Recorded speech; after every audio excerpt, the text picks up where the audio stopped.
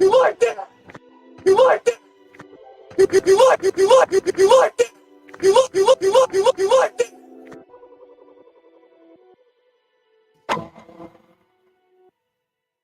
that? You like that? Oh my god, it's a 4-2-5 defense. All you gotta do is blitz more. All they gotta do is fire Aaron Glenn, and then they can start winning again. They're so stupid.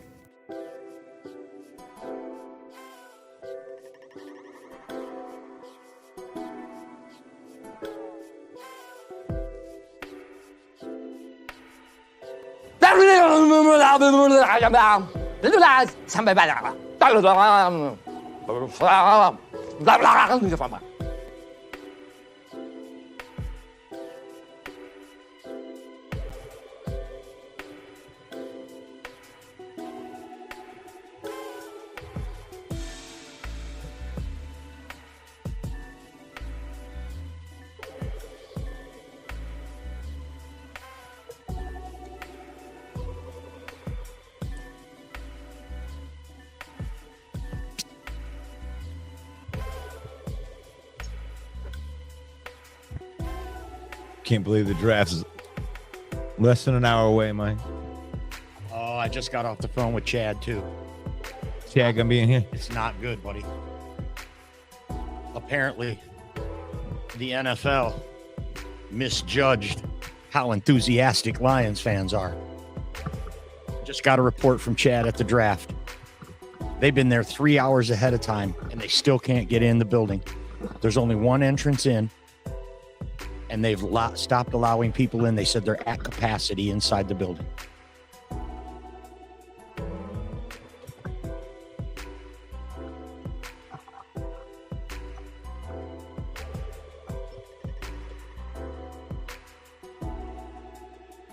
You like that? No, I don't like that too much.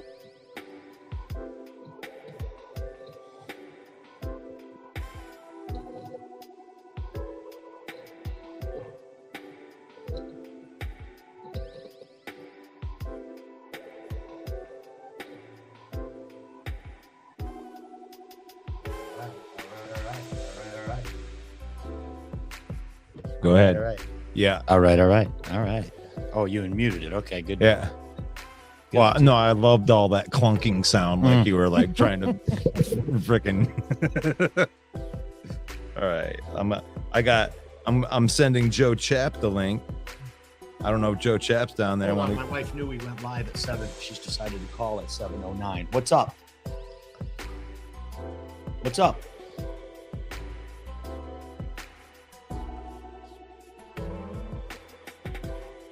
You like that?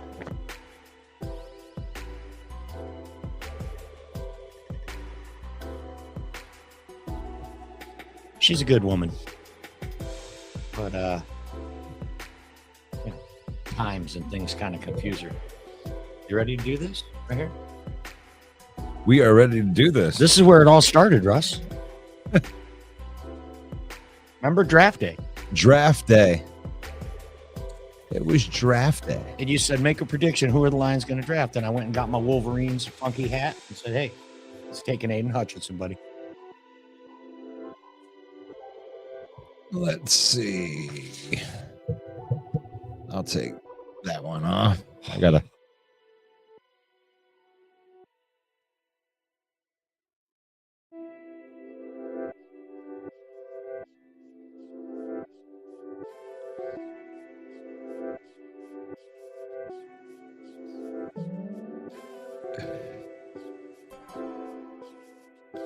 That's right.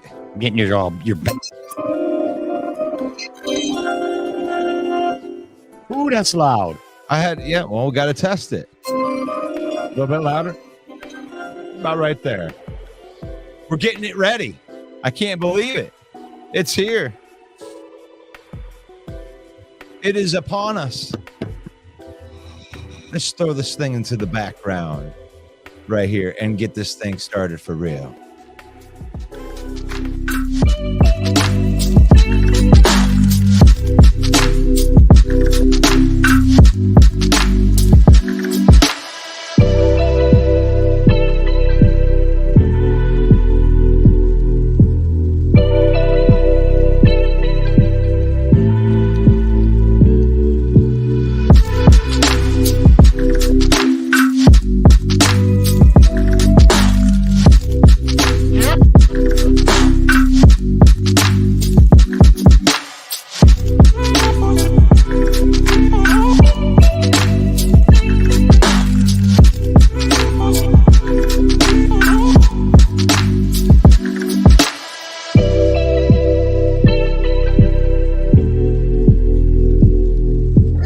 You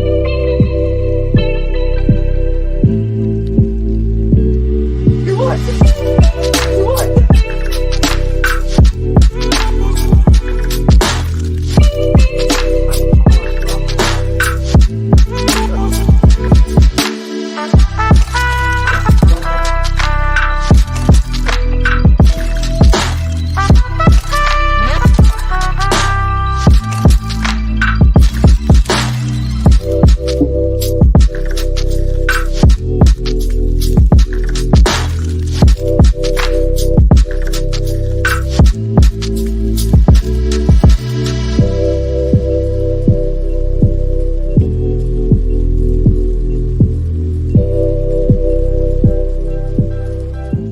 What's up, y'all? This is Ifeatu Melifonwu, safety for the Detroit Lions. And I just want to take some time out to give a big shout out to Russell Wayne and Main Event Mike from the Detroit Lions Villain Squad. It's a fan page and a podcast. And I just want to say I appreciate the support of me and my team. And I encourage everyone to go check out their podcast and check out their fan page. Go Lions.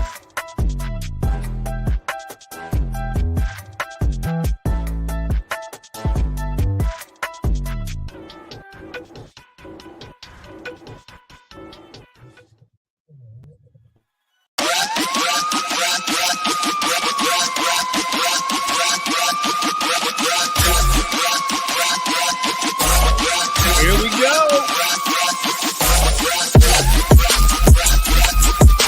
Hitting it all up.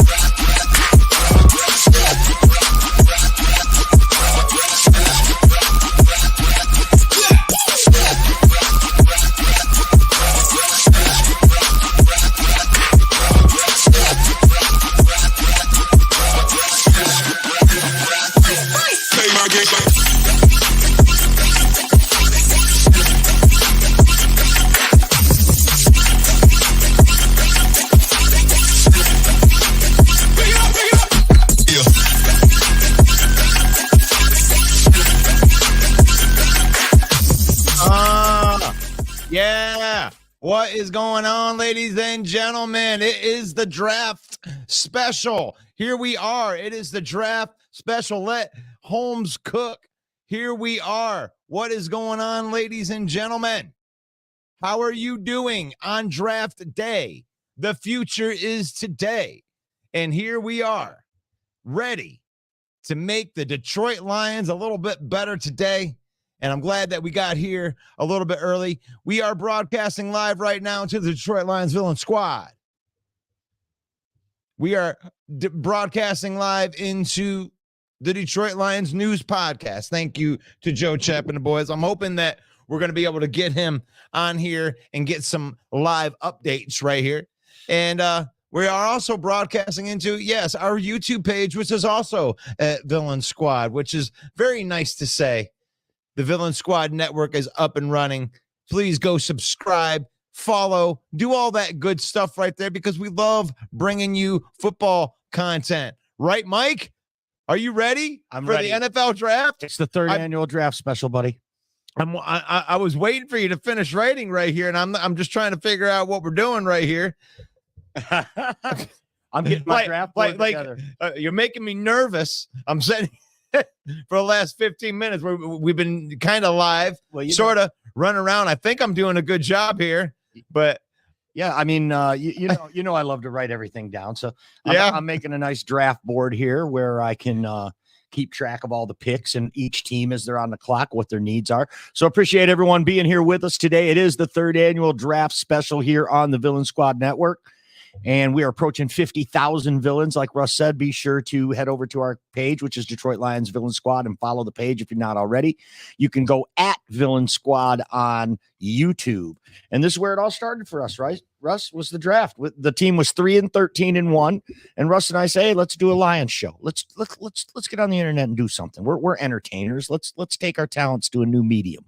well, we have a conversation every day about the Lions in one way or another. GT, shout out to GT if he is out there. Him too. I just had these people that were on my roto dial all the time for like every time something would drop, there was a handful of people that Russ would call, probably dating back to 2001, really, when I go all the way back to my band days, because that was the only thing that we had on the road, Mike. That's all that we had on the road Was football. You know, you had your music, and then, you know, we got into the football games and maybe some other stuff too. But but you know, I might as well do this since you're working on your fantasy football for next year right here. I'm going to get focused on this draft right here in the show that we're doing right now. And I've done quite a few drafts, you know, on the shows right here. And there's been so many different speculations, you know, trading up, trading down. And, you know, there's so many people that want their thing to happen. And I like doing these experimentations right here, because here we go. There's the draft right there. If it were to land like this, and I think it could, you got Caleb Williams going number 1. That's not a surprise to anybody. Mm-hmm. Jaden Daniels, that's no surprise. Quarterback going number 2. Mm-hmm. And then you got JJ McCarthy. He feels like the all-American boy, like that he would be a Patriot, wouldn't he? Right. Like the next great Michigan quarterback ends up going to New England. That wouldn't be a surprise. Malik Neighbors being the first wide receiver off the board. No big surprise there. I'm just looking down through here. And when I'm looking at what Brad Holmes would do, because there's a lot of talk and a lot of speculation, Mike, about the Lions possibly trading up. Mm-hmm. And you like guys like Terrion Arnold. I think the Lions will trade up and get an Alabama player today. I'm on record for the last 2 weeks saying it. And hey, I'm always wrong, though. Well, here's what we're looking at right here. So your Alabama players end up going number 9 and number 11 or number 12. Mm-hmm. And I don't know if the Lions are going to want to go up that high. I think that they have 15 to 20 players that are in that top tier of like game-changing, like elite guys that could make a difference list. And whatever players on there, and you could be right. It could be Terrion Arnold. It could be Dallas Turner. That's not going to surprise me. You know, you're looking at a Dallas Turner, you know, 6'4", 242 pounds. And, you know, he was playing opposite of Will Anderson last year and tore it up, you know, and that's what they do in Alabama is they breed dominant pass rushers right there. So that wouldn't surprise me. And I heard the pop. Looks like we got Chad in here. And we'll get back to this mock draft. Yeah. So let me tell you, if you're out there watching, we have a special secret weapon down at the draft in Detroit today. It's our good friend Chad. He's 6'6". He's got a GoPro strapped to his head, and he's checking in with us now. So we're going to go ahead and add him to the stage and see what he's going to say. Hey, Chad, how's it going down there in the D? It's not going good at all, man. What a debacle. Literally tens of thousands of people are being denied. They're not even allowing VIP in here. Zoe and I waited hours in line, got right up to the front, and they shut the gate, and they're not letting anybody in. There's been nothing too crazy going on. But so you think that they underestimated the turnout? They had to, man. I'm standing here. Can you guys see? We can see, yeah. Yeah, we can see you down there. But we know you've been down there in line for 3 or 4 hours now. This isn't even where all the people are. I'm trying to work my way out of the group before something might happen bad, dude. If I walk down to the other street, there's 30,000 people lined up wanting to get in, and they're not letting anybody in. And they said they're at capacity already. Yep. They said they're at capacity and they won't let anyone in. Wow. No, and you see everybody coming back. Wow. Some people, I try to warn them that are walking in, and I tell them, you're not getting in. Chad, we got someone. Front gate with Zoe for about 2 hours. Chad, we got someone in the Chad, listen, we got someone in the comments offering you $100 to go bum rush the front door right now. Go I run have to right get through. through like Go run right 40,000 through people. security. It's $100 in your tip jar, my friend. Go bum rush right through them. How do I get past all this stuff? I don't know. I mean, just Well, like just run Marinelli used to say, it's all about pad level. pad level. You know, I've been walking around trying to find a back way in. So tried to climb a fence and he got yelling busted. explosive diarrhea, explosive diarrhea, and watch them just. Oh no! hardcore you. I already witnessed somebody, a guy lie, say, "I got to get in there. My kids are in there. I just went to go get dinner." They let him in. Then I watched somebody fake a medical emergency, and then Yes. they started. Oh, we don't need it now because they said they were going to be charged when EMT and all that got there. And they're like, oh no, we're fine now. Chad, effort, my friend. Let's see some effort. Look at this stuff, guys. These people are walking up where I just came from. Look, just walk up to the security They're guard and say, walking up "Look, to where I just came from. They're never going to get in. Chad, listen to me for a minute. Walk up to the security guard and say, "Hey, I know Jeremy Ballreich," and see what happens. They'll probably let you right through, man. Yeah, maybe Jeremy can come get me. Oh my God. This is Oh, that's good stuff. the craziest thing I've ever seen. Well, People Chad, they're Chad, be chanting sure to on come the back other and check road. in with us. Dude, they're not even chanting at the draft. The main road at that gate 2, where the only way that we can get in, they're over there chanting. They're probably gonna bum rush it. Jared Goff. Jared Goff. No, is that what they're chanting? I heard Jared Goff chants. No, people are chanting, let us in. Let us in chants are running wild out here over down the road I just came from. These people, all these people you see here, don't even know they can't get in yet. Oh, Chad, we're pulling the plug on you. Check in with us a little later, okay? Get some tissue. Go find some tissue and get back with us later and let us know what happens. Try to get back in. oh man. Chad. It's a struggling day there for Chad down in there, just trying to get one of the picks in. It sounds to me like, Russ, they underestimated how many people were going to be down there. And they didn't. According to Chad, when I was talking to him on the phone earlier, he was saying it was bad planning. It's a debacle. He used that word, that there's all kinds of crowds of people roaming aimlessly because there's no direction. The facility that they built is too small to hold the people that they've got down there. They had 312,000 in Kansas City last year. And Detroit is starved for something like this, right? We haven't had anything since 2006, anything close to this. They don't let us have nice things. No, I heard someone stole the E out of the new sign. I don't know if it's true or not. I posted it on the Villain Squad page. I don't know if it's confirmed or if this is just a hack, some gaudy trolling or whatever. I don't know. Do you believe that? It would be so sad if someone stole the E out of the Detroit sign. That'd be terrible. Well, let's put a little shout out right there because we have some of our all the time people in here. Yeah, Paul Jones says yes, we are live. That was probably at the beginning when I was we were trying to get this thing off the ground right here. Big Dan Davis. Happy draft day, fellas. Hold on. Let me get my soda. I'm drinking right beer. there. He's drinking root beer. I got root beer. And maybe something else. Scotty Reno in the house. Paul Jones in the house says 2 trillion people downtown, baby. ESPN is losing their minds. Acknowledgement. That's right. Detroit knows how to throw a party. What's up, Dwayne? I think I already said hi to Dwayne. Chad says, we won't pick tonight. Chad's been saying that. That's a different Chad. This is a different Chad. Says we're not going to pick tonight. I don't agree, Chad. Put it in the chat. Tell me, what do you think Brad Holmes is going to do? Anybody ever picked correctly what Brad Holmes is going to do? I don't think so.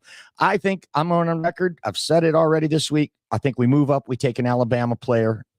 We don't stay at 29. That's what I think. He went to the pro day, Brad did, and I think he's got his sights set on a guy, whether that's Dallas Turner or Terrion Arnold. A lot of projections have Kool-Aid McKinstry coming to the Lions at 29, but I think it's a different player than that, and he's going to move up in this draft to get him. Brad's never had a pick not in the top 10. Right? Hey, Elise Memes in the house. What's up, Elise? Make sure that you go over and you like Elise memes. You Hey. you like her page. Some good deep memes in there. Deep. You got to have a brain, understand some of that stuff's going on in there. So, where were we? Yeah, we were in this spot right here in our little mock draft. Now, I want to just I'm not really doing a mock draft. This is just an exercise because all of these players have been kind of ranked and this has been overdone, this whole draft thing right here. But when you're looking right around in this area right here, and I'm looking like Byron, the 17, 18, like 17 to 25, you might be looking to trade up and get one of these guys, right? So I've heard that Brian Thomas Jr., he's one of those guys that kind of shot way up the draft board. And, when he ran at the combine, he ran out of his mind. You're talking like 4.3 speed at 6'4", can run everything. You're talking like Julio Jones type of mole right here. If Brad Holmes decides to trade up to pick 18 with the Cincinnati Bengals and get a Brian Thomas Jr., well, I mean, I don't like that pick myself. But, well, okay, but you want something like one of the edge players, like maybe from UCLA right here. For me, it's got to be defense. If it's not defense for the Lions, it's an offensive lineman.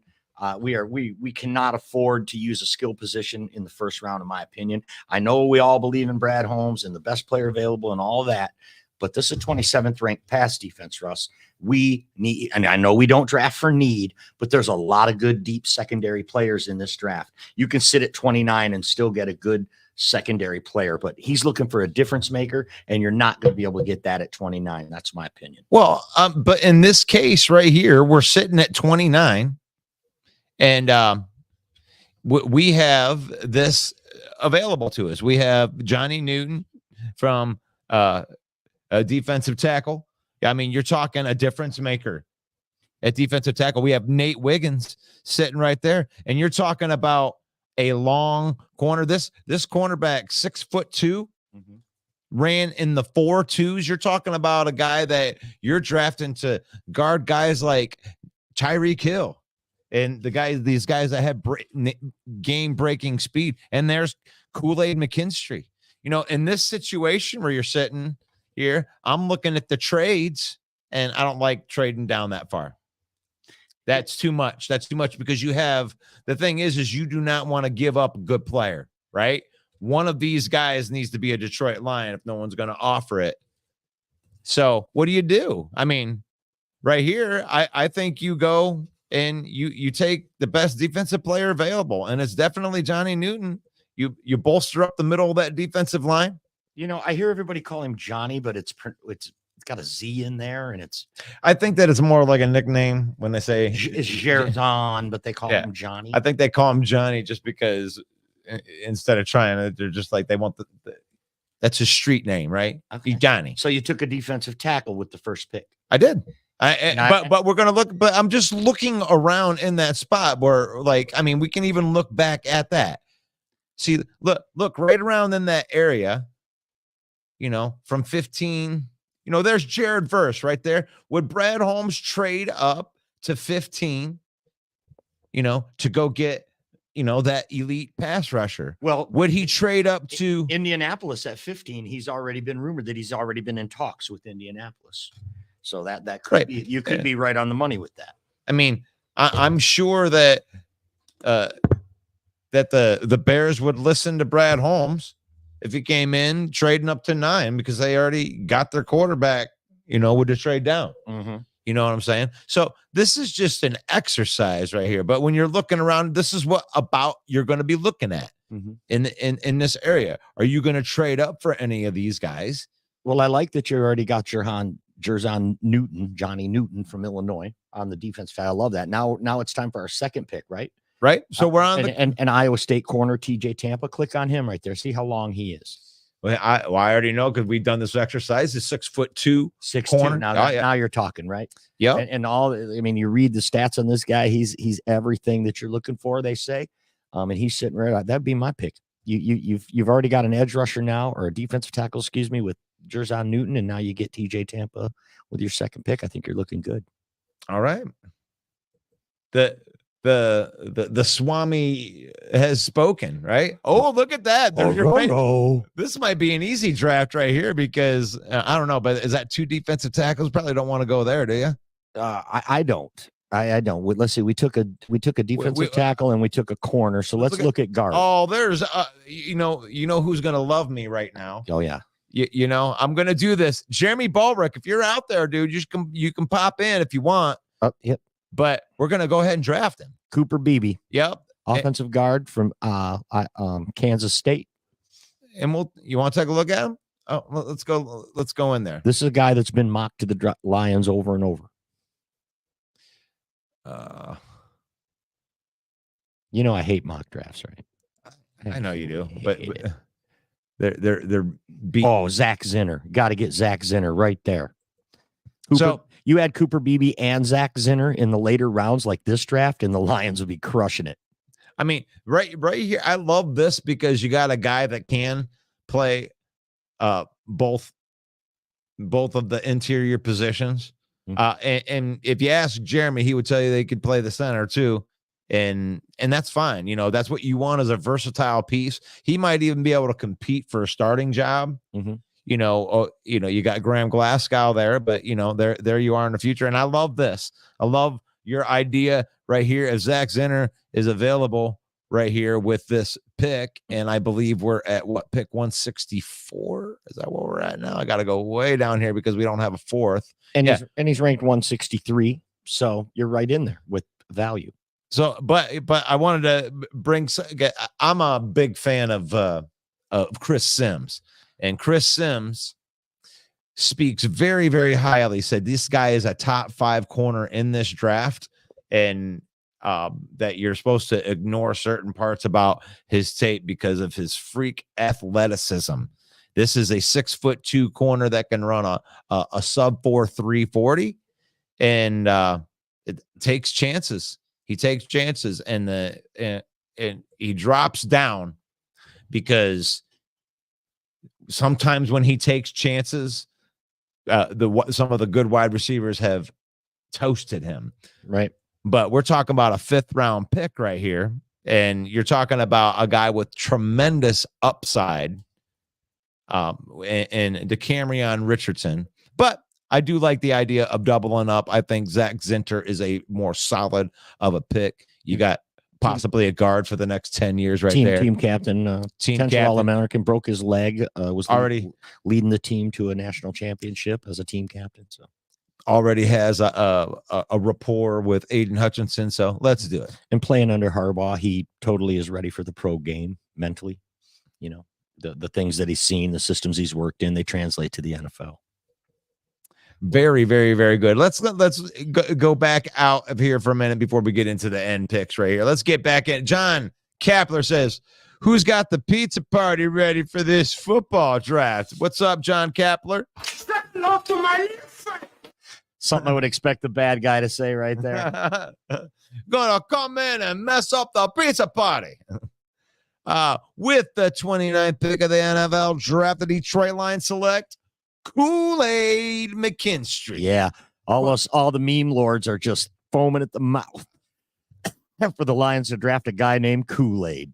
I mean, wouldn't the football gods have just, put this all together for us? Because how often does it line up? Because a lot of times people have, nicknames, and the nicknames are, it ends up being the downfall. Very seldom do the nicknames actually line up with the guy that can play like that. And for us to get a guy named Kool-Aid and have the guy actually ball out, now that would be something else. And plus the meme lords would be going crazy. Just absolutely. So yeah, we're going to be here live, folks, every pick, every round. Okay. So once the draft gets going, we're going to give you each pick as it happens. If you happen to not be able to get down to Detroit today, if you're able to not see the draft for some reason, or if you just like hanging out with a couple knuckleheads like us while we watch the draft, because we are draft freaks. Okay. We're football nuts. Every single day we're talking about football. And it was the draft three years ago that got us going on this whole thing on the internet. And it's kind of a special time for me and Russ. So we love to get together and just talk about draft stuff. And, for as Lions fans, this was our Super Bowl every year, right? And now, looks like we got a live update from the draft. Looks like our good friend Jeremy Ballreich is coming on to the show. How's it going, Jeremy? Great. The Wi-Fi connection is rather shitty here, so if I drop out, I apologize. Okay. Lots of rumors swirling around. Possibly Ayuk and Samuel to move up to get the Chargers pick and keep the 31st pick at the same time. Some other Panthers probably might be trading up with the Lions. The Lions might be trading up. There's all sorts of rumors swirling around. Wow, that's crazy. And one of our people down there, Jeremy, said that it was nuts. There's a lot more people than they expected. Yeah, they just had to shut down everything but the VIP entrance for like the super fans. Okay. And you got your press credentials and you're there now, brother. Congratulations. Look at that. All right. I am in the media room. I've been talking we appreciate you coming on. Give us an update. 49ers, Chargers fans, Panthers fans, Vikings fans, Seahawks fans. Got some big news for my show. I got a special guest coming in 3 weeks, and I can't release it because you guys won't believe how huge it is. Oh, I can't wait to hear it later then. That's cool. You're making contacts for it. That's so awesome. I'm also going to be able to do an all-women podcasters. When you say that you're hearing the rumors down there, Jeremy, of the Panthers trading with the Lions moving up, you're talking about at the back of the first round? Yes. They're talking about 33, a future third, the 101st, up to get 29. Okay. A really interesting offer for Brad Holmes to move back just a few spots, right? Spots? And get some, how many spots? Yeah, what would that, 33? So, and they're at 29, so that'd be 4 spots. 4 spots. So they'd move back 4 spots, and they would get, what is it, a future third? A future third. They'd get the first pick in the second round and the first pick in the 4th round. Okay. And a future third. Yes. Wow, that's a good rumor there, Jeremy. I love it. If that happens, that would be kind of okay. I'd be all right with that. What do you think? Because what Brad Holmes can do with a future third is tantalizing. Well, if they don't move up, then and get one of the top and guys, then I think that the second tier of guys is a cluster of guys that usually goes a couple of rounds. So, I mean, if you can't get one of the top guys, you might as well get 3 or 4 of the guys that are in that second group. Yeah, because if you think about it, the top of the second round is no different than the 29th pick anyways. So have you got to see Dave Burkett or any of these higher up journalist guys that we see all the time? I meet a couple of guys from WGR. I met the cameraman from CBS. I met a cameraman from ESPN. Cool. Like I said, Troy Gary runs his own Roku channel. It's the Gary and Stein Show, and they have over 1.5 million followers on Roku. Okay. So nice. I'm making some good connections. I also met an all women's podcast, and the one woman that lives in Carolina is a Lions fan in here. All right.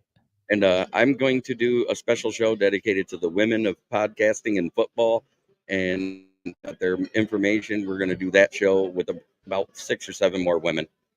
Very cool. We actually have a guest coming on tonight, a woman who's a semi-pro football player, and she has her own podcast. It's The Mac Brooks. She's been on our show last draft, and she's back again. She's a big Cowboys fan, and she'll be on the show tonight when the Cowboys are on the clock. We got all kinds of special guests coming in tonight, live reports from the draft. Jeremy Ballreich right now live down at the draft. And Jeremy, it's going to be super exciting. I mean, can you feel the excitement from the Lions fans building? Oh, yeah. I mean, you walk outside the door because literally you got to walk out the back. But I do want to mention that my publisher also met up with former first-round pick linebacker out of Michigan, Mel Owens, and did an interview. So we have been making connections. Very, very, very good. So tell me, the excitement is building down there, you said, right? Have you heard about this coup? Have you heard about the coup to chant Jared Goff when Caleb Williams is being introduced? Yeah, it's probably happening. It's probably going to happen. You can confirm that's probably going to happen every time the NFC North picks. Yeah, that's all I can say. That's what I'm getting at. If you can even hear chatter about it now, it's probably going to happen, right? I mean, so there's enough people thinking about it. Very cool. That is going to be cool to see the crowd chanting Jared Goff as they announce any quarterback going into the NFC North, or anytime an NFC North team is on the clock. It's awesome. That'll be great if that happens. I'm pretty sure that whether it's 29 or 33, from what I'm hearing, it's Darius Robinson. The Lions. Yes. Oh, okay. That's the guy they got their sights on. Yes, sir. That's what he's hearing. That's I would be surprised at that. You would be surprised with that? I kind of would be, because I really think I think that this cornerback draft is got some really good talent in it. Some the talent kind of depth you don't see. Brad Holmes disagrees. He says there's just as much depth in the second, third, and fourth rounds as there is in the first round. Okay, well, we know that. That's the thing. There's usually only 15 to 18 players with a real first round grade. We know that. So, Jeremy, give me your take, because I just selected Cooper Beebe with my third round pick. Tell me why Cooper Beebe would be a good fit for the Detroit Lions. Versatility, former team captain, can play left tackle, right tackle, left guard, right guard. The knock on him is he isn't athletic enough, though. That he has a high football IQ, but he isn't athletic enough. Go watch how he manhandled Byron Murphy. Okay. Oh, okay. Yeah. So that's a good target for the Lions right there. Cooper Beebe in a later round. I know you've been preaching that. And then Quantez Stiggers, the corner from Canada. You really like him. Moved up from the 309th pick to the 179th prospect, which means he's probably going to be a fourth or fifth round pick. So we got a couple of choices there. If we're at the top of the fourth round, I'd rather it be Brendan Rice than Quantez Stiggers myself. Mm-hmm. Son of Jerry Rice, wide receiver from USC. Yep. Because he bailed Caleb Williams out a lot, because Caleb Williams has a lot of those throws that are off target, similar to another quarterback that everybody loves. So help us out right here. What would you be looking for here? We're at pick 201, and I'll tell you what we have so far, and I think that you'll like what we've done so far. So at we took Jay Newton at 29. He was just there. Wow. We are able to TJ Tampa at pick 61, Cooper Beebe at pick 73, and then it took a while after that because we don't have a pick for like another 100 years. We were Zach Zenter at pick 164, and we're at pick 201 right now. I mean, what would you be looking at? Obviously, we done pretty good on offensive linemen so far. Josh Wide Newton receiver at 29 was a reach. Wide receiver, probably Todd Washington or Cornelius Johnson. we don't have any of those available. Who's at available 201? in there? I can't really read it. Casey Washington, Joshua Cephas from UTSA, Bub Means out of Pittsburgh. Bub Means was torching Quinyon Mitchell in a couple of games. So what it says here is 6'2", 215 pounds. Definitely like the size there. It says Means is a vertical receiver who has a good physical profile to be a streamline in the role. Fast, strong, big catch radius for contested opportunities. He can be depth wide receiver 4, wide receiver 5 if the team wanted to push the ball vertically. I like it. Bub. Hey, Bub. Might be a reach. Some of the it is a reach because everybody's in the 200s. You might want to go look at center because word on the street is Ragnow might retire after this season. Let's see what we got here. Safety Dominic Hampton is the highest rated player I think that we would go after. Okay. Here's a guy you could take, and he would be a guy to fill in if like either Brock Wright or Zylstra gets hurt again. It's that Tip Ryman. The end of Go look at his RIS. Yeah. So- Let's go look at him. So you're looking at Redmond as a throwback tight end with size and physicality. He's a limited lateral athlete and has potential as a number tight end 2 or in an NFL offense. Okay. All right. I'll take him because I really don't care. Let's wrap up the mock draft. Yeah, we're the last mock draft of the year. I'm going through here. Hallelujah, the last mock draft of the year. I did my last mock draft Wednesday and haven't touched a one since. Yeah, we're gonna take a kicker right there. Take a kicker. Will Weichers from Boom. Alabama. That's who Brad Holmes was down That's there right. scouting. Last pick. They gave me an award. Jeremy. Look at that. They're grading my draft. They gave me an A for Jay Newton. They gave me an A for TJ Tampa. They gave me a C for Cooper Beebe. A- for Zach Zenner. High five on that. Go Blue. Heck yeah. Well, PFF liked our draft. All right. So, Jeremy, we got you down there. Are you still with us? We lost him. Oh, there he comes. We got you. Are you there? Still there, Jeremy? Yeah, Real I'm quick, still- I know you got to be going here soon because they're going to get things rolling. We're looking at like almost 10 minutes to 8 now. Give me a player that's going to slide. You know, there's always that one player sitting in the green room that didn't get picked.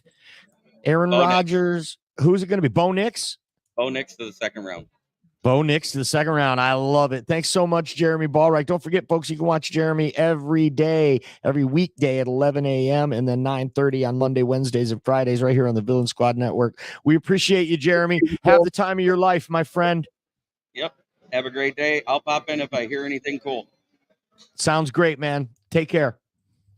Yeah, look at that's Jeremy Ballreich. Look at that. That was pretty awesome, wasn't it? Jeremy B. It's a popping in. It's a once in a lifetime thing, and you and I aren't down there, bro.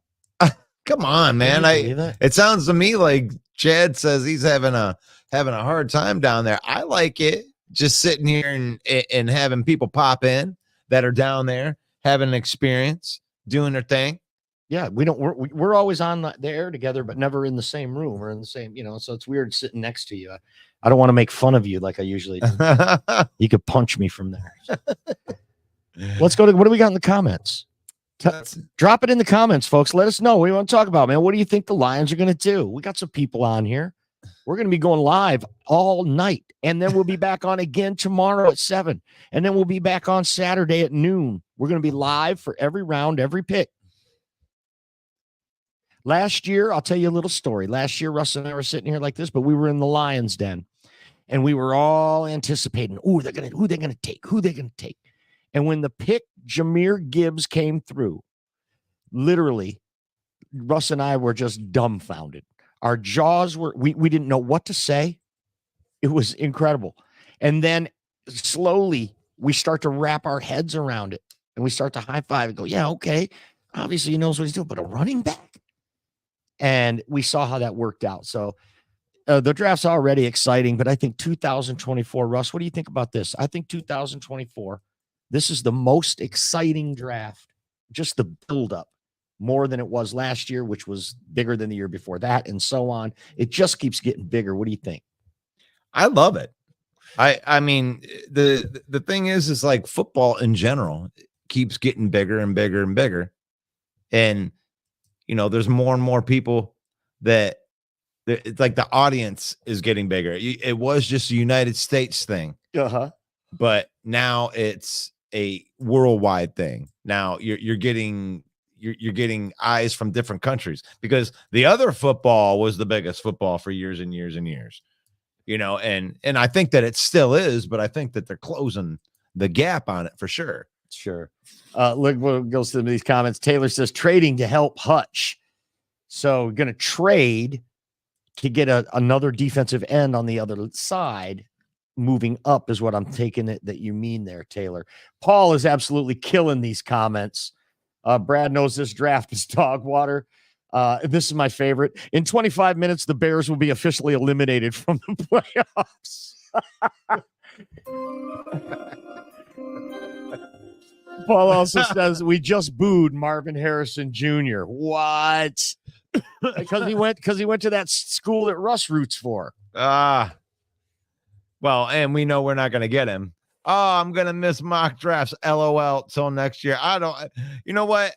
I'm not a mock draft person. I don't go after it so serious. Like that's why I kind of moved that end of that draft right on that I did, because I don't really care. To me, it's more of an exercise to like look at, at that mock draft and then look at the players that are kind of there during that spot, so you can get an idea of what type of players are going to be available in those rounds. It's like, I don't live and die. Oh my God, look at my guy. I got and then Well, I know Big Dan Davis was in the comments earlier. Big Dan does like 100 mock drafts, and he puts them in the back chat. And I love looking at them. I love looking at them. But as far as like doing one and analyzing mock drafts, I just, that's one thing that's one of my pet peeves. I just don't like it.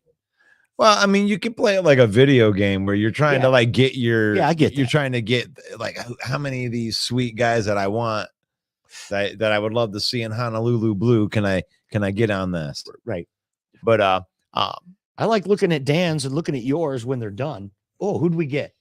Instead of that process of going through, combing through prospects and trying to analyze. I mean, what is the end goal when you do a mock draft? Is to try to predict what the Lions will do, or what you would do if you were the GM? That's the question. I think it's more of a, we're trying to get into Brad Holmes' mind's eye, right? And what type of players that he likes to take, and what type of players that they've been drafting for our offense and defense. And then you kind of identify those types of players. All of a sudden you start looking at captains. All of a sudden you start looking at guys that have like a certain build, because you want them to play press corner. So you're not looking for slot corners. You're starting to narrow it down to what you're really looking for. And I think that that's what they're doing too. I think they want a difference maker. If they think that they're a player away, go ahead, trade up into the top 10, go get the pass rusher opposite Hutchinson that you want, and set it there. I just don't see the needed edge like everyone else. I think that we're going to get in Marcus Davenport. I mean, and Matthew Betts, James Houston, John Kaminsky, we got so many defensive ends for that end of the line already, that with having DJ Reader in the middle now, it's going to make those players better than they were, right? He's going to be able to eat up that extra blocker in the middle. Right. He manipulates the gaps, and they start working it out in practice, design plays. He goes this way, you go that way. And before you know it, John Kaminsky's got 5 sacks halfway through the season, because they didn't see that on tape from last year. These are new wrinkles, new personnel, and they play to the strengths of the personnel.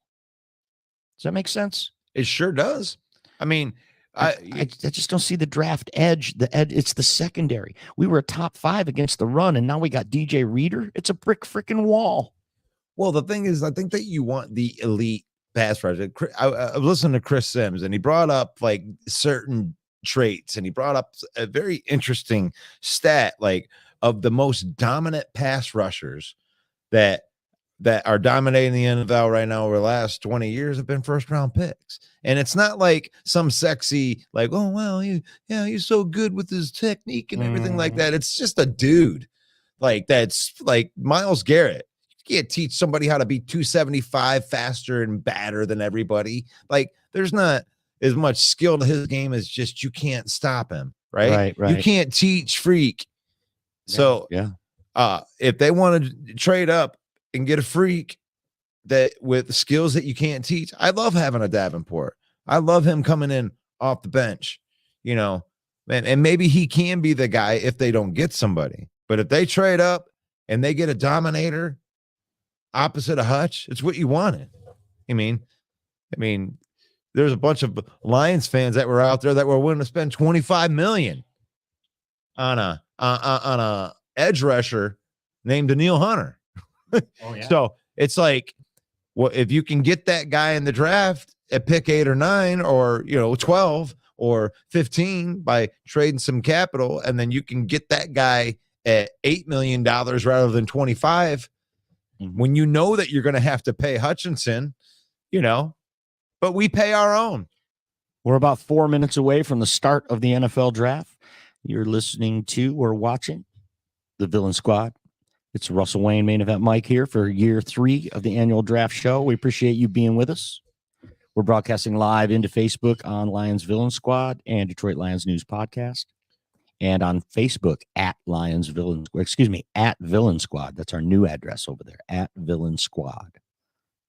So what do you want them to do out there? I mean, there's a lot of rumors that are out there that the Lions might be looking if they don't get one of those top guys, right? Say it doesn't work out like that. And they don't get one of those top guys. If there's a good trade that's on the table, like Jeremy was saying, right? Would they trade Pat?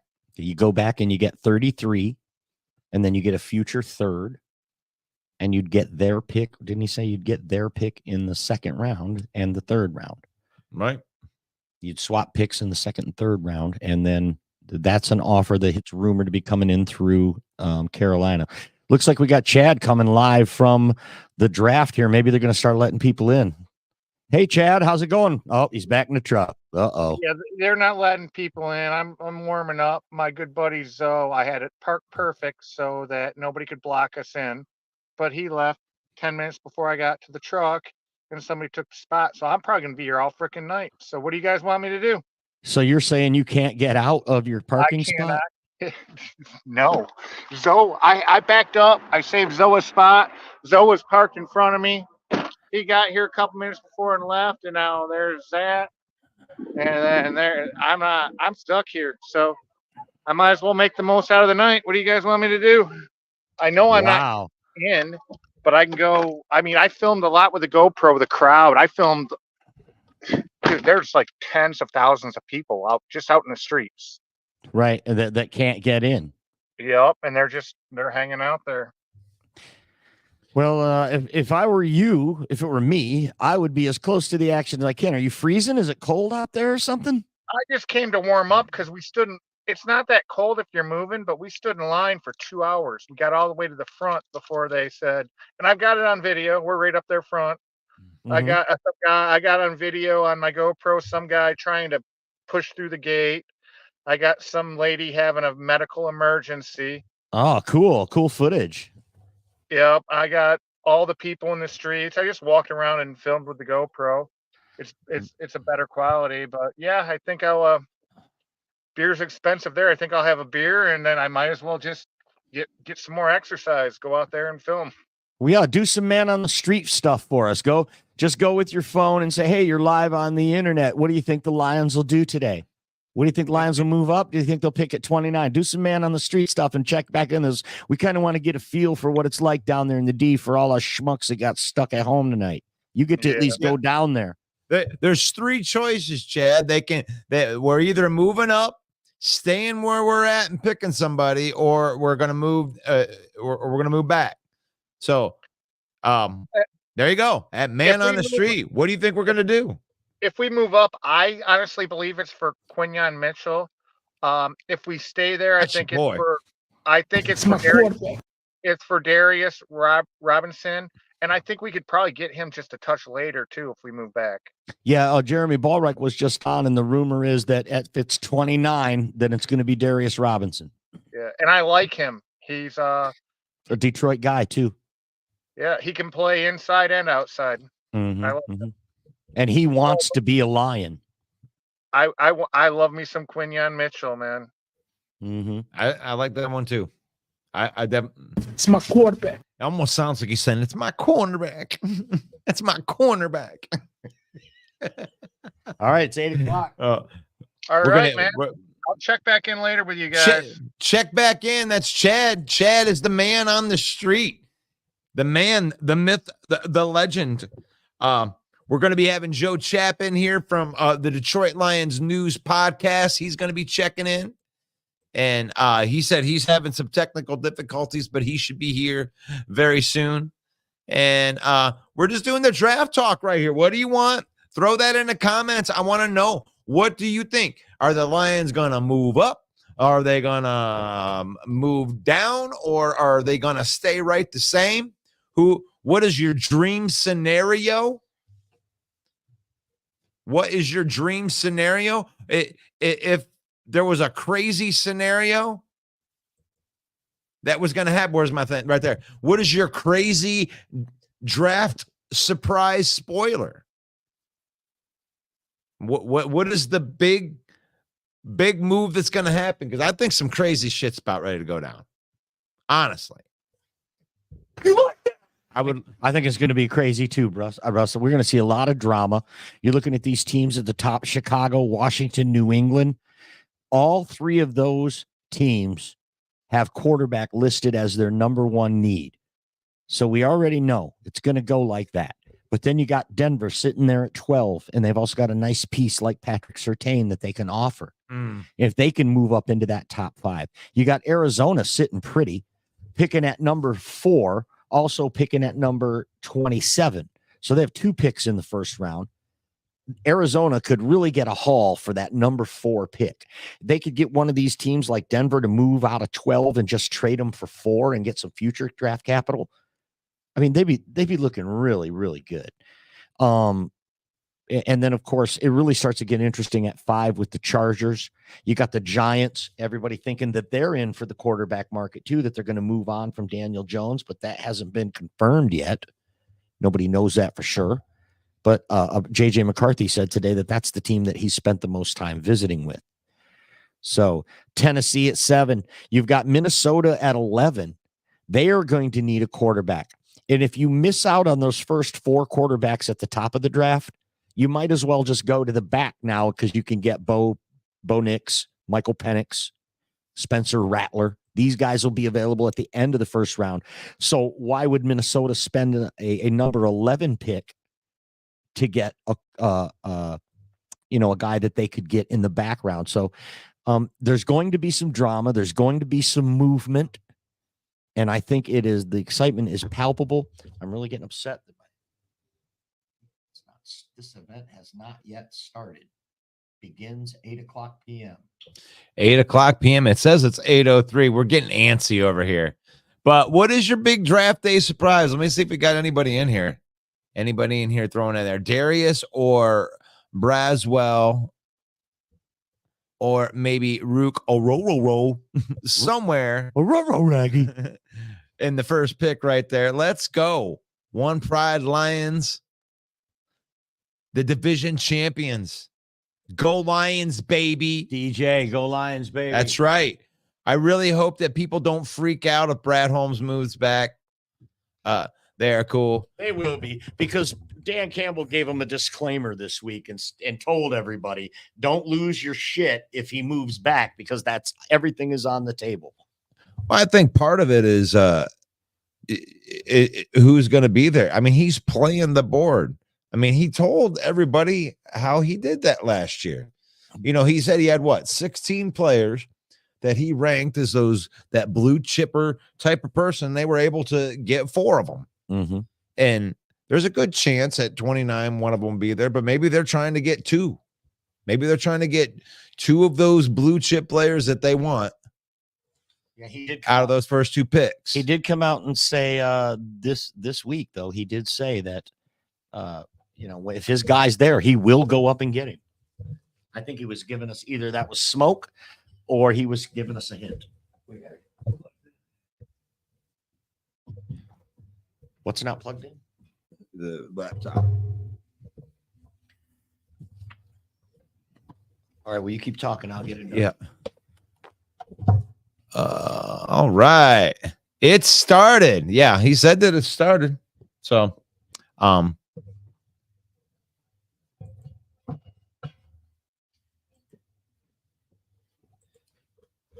know that you don't like the music, but having something going on in there in the background. Switch. Oh, it's the click. Oh, look at all that. They clicked it on. Oh, gosh. Real class operation we got going here. What the hell is going on? ESPN.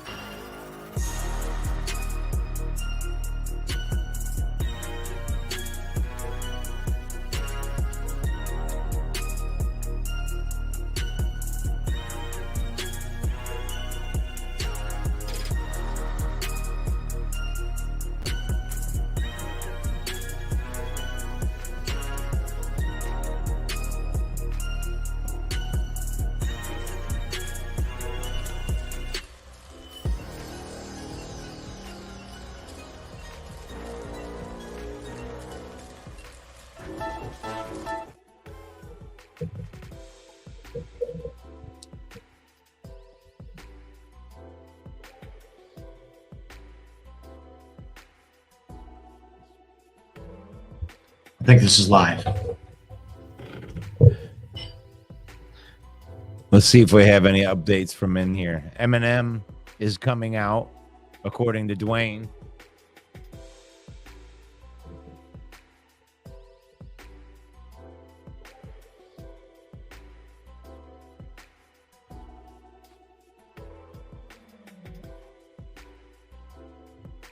Bears take LGBTQB1.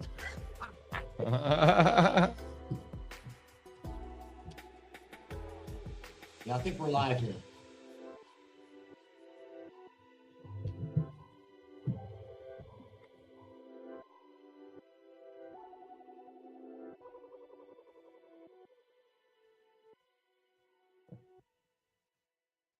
Up next, I'll vote first try. Here it is. All right, here we go. The draft is kicking off, folks. Thanks for being with us here. Roger Goodell and Eminem coming out on stage. And they are kicking off the draft. It's officially started, Russ. Here's a toast to you, Russ. And here's a toast to all of you out there. God bless each and every one of you out there listening. Hope you have a happy draft day. Thanks for being with us. All right, for my draft day surprise, earlier I was talking about, I think it's going to come from the Bears. I think the Bears are going to trade back up into the top 5 after they select Caleb Williams. Wow, what a prediction. I don't think so. I think they stay in pat with 1 and 9. Well, of course you do. It's bullshit. That's why they call it a draft surprise spoiler. Comments. So what do we got in the comments? Look at that hat Eminem's got on. Oh, let's see. Barry Sanders, Goff, Amon-Ra St. Brown. They're booing it. They booing him. They're booing Roger Goodell like everyone does. Oh, look, it's Megatron.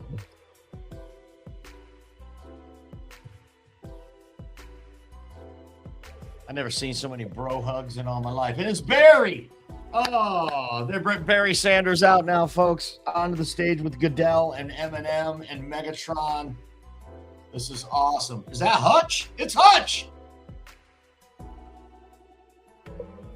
They're kicking it off in Detroit with Detroit legends. That's Jared Goff. That's Jared Goff looking like Ryan Gosling. And Amon-Ra. Yeah. Can you make sure that you're up and live? Because I think that there's other stuff that's happening. It's just a lag. It's a lag from depending on what service you're watching it on.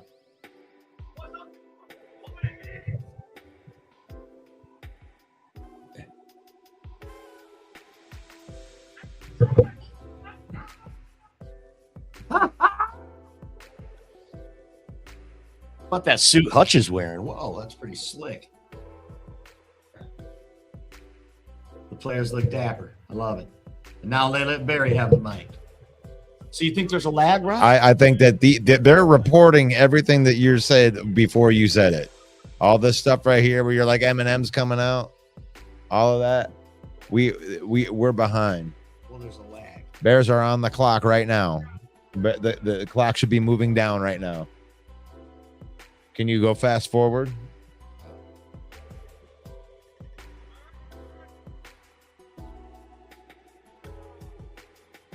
They're booing him again.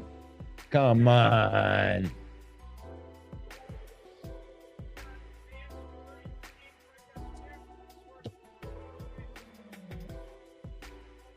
With 8:11, there's 8:11 left for them. A full 2 minutes behind.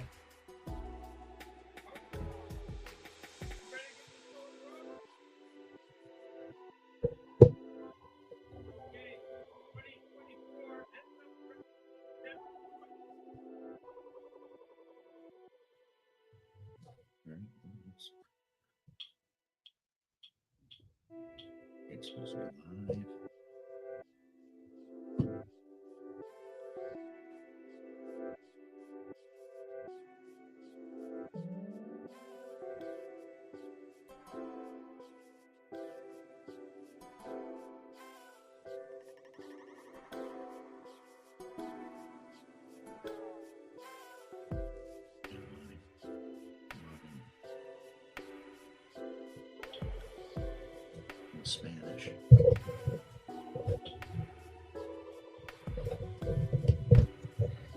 No, it doesn't matter. Right there. Looks like there's 7 minutes left. I'm gonna need myself a. I don't know if I have my charger here either. You got an iPhone one? Yeah. Oh yeah. But for the time being, while Mike's fixing his, I got this thing on my phone so we can get. See, there's technical difficulties all over the damn place, and we're still gonna figure it out. Mike's gonna figure out his television thing and get us actual live here. But there's 6 minutes left in before the Bears select Caleb Williams. 6 minutes till the Bears are eliminated from the playoffs. The Bears have almost been strategically eliminated from the playoffs. The Bears offense is already looking pretty good right there. They're going over, you got Darnell Wright, Braxton Jones, you got Keenan Allen, you got DJ Moore, you got Cole Kmet. We know they're going to take Caleb Williams. Where's the drama here? And dropping Caleb Williams into that type of offense. So not only do you have a generational type of talent, Mike, you're dropping him in possibly the best situation that any number one overall pick's going to go into. Right. Because I love these teams that draft somebody number one overall. And then they say, well, we're going to let Joe Flacco start because he's the veteran quarterback. And you're like, no, you're not. The rookie's got away. We want him starting as soon as possible.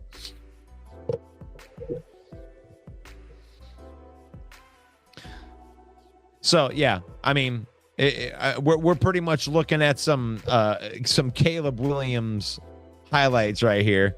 Elise Meme says, Jared Goff. What type of fireworks are we going to see? Come on. Let's see if we got anybody in here. Yep, the Vikings will get JJ. I'd be surprised, man. I'd love to see what quarterback. They would have to get rid of a number 11 pick and move up to get him, though. I don't know, man. The JJ could end up being the green room guy. The guy that slides. The one that slides. The future is now. The future is now. The Bears are on the clock.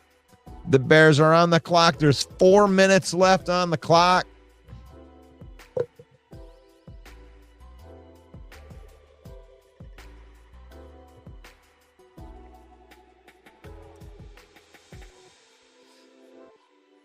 And what a bunch of assholes.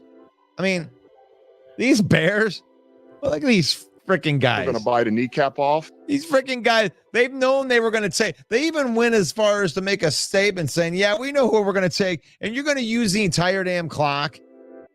You pretentious pricks. I can't believe you guys. They are getting a new stadium and a new quarterback. We're going to take our time. We better check some last minute stats right here on Caleb. We want to make sure that he's not a bust. Is he a bust? Come on, make the pick, you pancake eating mother. It's my quarterback. Oh, come on. Is the pick in? The pick is in. It says it's in. You've known who you're going to take for the last month and a half. It's my quarterback. Longer than that because they hired Shane Waldron as the offensive coordinator. So they knew.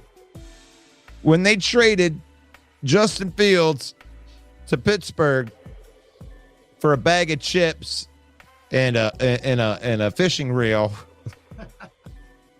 then you knew that his time was up, and it was The Pocket Fisherman by Ronco. Oh, okay. Let's see. It's my quarterback. And here we go. He's moving up. And we're moving on up. Who's it going to be? Is there going to be a surprise?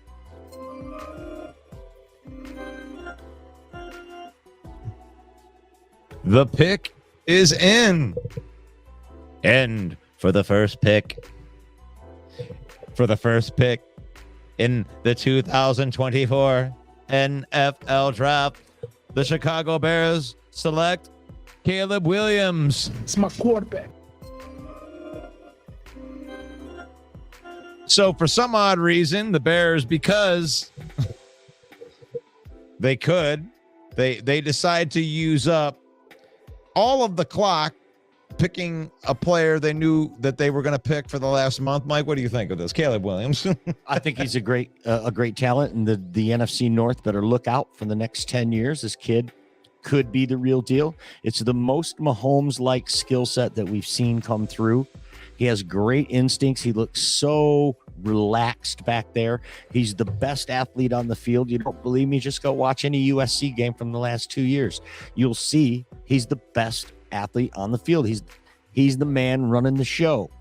His defense stunk in SC for the last couple of years. Otherwise, I mean, he'd be everywhere. But we don't get to see a lot of him here in the Midwest because he's out west, right? Yep. You got an early bedtime and you don't get to see him. But if you go back and you watch him, dude, this dude's the real deal. And I don't care if he paints his fingernails and wears a dress. So did Dennis Rodman. And he was a beast, right? Right. Okay, so this guy can be a beast. This is trouble for Lions fans. Believe me, Ryan Poles has been putting together a great team. Ever since they let Matt Eberflus run the defense last year, they became a top 5 defense by the end of the year. So Montez Sweat, the real deal they brought in. They've been throwing all kinds of money. They got $70 million wrapped up in linebackers alone.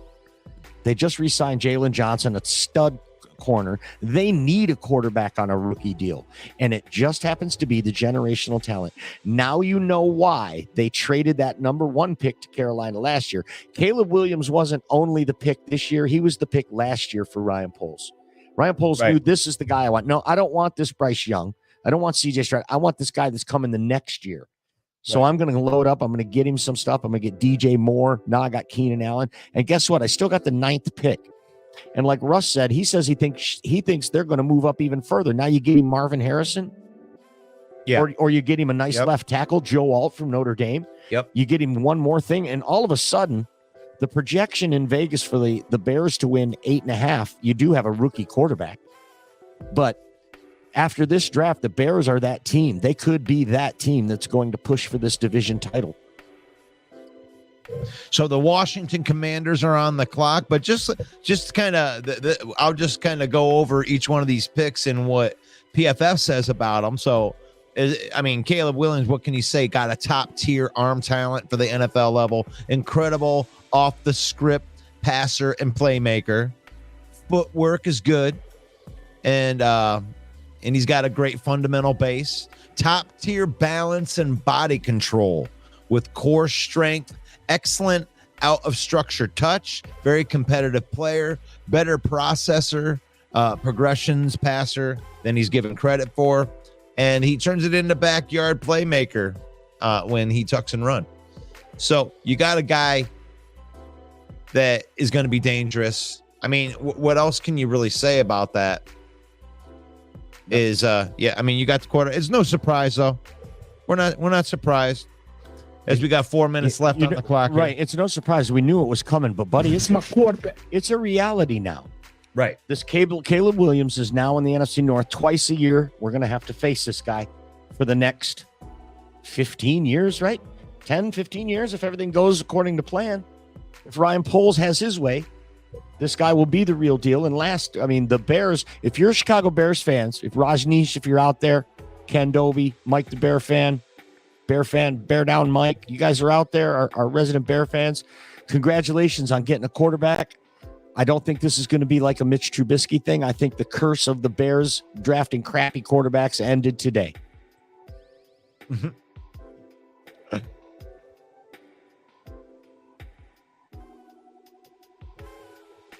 First openly gay quarterback in the NFL. Congrats, young man. Wow. I didn't even know that. You're giving me news right now. That's not true. That would be breaking news to me.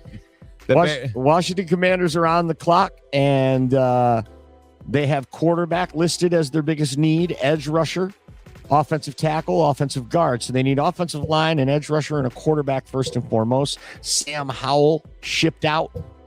over there to be the heir apparent to Geno Smith, probably in Seattle. So definitely Washington needs a quarterback. I've heard they were enamored with JJ. I've heard they love Jaden Daniels. Drake May is in the mix. What do you think the Commanders do here, Russ? I mean, it's Drake. I would say that it's Drake May or Daniels. I mean, I mean, they may shock the world and take JJ McCarthy, but I mean, one of these quarterbacks is going to be the Aaron Rodgers in the green room. You know, You think? I mean, it's unprecedented to see 5 quarterbacks go in the top 10. I mean, I don't know. I guess it could happen. Anything's possible, but It's my quarterback. I mean, there's lots of quarterback teams, needy teams, right? Mhm. They say that the pick is in, but I'm not going to chime that bell. I'm not going to chime that bell until I see Roger Goodell go up to the front. It's good stuff. You're building your fantasy.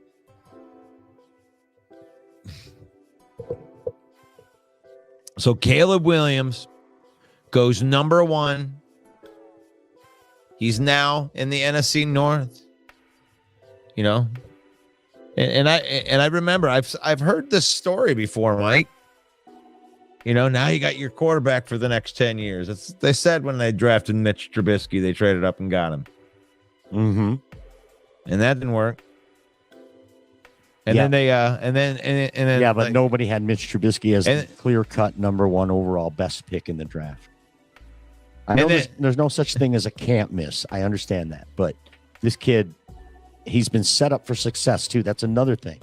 No Bears quarterback's ever been set up for success the way Caleb I'm Williams just saying. is. I've heard this story before. And then we heard it again You're right. with Justin Fields, man. Oh, now we're set up for the next 10 years. I had to listen about MVP talks is close to last year. That's so true.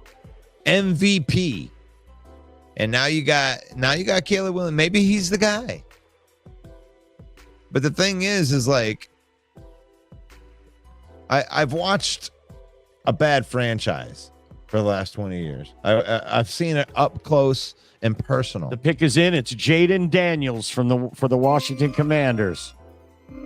So there you go. Jaden, just like all of the experts predicted, Caleb, then Jaden.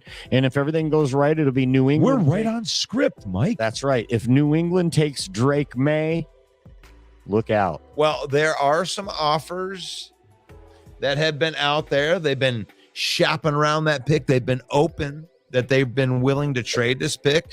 Could this be the first spot where they're going to get this done? Jaden Daniels, the next RG3. And I do feel more comfortable like a podcast right here, just behind the pictures in here. Every once in a while, when we get the guests to come in, I don't mind popping us right out there. But, you know, we might be doing stuff behind this camera that we don't want them to see us doing, you know? Yeah, I understand completely what you're saying. We're gonna bite a kneecap off. Oh, we're working it. We're working it out here. Last year, Ken Dobie, myself, and yourself completed The marathon. the marathon, It's a marathon, not a sprint. the draft day marathon. You're going to need more root beers. More root beers, more So- herbal medication. The New England Patriots are on the clock, pick number 3, and their biggest needs are quarterback, offensive tackle, and wide receiver. Drake May standing there. Daniel Jeremiah, draft analyst, said that Drake May's behind Caleb Williams, the best looking quarterback prospects he's ever seen. Is he perfect? No, he had some throws that he missed this year, but all the tools are there. He's the perfect size. He's got a big arm. He can read defenses. His football IQ is real good. Executing the throws is something that you can practice and get better at.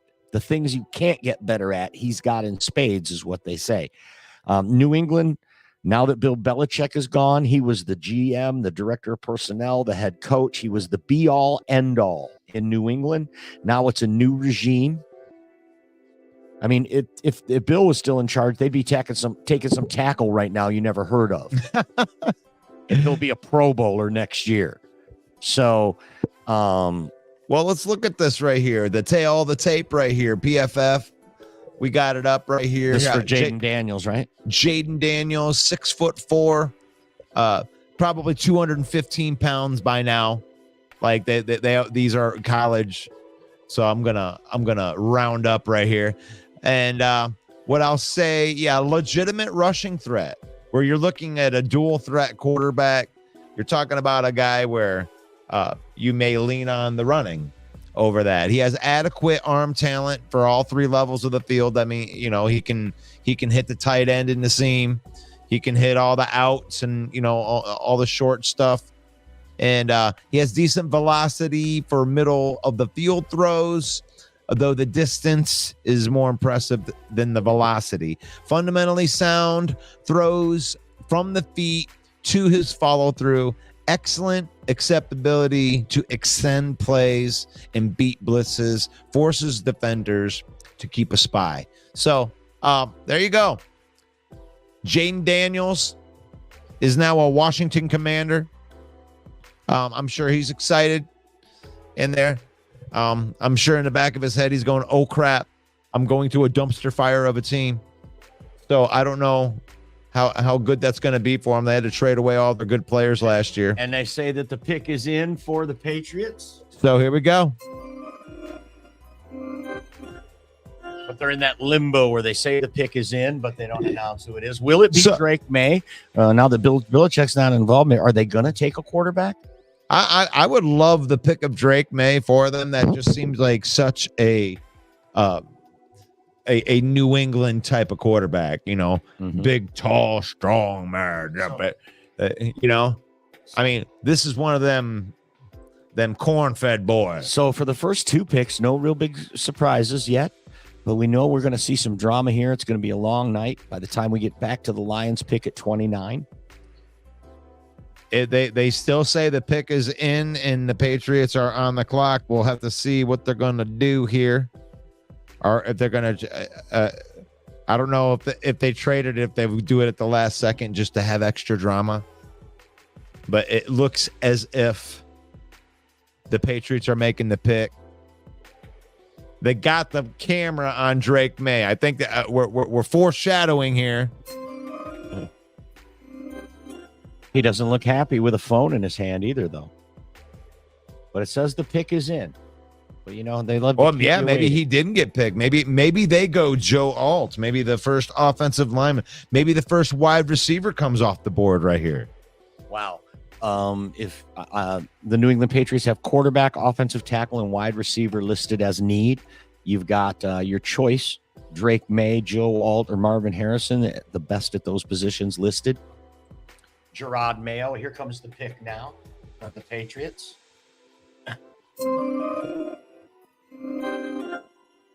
Look, I got it. Oh, he got it. He got it right there. It's Drake May. It is Drake May. So a new dawn of a new era. Mac Jones traded away. They got Bailey Zappi sitting on the bench. And now you get Drake May. 6'4", 230 pounds. Wow, he's a big boy. And you're talking, and this is a kid. You're talking about a 21-year-old. He was a sophomore. And his arm talent alone, I mean, even if he couldn't play football, like, I mean, just the fact that, I mean, he's got a natural, just a natural elite arm. He can like a quarterback too. He can throw the ball downfield as good as anybody in this draft. He's light on his feet, always bouncing and ready to pivot to progressions, the throw or the takeoff. Powerful flick of his wrist, gets good velocity. Last year he had over 4,000 yards passing, so definitely he's a drop back passer. It's what they like in New England, a la Tom Brady, right? A la Mac Jones. And here's what you really like to see. Like, I like that the number one traits of him are of the arm talent, because here's a nice compliment right here. He has the speed for escapability in scrambles, which means that, you know, if something breaks down, he does have the speed to get out of the pocket and Experienced middle of the field passer, already well versed with the pump fake to fool defenders. So Drake May going to the New England Patriots. You like that, huh? I like they're starting over. They got a new coach. Belichick is gone. It's a clean slate. They're probably going to stink for a few years, right? But I think Gerard Mayo was a great player, and he came right up through the Bill Belichick system. And, Drake May is the new quarterback. Yeah. I mean, this kid's 63% completion on the year, over 3,000 yards. You don't like the interceptions. I know that you don't. I mean, when you're talking, he threw 24 touchdowns, but you don't like the interceptions, but you like the arm talent. So you're totally going on upside when it comes with Drake May. A lot of people say he might be the best quarterback in this class. Mm-hmm. A lot of people were saying that. There are a lot of people that are saying that. Arizona on the clock now. Their biggest needs are wide receiver, cornerback, and edge. So Arizona could be in the market to get that wide receiver listed as their number one need, whether that's Marvin Harrison or Rome Odunze. Well, just so happens that the next, according to PFF, the next three best available players are all wide receivers. Malik Neighbors from LSU could be a choice here. I mean, they've got Kyler Murray, but is Kyler Murray your guy for the future? You've just signed him to a huge contract. You let him and his agent strong arm you into that contract before it was time to re-sign him. You extended him early because of pressure put on you by him and his agent. So now you're kind of stuck with him. There were rumors of him being traded to Minnesota before the draft. So will they stick with him? Jonathan Gannon, new coach out there. They got a new GM as well. Are they going to ride? They're kind of in that Chicago Bears problem that they had, right? With Justin Fields, where it was time to either, pardon my language, shit or get off the pot with him. Sign him. Let's extend him. Is he going to be your guy for the future? Isn't he? And the new regime came in, let him play for a year, and said, no, he's not. You might see that happening now in Arizona. It's going to be very interesting what they do with this pick right now. It says the pick is in. Arizona, pick number 4. They say the pick is in. What do we got in the comments, Russ? Let's see what we got in here. Hold on. I want to put this up there. You know what? And I'm going to take it right back off right there. Let's see what we got in that comment right there. I'll go back to that right there. Let's see. Will Arizona trade out? No, it looks like they're making the pick. Looks like they're making a pick. But I don't know how they're going to fool it because we haven't seen a trade yet. We don't know how they're going to do it. They're going to wait till the last second, or I'm not going to believe it, like I said. Right.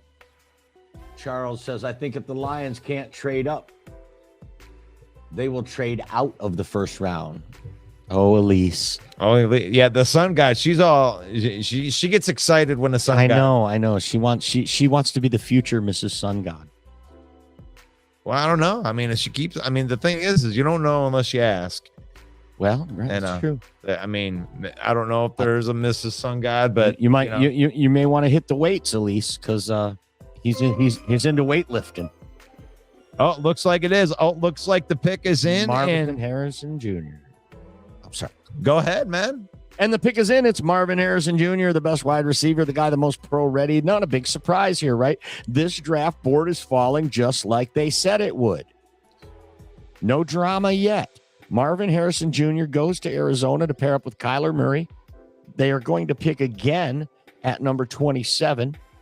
So maybe they can get some help for that woeful defense they have in Arizona. But right now, Marvin Harrison Jr., I know you're a big Buckeye fan. This guy, tell me about it, man. I like Marvin Harrison Jr., but honestly, I've been talked off the ledge. I don't think that he's the best wide receiver in this draft class. But 6'4", 205 pounds. You're talking about a guy that's coming from a Hall of Fame bloodline right here. So that he's been around, a Hall of Fame work ethic. As a young player, he's got an awesome football IQ, and he's going to be a number one caliber wide receiver from day one. Versatile when he releases from the line of scrimmage, he can get open. This guy caught passes from Peyton Manning when he was 9.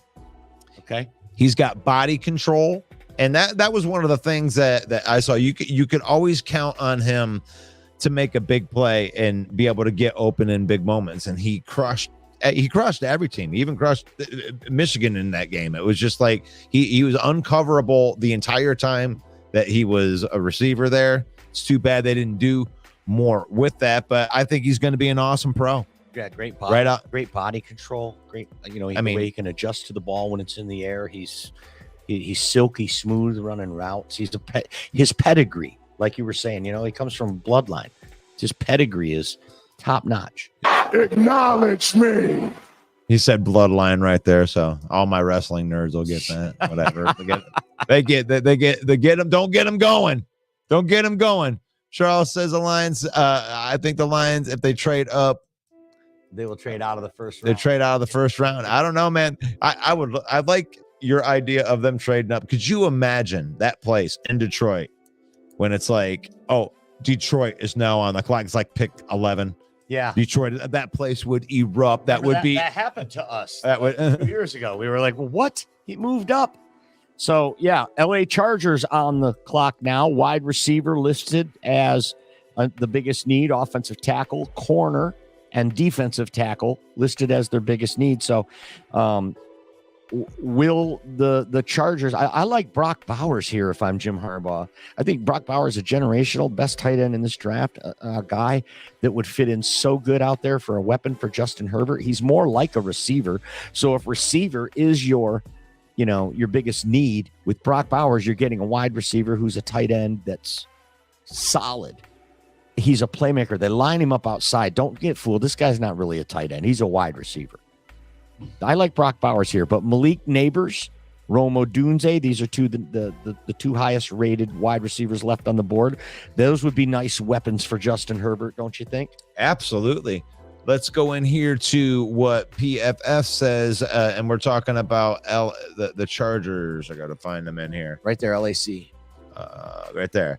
Their draft needs, yeah, and they're right there with wide receiver being a top need right there. The thing is like for those people that were out there that said, for all the people that were out there, Mike, that said that cap is a myth. Yeah. The LA Chargers are on line one right here going, oh my God, we had to get rid of all of our talent for peanuts. Mm-hmm. Just had to straight release Mike Williams, and then you trade Keenan Allen for a Colt 45 and a bag of bubble gum. Yeah, but you're still eating some of that cap too. Sure, and you don't have those F that players money playing. and F those picks, right? You're trying to win championships. You can't get rid of your good players, Right, and they rebuilding. put themselves in that position. They're rebuilding. Harbaugh's come and brought his RV to Southern California. So, I definitely think that the pick here, I'm going to go and say that it's Malik Neighbors. I think you think he's going to take a wide receiver I here? absolutely do. Absolutely do. You can go with, he could shock the world right here and take JJ McCarthy, right? So Why would you do that with Justin Herbert? Even if you were to get rid of Justin Herbert, you'd eat so much of the cap that it would not be worth it. you would have to trade Justin Herbert. You just signed him to 158 billion. I'm They are not taking a quarterback. I'm joking, Mike. I'm just. know you you got Harbaugh over there. It would just be like matchmaker, make me a match. It looks like the pick is in. No. Still.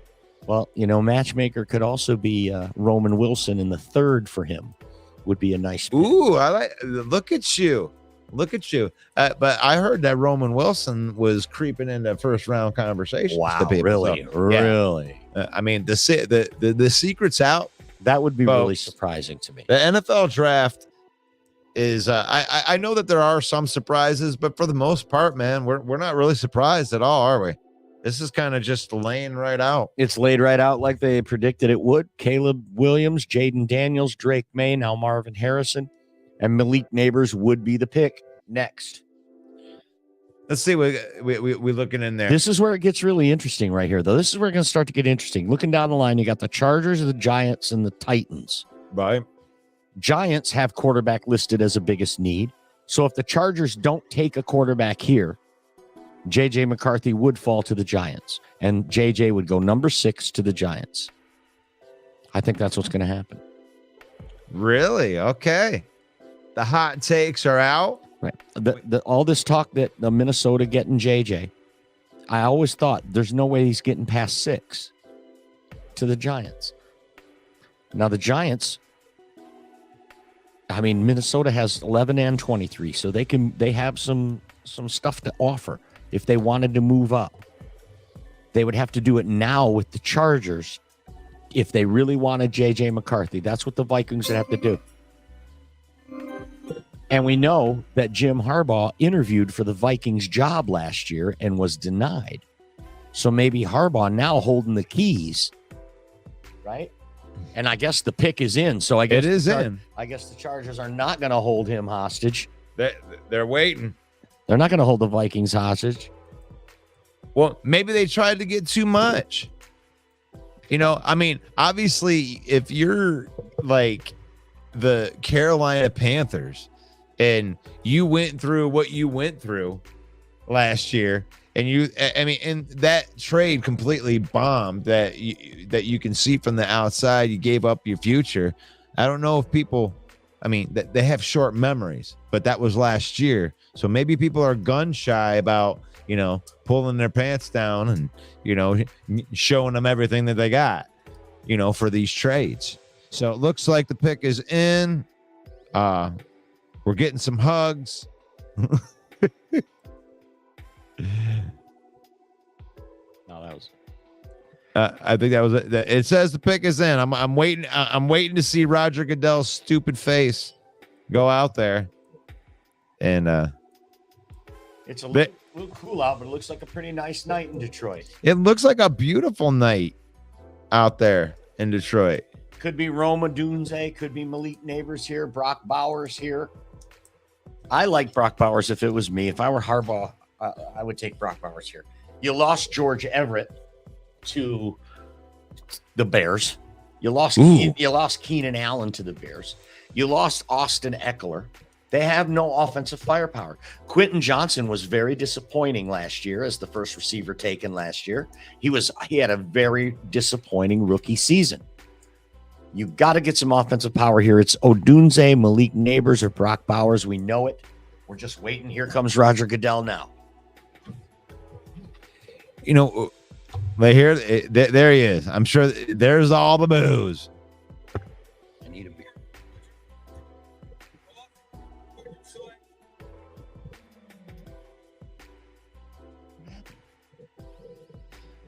There we go. The Chargers take Joe Alt. Look at that Harbaugh going. That's what Harbaugh does. I want that 6'8" tackle. Give me the 6'8" tackle, okay? That's what Harbaugh says. Hey, I'm starting this team, okay? And I want this 6'8" tackle. He's going to be a 322-pound mauler.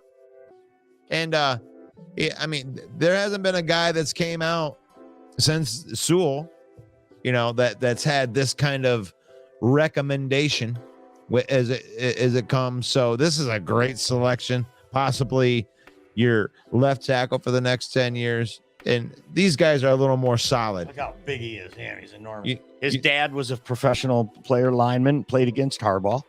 Yep. So he's got the pedigree. I mean, Notre Dame. This kid's massive. I will tell you, Russ, there has never been a tackle as tall as him ever make it to a Pro Bowl. Ever.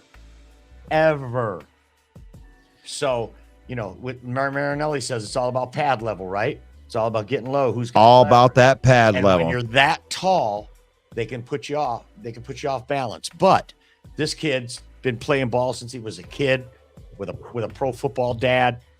He knows how to use the leverage. You watch his tape from Notre Dame. He just completely dominated everyone clear-cut best tackle in the league. They say he's going to be a stud for 10 years. It will be interesting, a guy that big, though. And when you look at his PFF grades for and one thing that I really like is consistency. When you're looking at a guy, I mean, I'm not looking at a one-hit wonder type of thing. I'm looking at somebody that I can get some consistency with. So, Joe Alt is going to anchor that line. I mean, it's really going to be helping out, one Justin Herbert. It's my quarterback. Yeah, you're going to be able to say, hey, that's my quarterback. And I want to be able to protect my quarterback. I mean, Jared Goff is not the most fleet of foot, and he needs good offensive linemen, and Justin Herbert is thanking you right now. So the Chargers had wide receiver listed as their biggest need, but offensive tackle was their second biggest need. So getting Joe Alt fills a big need for them, right? Yep. I would say that's like the first surprise, because I thought that, I really, not a big surprise.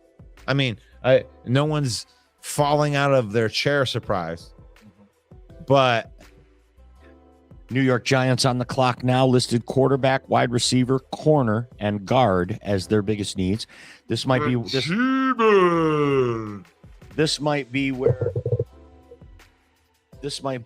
oh my gosh. It's gonna cost me $80 to keep watching it.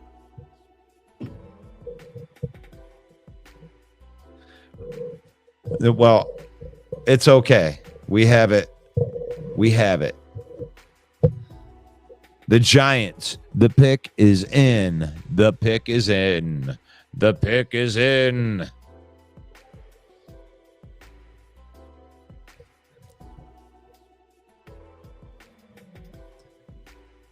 They say the Giants pick is in, and look, it's J.J. McCarthy. He's smiling. He's laughing. He's smiling. Go blue, going to big blue.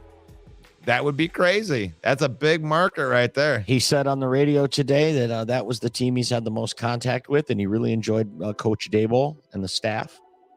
So very well could be. Wow. And now who they show him? Malik Neighbors? Yeah, they could go that. Wide receiver listed as their second biggest need. You do have Daniel Jones. You do, on the last year of a 40-some million. So you let JJ come in and watch, and if Daniel Jones can get you out of the gate with 3 wins or out of 5, you ride him. If he gets you 1 or 2 wins out of the first 5, you bench him and bring the kid in. NFC East is a tough division. You got Philly and Dallas over there. They're going to be running away with it. At some point, you're going to be giving up quick on Daniel Jones and trying to develop your guy for the future. And the pick is in. It's Malik Neighbors. They did not. JJ could be the guy who slides, just like you said, buddy. And Minnesota just got lucky. Minnesota just got lucky. So there it is. The pick is in. The G-Men are selecting one Malik Neighbors. Let's get a little look at this guy right here. He's a 6-foot wide receiver. He's 200 pounds, and his movement skills are rare. That's not what they said. Like, I got talked off of a ledge because I'm a Ohio State homer. But when I was told about Malik Neighbors and they talked about the way that he can move into space and create separation is unlike any receiver in the last however many drafts. Only 20 years old. So this guy has the traits to be a top 5 player in this league. Right here, short area explosiveness and control remind me of an elite cornerback. Footwork is lightning quick. He can get defenders turned around immediately off of the snap. Elite separation athleticism. Acceleration ability while changing direction is rare and is a consistent vertical threat on the outside or the slot. You can line this guy up anywhere and he's going to be a threat to score. So, excellent pick. Excellent pick right there for. And that puts the Tennessee Titans on the clock, and they've got offensive tackle listed as their biggest need, defensive tackle, safety, linebacker, wide receiver. So here's where it starts to get interesting, right? Malik Neighbors being taken and not J.J. McCarthy. We know Tennessee's not going to take McCarthy. We know Atlanta's not going to take McCarthy, and we know Chicago's not going to take McCarthy. Aaron Rodgers at the Jets at number 10. Probably not. So JJ's going to fall to Minnesota at 11 if they want him. Well, we're going to see.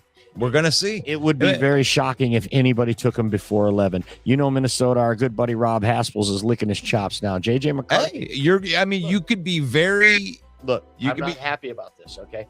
Would JJ come into the NFC North? Caleb Williams come into the NFC North? We're already going to have to contend with Jordan Love.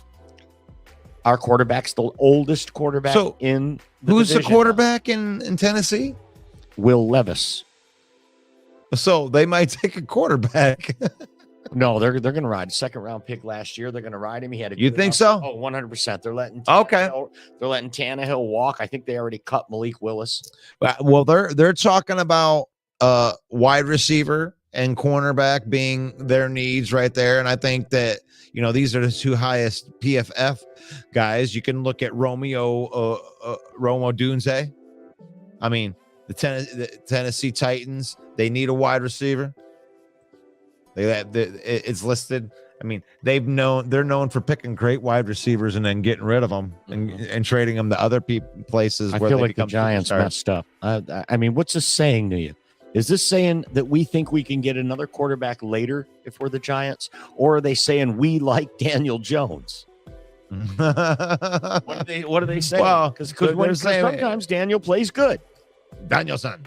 I mean, I don't know. I mean, I don't know. I'm not going to try to think like a New York Giant. I know Mike Valenti's probably up in arms right now. Yeah. Well, I don't know. Yeah, he probably is. But Romo Dunze, this is somebody they could bring in, 6'3". They say the pick is in for Tennessee. And could be Romo Dunze. I think that they could go cornerback, they could go edge. Somebody's mom is crying. So let's see what they got. Let's see what they got going in there.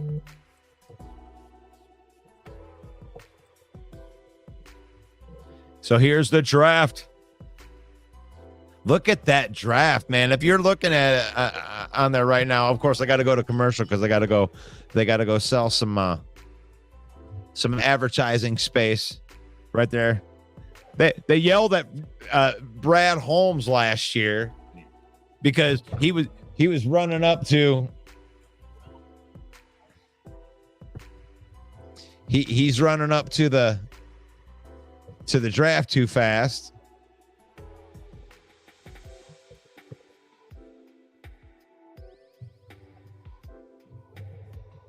I would just get something to.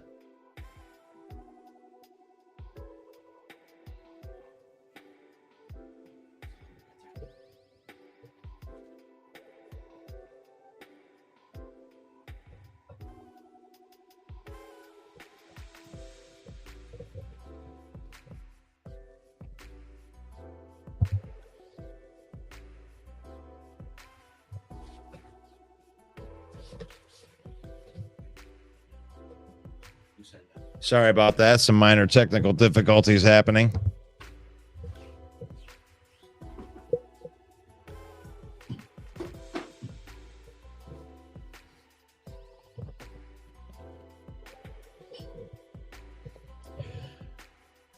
All right. So here we are. Back on here. So we're going to let Brad Holmes cook tomorrow. So just remember that this coverage that we are doing right here, I might as well do my own promo right here. So, we are doing the draft special tomorrow as well. Coverage is going to start at 7:30. We're going a little bit later because I know that we promoted 7, so we tried to come on at 7, but nobody wanted to hear us beforehand. But here we go. Day 2 tomorrow. We're going to let Holmes cook because he might trade out of the first round. He might trade out of the first round.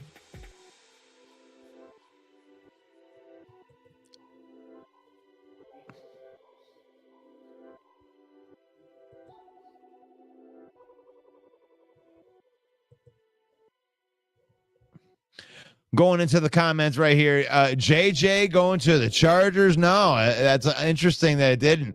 Chargers pick was Joe Alt. Got to believe it. You got to believe it. So far, what we expected. I don't know if I expected Joe Alt to go right there. I thought that they would go with a quarterback, or not a quarterback, but a wide receiver. But they say the pick is in for the Titans. Of course, they had to go sell some Chevys and some Fords and some Applebee's.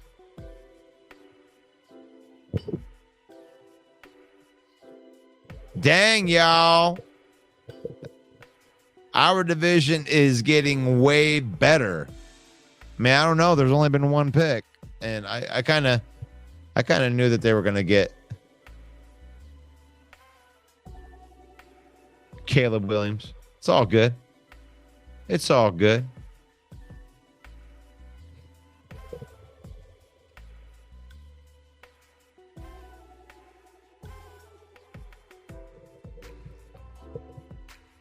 They're going to go cornerback. What do you think they're going to go right here? I don't know. I think they're going to, I mean, they can go wide receiver. They could go quarterback.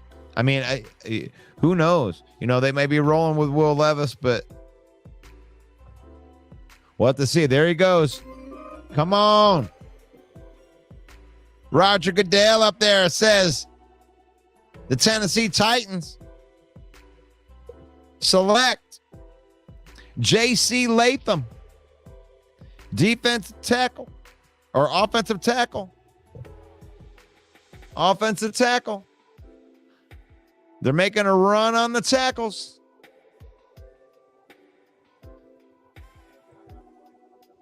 J.C. Latham from Alabama, 6'6", 335 pounds. So they're going to protect Will Levis. They're going to protect their investment in Will Levis and selecting the future left tackle, J.C. Latham from Alabama. And they did have tackle listed as their biggest need, so I guess not really a surprise there. They're filling their need, going to get a new left tackle to protect their new quarterback. And the Tennessee Titans, that puts the Atlanta Falcons on the clock now. They have corner and edge rusher listed as their biggest needs. Right on. So J.C. Latham, natural athletic pre-snap stance, footwork is naturally very balanced and coordinated, shows an understanding of advanced techniques such as batting defenders by flashing his hands. Arm length is more than adequate for the position at a pro level. Hands are up, active, and fast initial contact and resetting, and he has the power to be a people mover. Man, that sounds like a Dan Campbell guy, doesn't it? Mm-hmm. Guy that likes to eat. Atlanta, Gonna buy the kneecap off. Atlanta on the clock. They said the pick's already in too. And cornerback listed as their biggest need. So will it be Cooper DeJean, Quinyon Mitchell? What's it going to be, man? It's really exciting right now. You got Kirk Cousins. You got all the offensive weapons over there. You got some real nice pieces on defense. Got a brand new coach, Grady Jarrett over there on defense. And now it's going to be some defensive help here at the 8th pick. You've got to believe it. Look at Chef Boyard Brad. You like that? You like that? Yeah, There we go. oh, we got someone in the back. We got our resident New York Jets fan. Please welcome to the show. It's our New York Jets fan. Let me get to. I can take the. There he is. There he is. Brian Golden, welcome to the show. How you doing, man? I'm good. How are you guys? So good. Nice to see you again. Yeah, same here. How's everything going?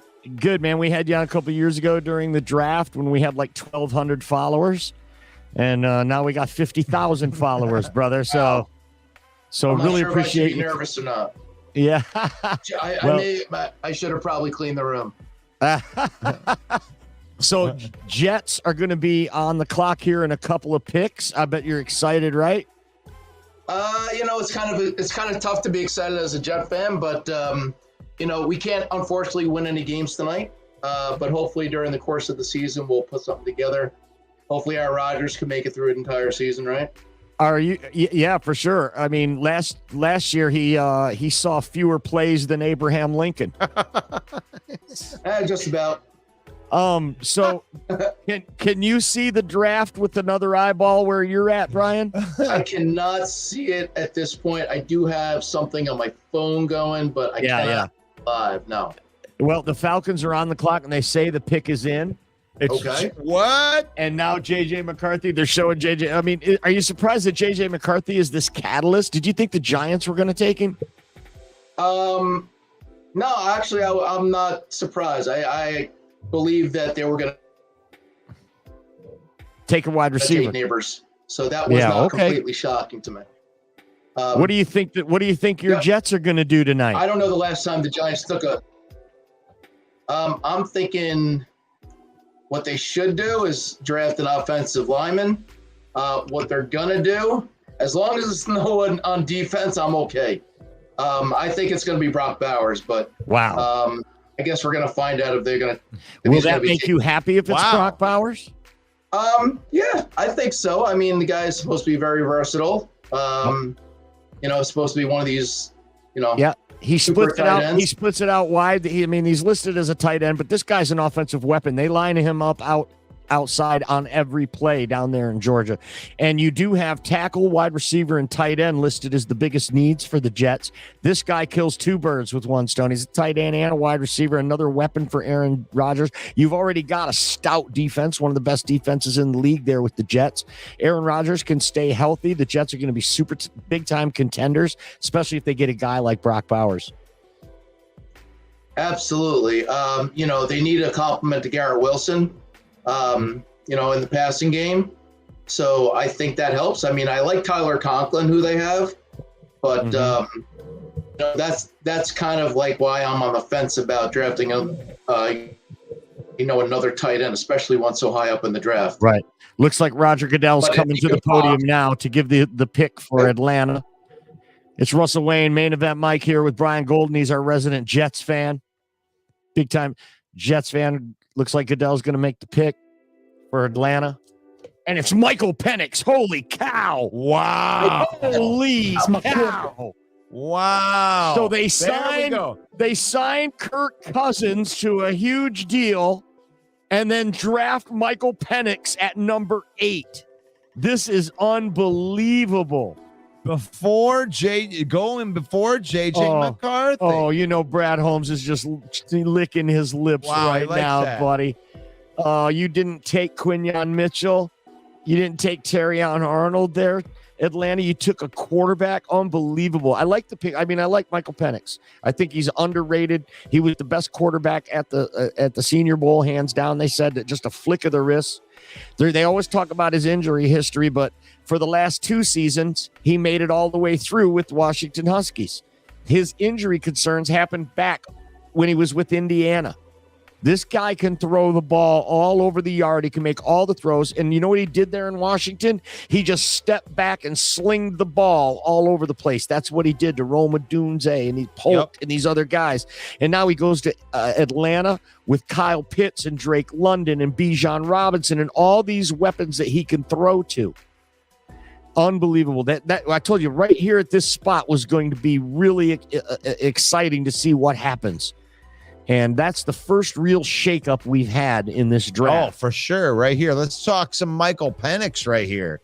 So Michael Penix is a 6'3", 213 pounds. He has a starting caliber NFL arm and arm strength, velocity, no hesitation when he gives his players a deep shot, strong sideline thrower, and most of his production comes from outside the numbers. Now, one thing that I noticed when I watched him play was he could stand in the pocket and take a hit and still throw the ball and complete, because he did it against Michigan. He did it again in the semifinals too. He was very good against the good defenses. Took a beating and just kept leading them down the field. So I don't know if I hate it. Some people are going to call it a reach, though. Yeah.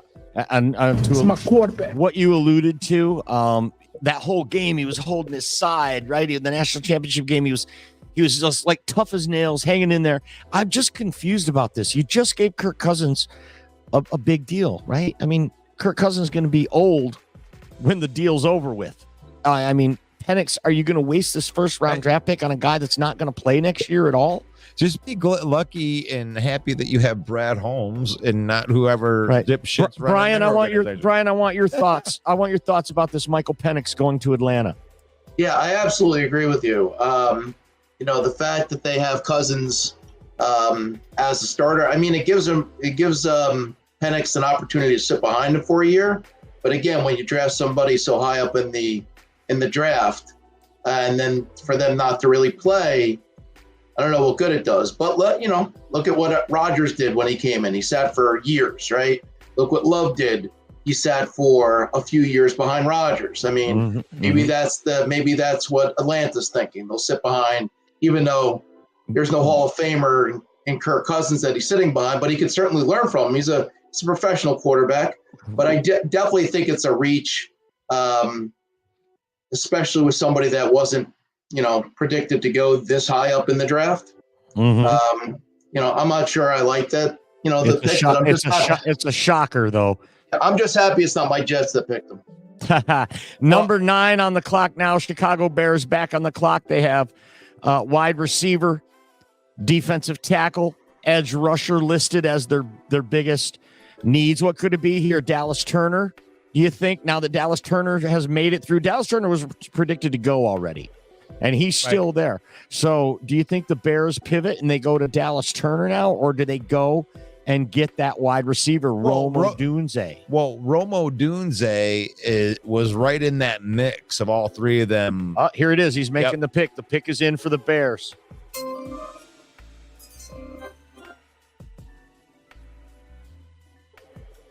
It is Rome Odunze. Wow, man, I love it. I called it. Rome Odunze. Look out, Lions fans. These Bears are for real, buddy.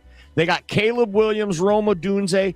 These two met each other in the Detroit, or on the flight, I should say, from the West Coast into Detroit this week. They were right next to each other on the plane, and they probably already knew they were both going to Chicago. So now you're looking at the offensive weapons for the Bears. This is trouble for Lions fans. Yeah, when you look at the PFF has him ranked as the 6th overall prospect in the entire draft, and 6'3", 215 pounds.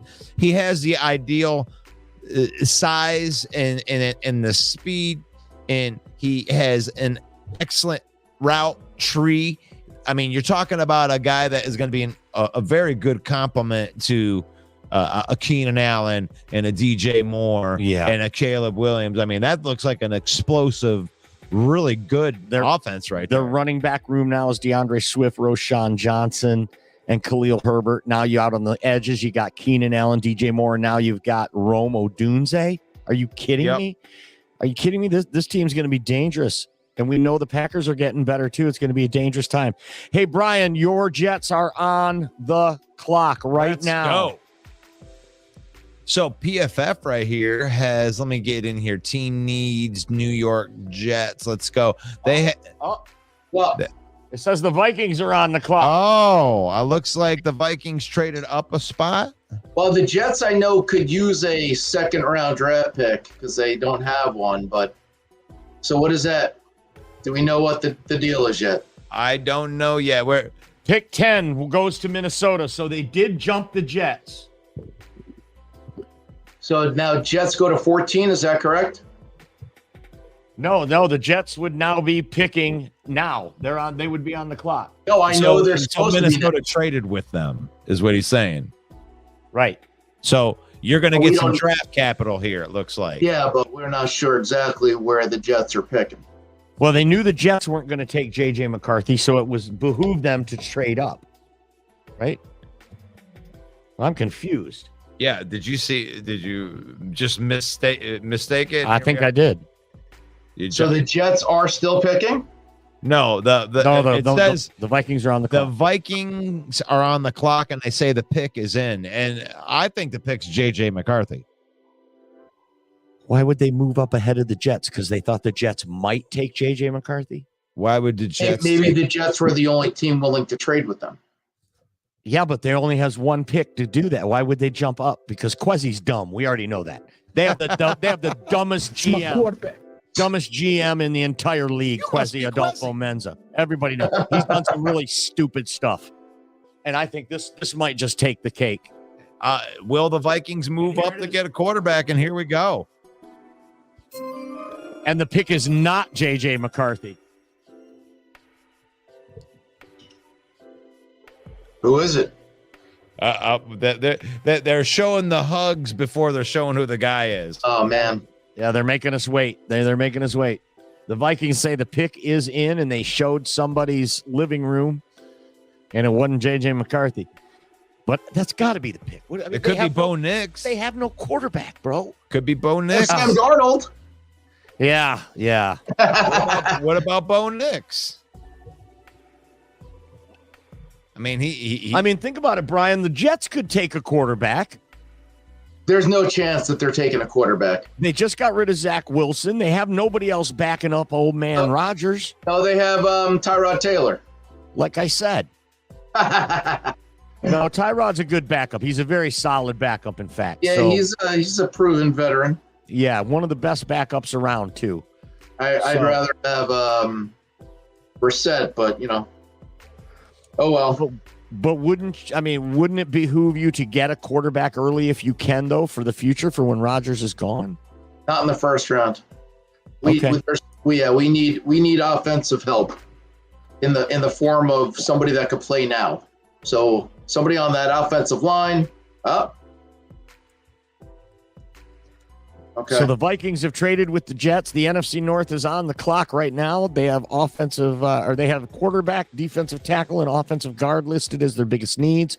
They have leapfrogged the Jets, one spot ahead of them, to draft what? Very intriguing. Yeah, we still don't know, huh? Hey, and thank you, Dwayne. Dwayne has been in the comments right here, and I just wanted to put a shout out to him because he has been going through and listing who is being drafted and everything. I appreciate that, Dwayne. You can be the official guy to do that. That is awesome. I appreciate you so much for doing that. So look for Dwayne to do that, because we're going to talk about every pick, and I'm going to kind of give you the rundown of what PFF is saying about these draft picks, and hopefully we can get some fireworks happen right here. The drafts in Detroit. Mike seems to be convinced they're gonna trade up and grab their guy. That's what I think, but I'm always wrong, and Brad Holmes always keeps you guessing. But I'll tell you what the Lions need, they have not selected either one of the positions yet. So we are going to talk about this for a long time, about why Quezzy jumped up one spot. You must be Quezzy. You must be Quezzy. This guy. The list. Unless he's going to draft ours, that's the only thing I can think of. Would you say that Quezzy's on trial? You must be Quezzy In the criminal justice system. They're showing JJ McCarthy. They are. But they may be showing him because he's just got to wait longer. Look at his girlfriend. Remember her from the national championship. He's saying, look, game? don't draft me right now because, I'm going to have to go ahead and stay in this green room a little bit longer. Minnesota is on the clock. Maybe this would be one of them things where the clock ran out. Remember, Minnesota didn't get their pick in? Yeah. Wouldn't that be something, huh? That was Rick Spielman as the GM then, though. Quezzy, there's Quezzy. There's Quezzy looking like the guy from Captain Phillips. I'm the captain now. Oh, man. I know that we've ran off all of the Minnesota Viking fans. I love Viking fans, though. They're so dopey. Oh, my gosh. They're not as dopey as the Bear fans are, but now the Bear fans actually have something to brag about. Goal, don't you know?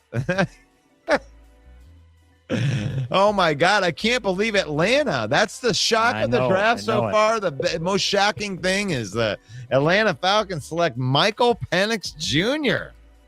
My God. It's my quarterback. Ain't my quarterback, thank God.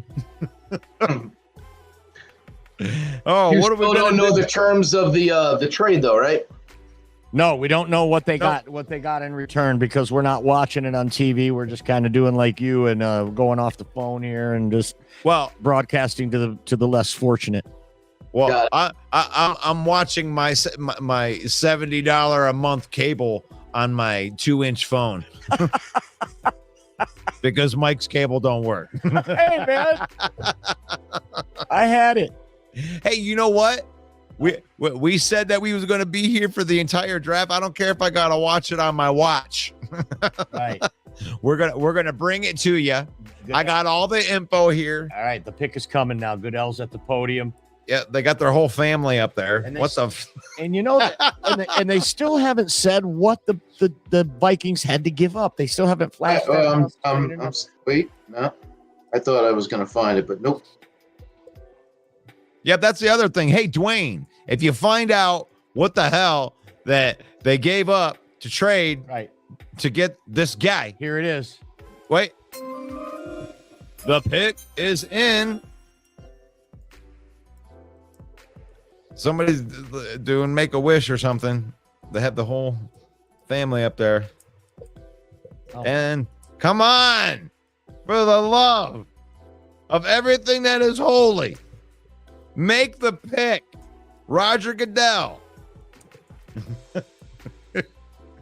Oh my God. I thought he was trying to give the pick. He wasn't trying to give the They're pick. gonna He was let Punky Brewster announce it. just- Hey, guys, we're awful. Like we like some little kid's getting his like dream thing. There it is. happen. There it is. There it is. JJ McCarthy goes to the Minnesota Vikings. Look at it. Look out, NFC North. JJ McCarthy and Caleb Williams are now coming to town. Jared Goff now the old man. He's the old man now in this division. He was the old man last year, though, no? No, Kirk Cousins. Oh, that's right. So now, are the Jets on the lot? They should say who's on the clock. No, JJ McCarthy Jet- is now now- a Viking. JJ McCarthy. Sarah, if you're out there, I couldn't reach you on Twitter to try to get you invited, but hit us in the comments. I'll send you the link if you're around. We'd love to hear what you think about JJ McCarthy. Remember her saying anybody but Penix is what she said. JJ McCarthy goes number 10 to the Minnesota Vikings. He's a And now big the game new- quarterback. Brian Golden, the New York Jets are on the clock, buddy. All right. Awesome. Brock Bowers. That's what I'm thinking. So, in about 4 minutes, Brian, you're going to know who the Jets have. In 4 minutes, the Jets will be mathematically eliminated from the playoffs. Just end the season. You know how it works. Hey, you guys have been there almost as much as us. Or more. You have one trophy at least. Oh boy, you guys! I thought I was rooting for you last year. That's for sure. I was born on the day the Jets won the Super Bowl. No kidding. No No kidding. kidding. Well, at least you were here when that happened. I was not. I wasn't around yet. Yep, I came in the world at 6:01 p.m. Oh, it says the pick is and the in. game was over by then. Yep, it says the pick is in. And the pick is in, Brian. Oh boy. And Brian's feeling like we're gonna feel at 29 or Lions around the clock. You know, as you know long how as that it's feeling. not a D-back. the anticipation. Oh, do we want to see his? Should I put something like that up right there? Knees that make weak, it? arms Does are that, heavy. There's vomit on his sweater already. Mom's spaghetti. that make you feel better? I can put the picture. No, over I top. want to see. Oh, I want we to see gotta see Brian's his face. I want to see Brian's face. So you're thinking more like this. Oh, thank you so much, Brian, for coming on here, man. Oh, it's my pleasure, man. Representing Always your a team. good time. You gotta know. I mean, and the thing is like I picked your team to go to the Super Bowl with Aaron Rodgers last year. Yes, you did. And I still think that the team's good enough to go to the Super Bowl if Aaron Rodgers plays, like From your mouth to God's ears, right? Yeah. Well, Russ is pretty good at predicting, so yeah. I'll believe it when I start seeing the product on the field. Mm-hmm. I've been that looks pretty good. The previous year, it's got to be Brock Bowers because that's the only hole this team really has. Is at tight end. They have that offensive line needs some help. Tyler Conklin is not a front line tight end. No. Well, the best defensive players are still available. Top quarterback is still available. There's still a lot of. Holy crap! There hasn't been one defensive player taken yet. All offense. Not one defensive player. That's got to make Brad Holmes happy. They're licking their chops right now if they could end up getting one of these top defenders. And are the Jets going to go best player available, or are the Jets going to go with need? The pick is in. It's been on my phone for like the last 20 minutes. I know. It's like get ready to screenshot Brian when it's going to be a punter. The first round. John Hall. I've been there. A long snapper. Mike Nugent. Here he comes. Here comes Roger Goodell. Oh, we're gonna look at it. Look at it. I love it. Hey, I'm gonna put you right there. Right there. All the Jets fans are sitting around there. Hey, they're looking pretty dapper over there. It's Fashanu. Oh, there you go. You get an offensive tackle. Fashanu, there you go. Good they got a good reaction out of Brian on that. I'm good with it. From Penn State, Olamufaya Fashanu, offensive tackle. Offensive tackle was listed as the number one need for the Jets. Well, they just picked up 2 offensive tackles they picked up the guy from Dallas, Tyron Smith. Tyron Smith, and they got Morgan Moses back. But with both of their injury histories, I'm pretty pleased with picking up another guy so we can learn from the best. So that's excellent. And he's one of the highest rated guys on the board too. So it's a pretty good pick. Got to be a good pick for the Jets, I would think. So PFF has Fashanu as the 17th overall prospect in the entire draft. He's 6'6", 319 pounds by here. The pros, impressive athlete for a player of his size, great foot speed and balance, ability to anchor.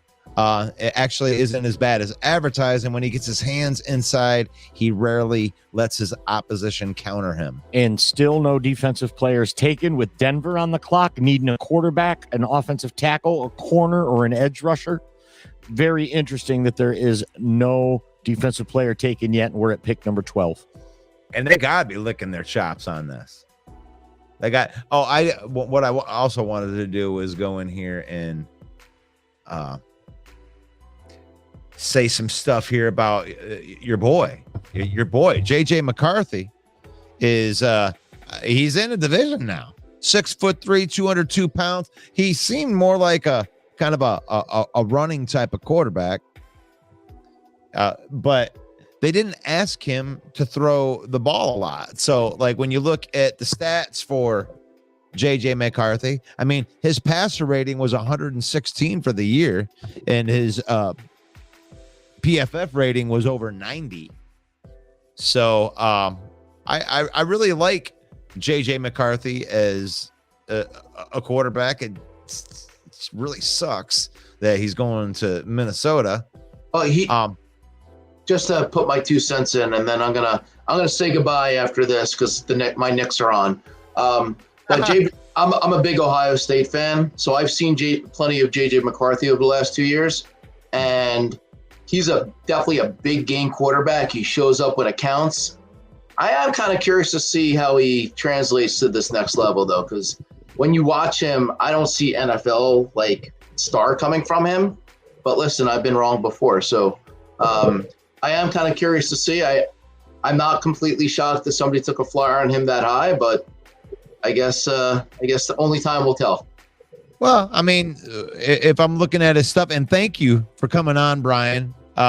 Brian, the Jet fan, Brian Golden, loving his Jets, going there, taking, it's not the sexy pick, but you need offensive linemen. You got a starter right there. Congratulations on your draft pick right there. All right, thanks, man. And See you later, you guys, Brian. good luck tonight. Take care. Thanks, buddy. Appreciate you. Take it easy, brother. Awesome. That was that was a successful guest. Hey, I really like that. I got a pizza coming. Awesome. I like food.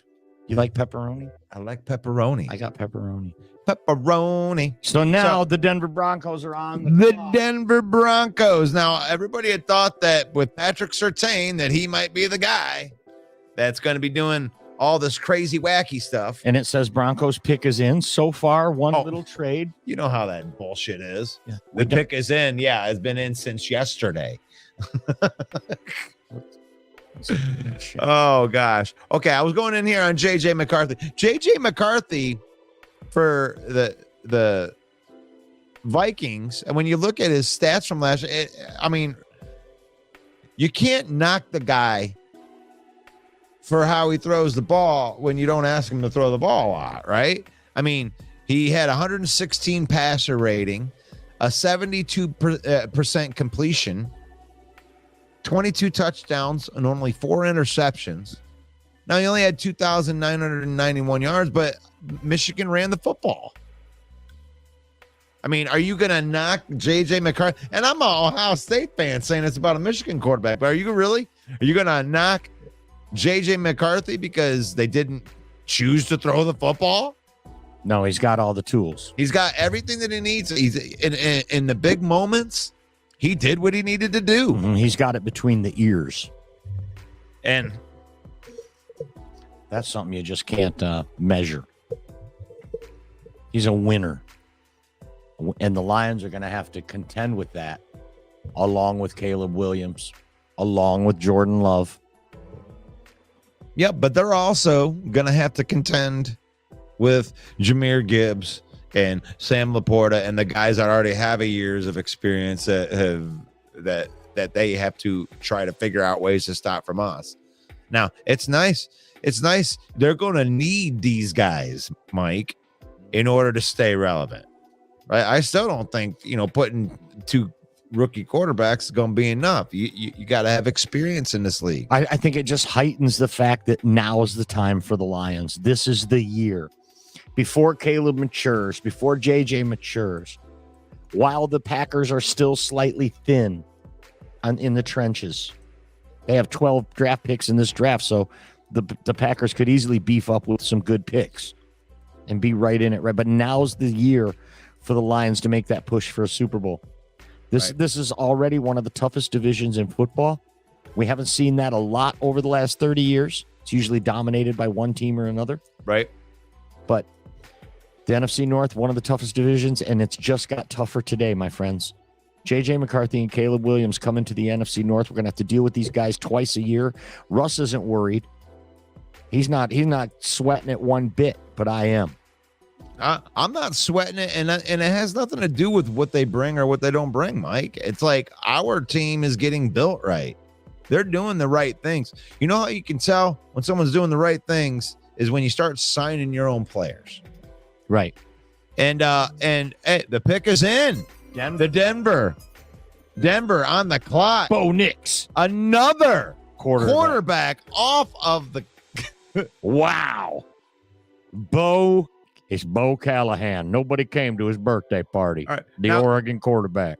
Now, Mike, we got to start working on this. You can't look at it like that and say it with Tourette. Now we're going to work on this. And the next time when you see the pick come in, don't say it with a Tourette syndrome tone. I mean, Bo Nix is he's not the best quarterback in the world. Bo Nix. Bo Nix. This is a Bo Nix. Bo Nix. I like chocolate milk. Bo Nix. Oh God, that's good stuff. Oh my God. The quarterback from Oregon, who threw mostly passes behind the line of scrimmage. What are you doing, Denver?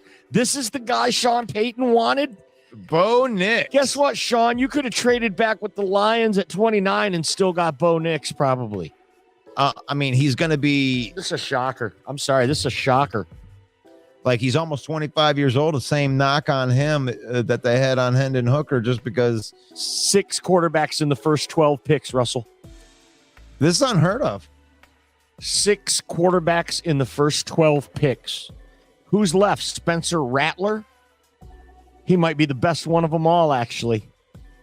So let's look at, you know what? I can itemize my little thing here. This is crazy. So we got Caleb Williams gone, Drake May's gone, Jaden Daniels gone, JJ McCarthy gone, Bo Nix gone, Michael Penix gone. You are absolutely right. This is Steve is real. Yeah.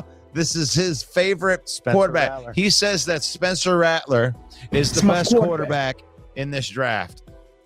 Do you think that he goes in the first round? I don't think we see another quarterback taken, honestly, until, day Are 2. you sure?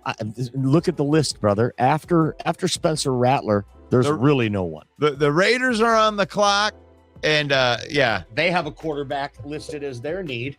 Maybe the Raiders will take a quarterback. Spencer Rattler's coming off the clock. Gonna be the No Raiders. Oh gosh, they're going quarterback heavy. No defensive players. This is unheard of. The Lions are licking their chops. Unbelievable. What is this pick? What pick is this? This is pick number 13. We're on 13, and the Raiders have quarterback and corner listed as their 2 biggest needs. There hasn't been a defensive player drafted yet, so they have their total pick: Dallas Turner, Terrion Arnold, Quinyon Mitchell. All these guys are still there. Unbelievable. 6 out of 12 quarterbacks. Unbelievable. And they say the pick is in for the Raiders.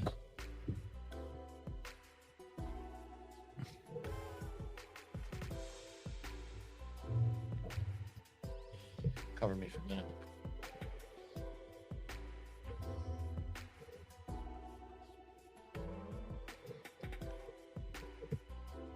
All right.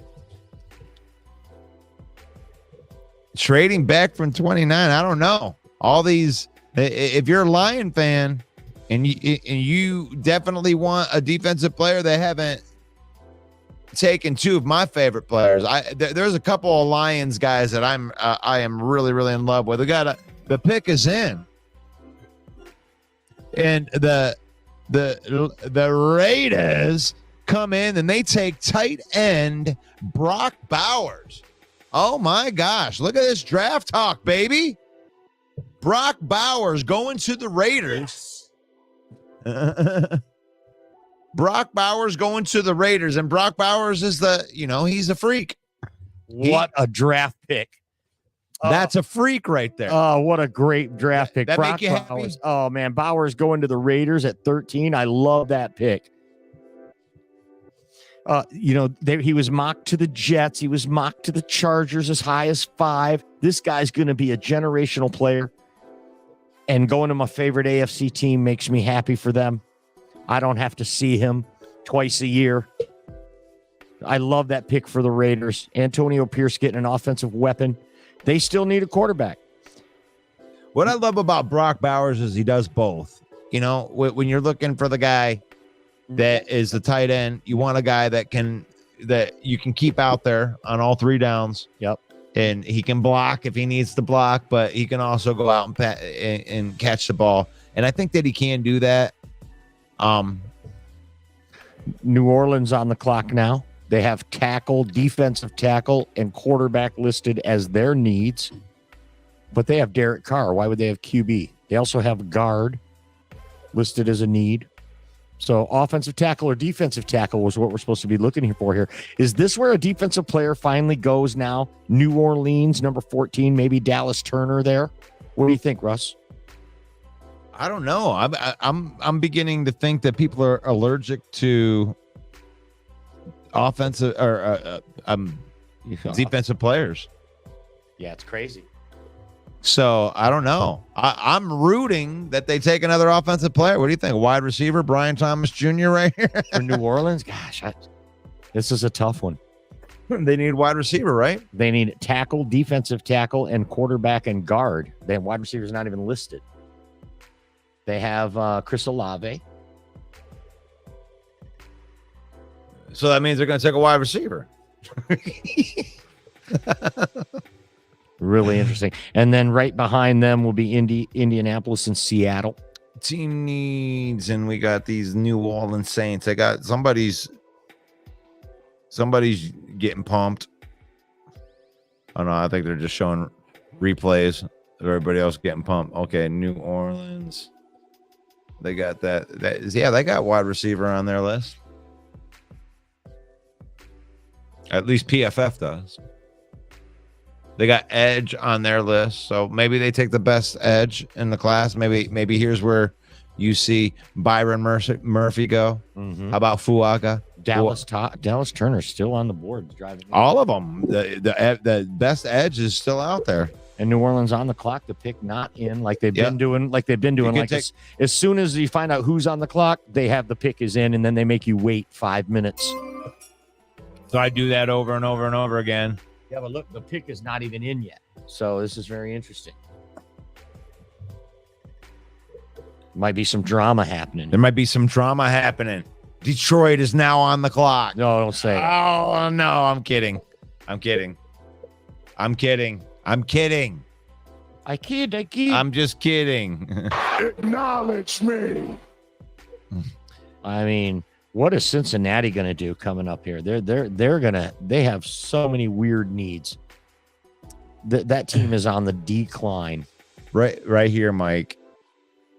If this could somehow be our guy, Taliesa Fuaga. I would love that type of player to fall to the Lions.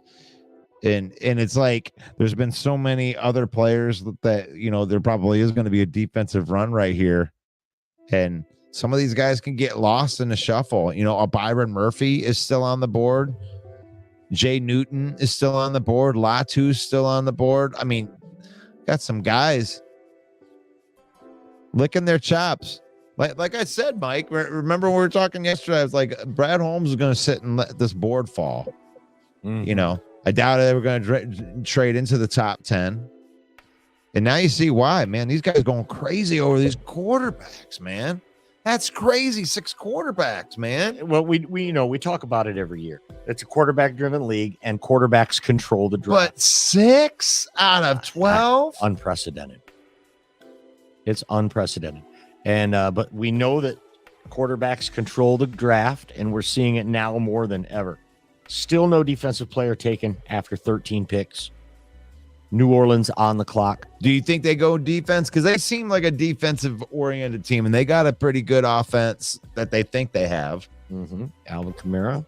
They need to get cheaper. Cornerback. Maybe they go cornerback right here because they want to get out of the Lattimore. Mm-hmm.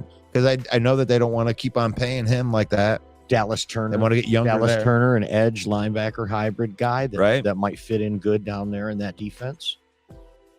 You got Latu from UCLA. Latu, absolutely. Yep, 265-pound game wrecker. Still sitting there. Byron Murphy. He should have won Defensive Player of the Year in college, not his running partner, T'Vondre Sweat. Byron Murphy was the dominator. That's a guy that they could go that route. And, they could break my heart and take Fuaga. But let's freaking go, man. Let's go. Let's see what else. Oh, finally, they say the pick is in now. Oh. So that means in 20 minutes they're going to let us know what it is. But Brian Thomas Jr. is the next highest available wide receiver on the board. So what do we got? I mean, there may be a run on the wide receivers too. Getting them out of the, if they're reaching on one, they might be reaching on some of the other ones. So are they actually in? I wait when I'm going to hit the bell is when I see Roger Goodell's stupid face, and I'll know that I'll look at that as like a cue. Right. That'll be like the ding, ding, ding cue is Roger Goodell's stupid face. Brad Holmes in the back in the green room right now with Dan Campbell. They're licking their chops. The war room. And they're in the war room giving each other high fives and getting fired up.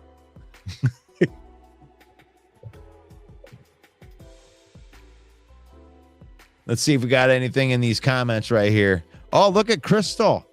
Crystal says, I wanted Jared Thomas Goff to be out quarterback. Is that somebody, using my Jared Thomas Michael W. Smith Goff? 275 in paid attendance. That's what Paul Jones says. Wow, that's just paid. It's my quarterback. That doesn't include all the freebies. That's the money. That's the money. Oh, Hey. they probably blew out what Kansas City did last year. By the way, 5 minutes later, the pick is still in. Bronco picks Bo Nix. Thank you, Dwayne, again. Mm-hmm. Here we come. Think his frumpy ass is working his way across the stage right now. Where's Steve at? Steve, you got to be in here, man. Your quarterback is next. He wants the Packers going to go in. Packers going to trade up and get. Not one. There he is, Steve. Not one defense play. Here comes Roger Goodell's stupid. There's face. Steve. Roger Goodell's stupid face is out there. And the New Orleans Saints select. They got to show everybody else first. Fuaga, you broke my heart. Another offensive player. You took Fuaga. You pieces of trash. How dare you? Who is also not a defensive player. But like I was talking about Fuaga, I got him in my mock draft today. Mm-hmm. And it felt so good. Fuaga, big offensive tackle from Oregon State. So Fuaga, what I like about Fuaga is he's versatile. He does what Jeremy says that BB does, but he does it at a game wrecking level. Mm-hmm. So Fuaga will probably be a starting guard in the NFL. And I've heard that from multiple NFL guys that rate linemen. All 22 said he'd be a guard. Chris Sims said he'd be a guard. Mel Kiper said that he would be a guard. CFS says he'd be a guard. 6'5", 324. So, the pros, look at this. Fires off the ball with bad intentions as both a pass blocker and a run blocker. Good wide base for mitigating bull rushes. And he looks to bury defenders out of the play and run blocking. Good grip strength to maintain blocks and very fast hands to punch, yet recover and then replace when he gets into hand fights. So this guy is a dude. You wanted a dude. That's what they got right there. Derek Carr licking his chops right now. It's my quarterback. He's there going, oh, yeah, we got a dude. But still. And they had offensive tackle listed as their biggest need, and they filled the need. So you see these teams drafting for need. Yep. And some of them taking chances. Indianapolis on the clock now. They have tight end and corner listed as their two biggest needs. Is this where we're going to see a defensive player? There's not another first-round tight end rated now that Brock Bowers is gone. So their biggest need at tight end, they're going to have to address later on, you would think. Yep, let's see what they got at tight end. What is the best tight end? The second one is the Jatavion Sanders from Texas. And he's not like a tight end. He's more of an H-back type of dude. Eric All, the former University of Michigan tight end from Iowa. And of course, Cade Stover from Ohio State. Right there's the best tight end in the draft right there, Eric All. He's the best tight end. He's from Iowa. He is, but he got hurt. I think he tore his ACL or it was a broken leg. Oh, shit. That means that Brad Holmes is going to draft him. Put him as a priority. He checks the box. He checks that box right there. We got the Colts on the clock with 4 minutes left. 4 minutes left to go. Right there. We're celebrating, guys. It's draft day. This is kind of like the Super Bowl for us, man. I'm doing first day over here, over at Mike's Pad. We're about ready to get some pizza here in a minute. And we're doing this first day of the draft because we're not even doing shit until the end of it, right? We got like 15 more damn picks before we even think about getting it. But Minnesota's on, God, man. Indianapolis is on the clock right now. And here we are. I do so much better behind. Like, I feel like I look at all of the Mel Kiper's best available. Troy Fautanu is the only offensive player in the top 4. So 3 out of 4 is offensive players. 3 out of 4. Yep, 3 out of 5. Because you had Brian Thomas Jr. in there too. Oh. Now them Cheeto fingers is not going to be good on that green suit. I can promise you. My man's wearing a lime green suit eating Cheeto. Dallas Turner's ready. Is that who that was? Well, that was Dallas Turner. Here's Moana's crib. Troy, see, these are the type of these big men. Big men. The Lions need to replace their big men, and I know everybody wants to get these the elite. So if you can't get an elite pass rusher or an elite cornerback in this first round, then you go get a couple of these dudes. 2.5 minutes left on the clock, and they still don't have pick is in listed yet. So Indianapolis taking their time. Well, yeah, they went over there, and Alexis went over there and said, "Hey, man, can you wait like the last 2 minutes right here because we want to sell a few more Lexuses." So if you could take your time walking up there, they yelled at Brad Holmes for that. Said, "Stop going up there and training." He's like, I got excited because the player that I wanted is sitting right there. And if Brad Holmes is sitting there thinking defense right now, he's licking his chops right now. Now they say the pick is in. Russ, real quick, only 13 prospects came to the draft to actually walk across the stage. Only 13, the lowest number ever in the modern era. If you were a highly touted college player and you were invited to the draft, would you have a big party with all the people that you love, or would you take that opportunity to walk across the stage? That's a tough one, man. I mean, I could make a case for either way. Absolutely. I mean, I couldn't honestly tell you, like, hey, definitive one way or I mean, I would really have to see how I feel on something like that. Yeah, I mean, I listened to John Jansen, former U of M player who played for the Redskins, and he talked about today how he went through his draft day. He went hunting. And he just didn't want to be there around all that excitement. If it were me, I would walk across the stage. Put it in the comments. What would you do? Would you walk across the stage and give Roger Goodell a bro hug? Or would you stay with all your family and loved ones and your friends and watch the draft and get that call and have everybody cheer and all the love in the room? Like Russ said, we can make a case for either. Yeah, I'm an entertainer. Let us know what you think. And I'm an entertainer, so I would probably lean more to be where you're at because, I want the accolade. I like that. It makes me feel good, and, getting all that done. But if I was right on the tweener, and I'm like, I might be drafted in the second or third round, I'm not gonna, I liked how Brian Branch, even though they don't usually do that in the round that he was drafted, I'm still gonna walk across the stage. I'm still gonna do that. Yeah. So I appreciate that part of it too. Me too. And I think that's the way I would go. So I would opt to do it because when you're a kid and you're thinking about going to the NFL, that's what you envision on draft day is going across. You don't envision sitting there with grandma. Right. Looks like the pick is in for the Colts. There's Roger Goodell's stupid face. At number 15, the Indian. Come on, keep the streak going.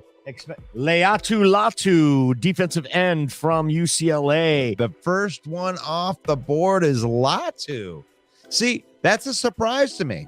It's like all of the mock drafters are sitting there like this. Oh my God, it's a 4-2-5 defense. All you gotta do is blitz more. All they gotta do is fire Aaron Glenn, and then you can start winning again. They're so stupid. Yeah, and for all those guys right there, if that's their number one guy, shut up. I mean, when it comes to PFF, he actually is the number one guy. They took the number one pass rusher according to PFF, and I know that other people had other guys ahead of that. But Latu is more of your traditional type of guy. He's got the ideal size, 6'5", 265.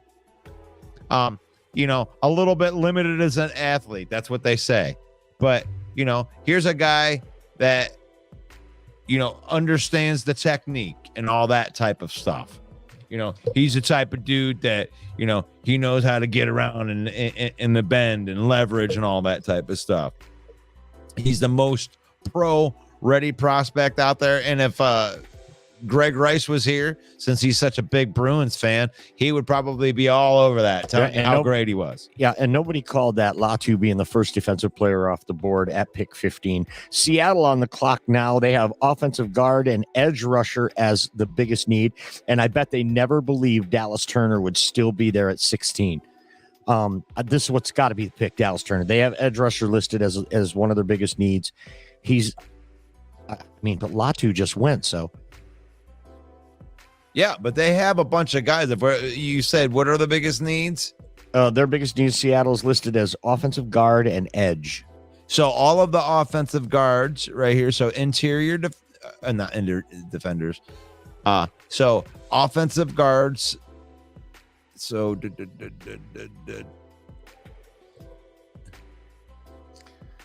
kid from UConn.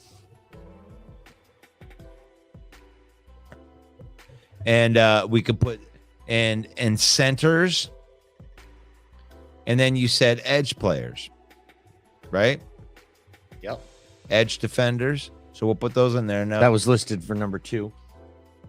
Yep. So Dallas Turner, Jared Verse, Jackson Powers Johnson, Zach Frazier. Yeah, those are could be in play here. Yep, absolutely. Yep. Absolutely. So and you're right. Jared Verse could go ahead of Dallas Turner. That could be the pick here for Seattle. I think they're going defense. And if you're looking at the edge players right there, I mean, is Dallas Turner the pick or do they surprise you and Chop Robinson end up being the pick? Right. Or did you never know? Or Darius Robinson. Because it doesn't really matter what the people, what Mel Kiper is going to say or PFF is going to say. Just because Chop Robinson is the 40th overall prospect in PFF doesn't mean they're not going to get him in the first round. But so far, they have picked pretty close to PFF other than reaching on the quarterbacks. The quarterbacks, I would say, definitely are reached, but every other player has been kind of like right in that pocket. Mm-hmm. They might have picked, the second guy over the first guy, but really, these guys do a pretty good job at analyzing, I think. Seattle on the clock with offensive guard listed as their biggest need. Then Jacksonville with corner listed as their biggest need. And then Cincinnati with wide receiver. Why would wide receiver be listed as a biggest need for the Cincinnati Bengals with Jamar Chase and T. Higgins and Tyler Boyd? I thought Tyler Boyd was a free agent. I think Tyler Boyd is gone. I think that T. Higgins is wanting a bag and Jamar Chase is wanting a bag, so they're probably going to keep one out of two of those. So while you go get the pizza, I'm going to get in here and we're going to get this pick in right here. And I mean, Pete Carroll, knowing him, he'll probably take a defensive back. You got Quinyon Mitchell. If he's the best defensive back, I could see them just saying, screw it. Let's go ahead and have this defensive back trio and be the best at it. Because you take the best player available.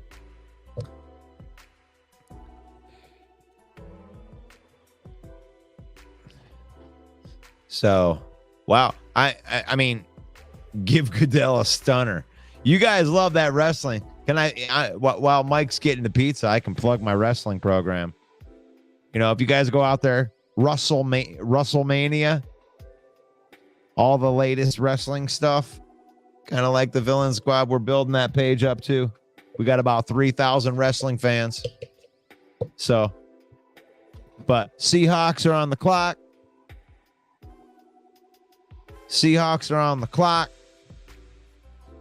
And they need edge.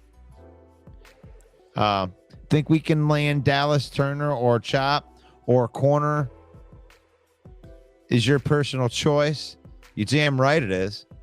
I'm loving every offensive player that comes off the board before the Lions pick. To me, is an advantage because right now, I mean, Latu probably wouldn't have been my first choice as an edge. As a Lion, that's not. I want a freak. Dallas Turner is a freak. Jared Verse is a freak. One of those two guys would be cool. I like Chop Robertson, but we have a Chop Robertson. I think that James Houston is a lot like Chop Robertson. I mean, you got a guy that is a pass rushing specialist. Dallas Turner is more of a freak of nature that could turn into a top player in the league. And I don't know, Chop could probably do that too. I don't know, but he seems like he's the type of dude that can rush the passer, and that's it. Dallas Turner seems more like a guy that you can keep out there when you're on run plays. Chop Robertson seems more like a guy like James Houston, who we already have. So if I had to make my pick, Jacob, between Dallas Turner or Chop, I would definitely go with Dallas Turner. And cornerback, I want a guy that can play man. That's a freak. So Cooper DeJean or Quinyon Mitchell are my two guys I like. I know that Michael likes Terrion Arnold, and you know, if they take Terrion Arnold, that would be fine too. I would like that. I would like that. Yeah, I would like that. That would be phenomenal. Did Seattle go that way? Seattle pick? Seattle. It says the pick is in, but you know how that is. So in 20 minutes, they're going to tell us what the pick is. Sweet. So I got the pizza and didn't miss. Absolutely, you didn't miss anything. I just been kind of going through some of these. Like, I'm rooting for offensive players to be picked. Aren't you? Yeah, give me some. Absolutely am. Yep. So we can have our pick of defensive players. That's right. That's right. Could you imagine all these offensive players getting picked and then the Lions still have a chance to trade back and still get one of our great defensive players? Yes. Like, if defense is falling, you know, let's go. Spencer Rattler. Let's bring it on. We don't believe in Geno Smith anymore. Spencer Rattler. Let's go. We can make it happen. So, JPJ. Yep, the pick is in. Yeah, I'm telling you, like, if the value falls, the value falls. Brad Holmes is being Brad Holmes right now. He's sitting back being cool, looking like Denzel. That's what he's doing. He's sitting back there just chilling. He's chilling. He's high five. Every time they select a player that they want or that they don't want, they're high-fiving. They're chest bumping. They're working it. Brad Holmes is doing Brad Holmes things. But it's okay. The pick is in. The pick has been in. I mean, the pick is in. Oh, we got it, but we have to do the military tribute. The military tribute is very important. We do. Do the military tribute. I understand. You got to do your thing. But the Seahawks, they'll probably take a cornerback. They probably will take a cornerback. It sounds like that's such a Pete Carroll thing to do, isn't it? Pete Carroll. You know, you took one last year, Witherspoon, and you take Quinyon Mitchell.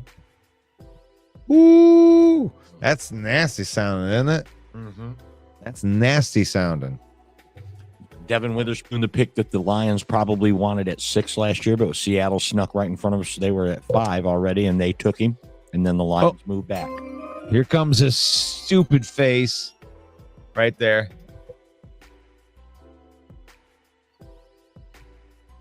But we appreciate everybody that's jumping in here every once in a while and watching, being part of our little draft special. We're going to be live during the entire thing. You know, come in and join us. Jeremy B said that Ragnow may retire after this season, so JPJ is available. I'd take him. Heck yeah. Byron Murphy is the pick. There it is. Byron Murphy is now a Seattle Seahawk. I love that pick for them. You're talking like this is the player that probably should have won Defensive Player of the Year for and actually a guy on his team won Defensive Player of the Year, and T'Vondre Sweat. And if you look back at the tape will show you that Byron Murphy was the dominator. He was the guy that was unblockable. And when they needed somebody to take a double team, he was the one they asked to be the anchor, not T'Vondre Sweat. Right. He's a defensive tackle, only 6'1", pad level, baby. That's right. And at 308, you're talking, they said Chris Sims says this guy was built like a Greek god. So, he's a dominator. 6'1", 305 pounds, strong player, violent, throws offensive linemen aside in the run defense, upper body strength to bench press O linemen with good leverage. The punch and press is imposing. Explosive first step, great balance. I mean, these are great traits to have. Yeah. Congratulations, Pete Carroll. You're the dude that always seems to be running your team pretty well. Vikings pick is in. The Vikings have moved up in front of the Jacksonville Jaguars. The Vikings are on the clock with the pick being in. So the Vikings have moved up. Rob Haspels. Who is the pick? Wow, they moved up. Minnesota picking now at 17 instead of Minnesota is on the clock, folks. Minnesota is on the clock. And they say the pick is in. Hey, did you see that? He says, never mind.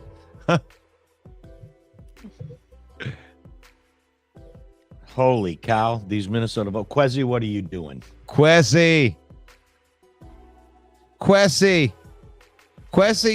had JJ McCarthy fall into his lap. Mm-hmm. And now they've probably packaged up pick 23 to move up to this spot.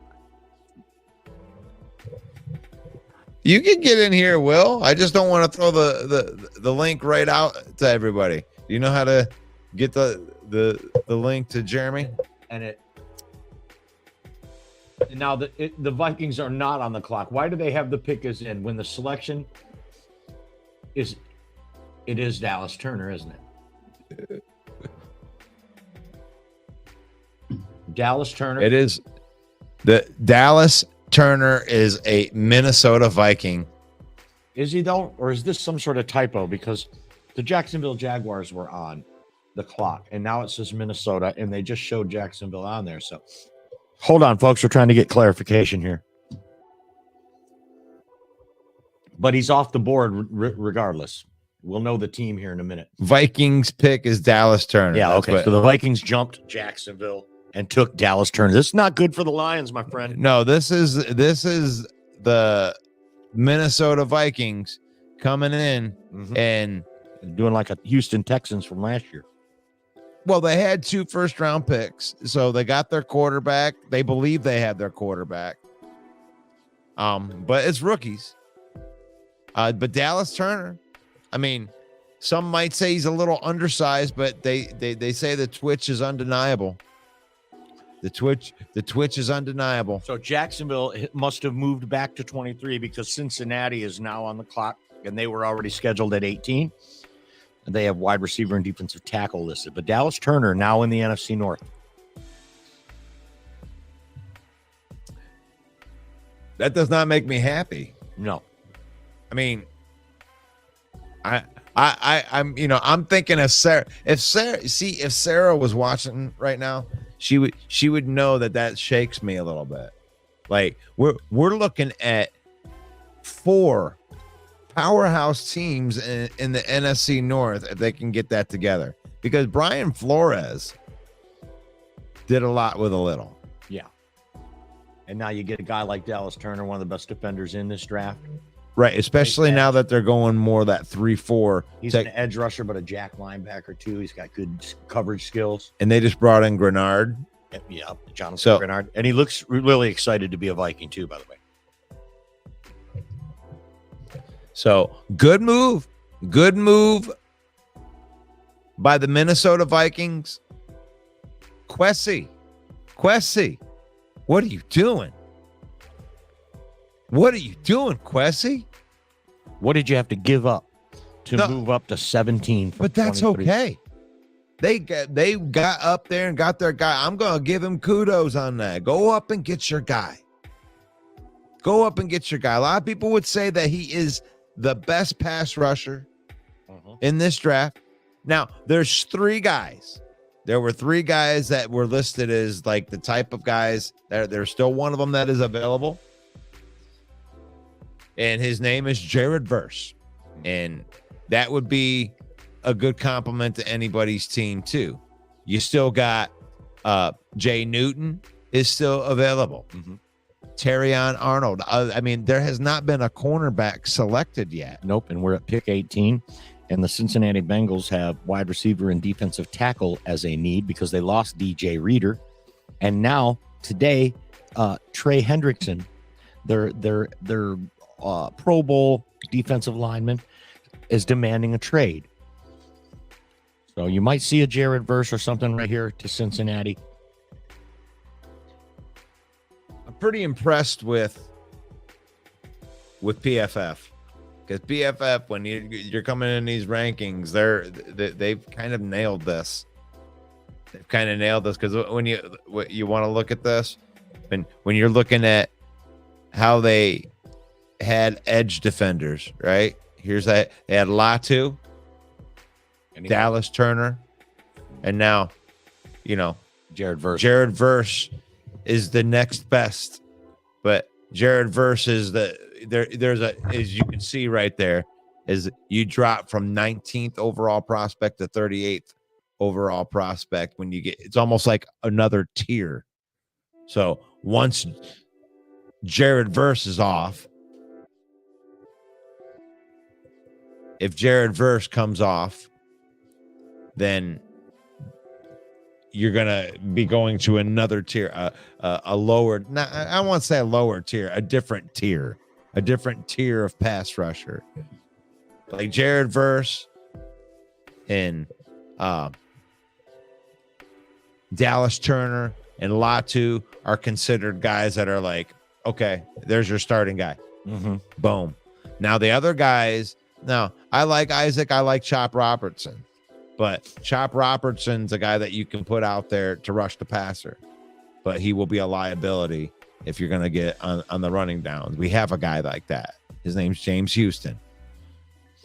And but this is just different. So I don't know if the Lions would go in that route to go after edge defenders at that point. But this is pretty crazy. We're at pick 18. There hasn't been a single secondary player drafted. Isn't that amazing? And not even a true linebacker. Hey, you got a show that comes on every week. I do. On Mondays at 7 p.m. Eastern time. It's the main event.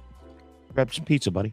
I will grab some of that right there. We got the Bengals to pick us in.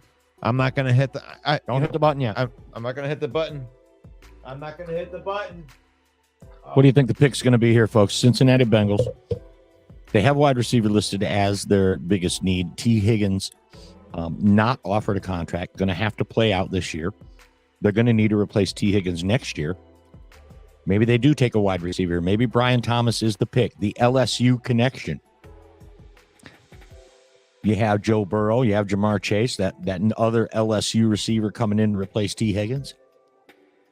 Might be interesting. Wow. Pick to take a wide receiver there for Cincinnati. They also have defensive tackle listed as a need. Like Russ was saying, maybe you take a Jared Verse here. Even though he's an edge rusher, he's not a tackle. they really have a need for a big body, losing DJ Reader and now Trey Hendrickson wanting a trade. So the Cincinnati Bengals, going to be very interesting to see what they do. They say the pick is in. That's good. I may not even need to hear you. I got that cool music going on there.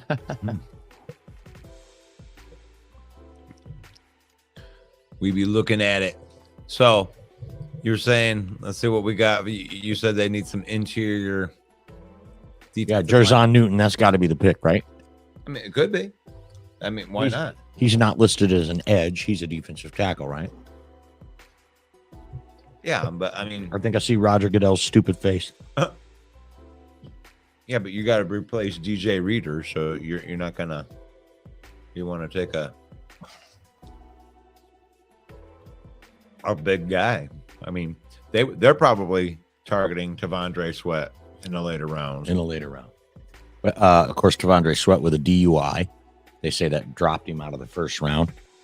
Might be a steal for someone.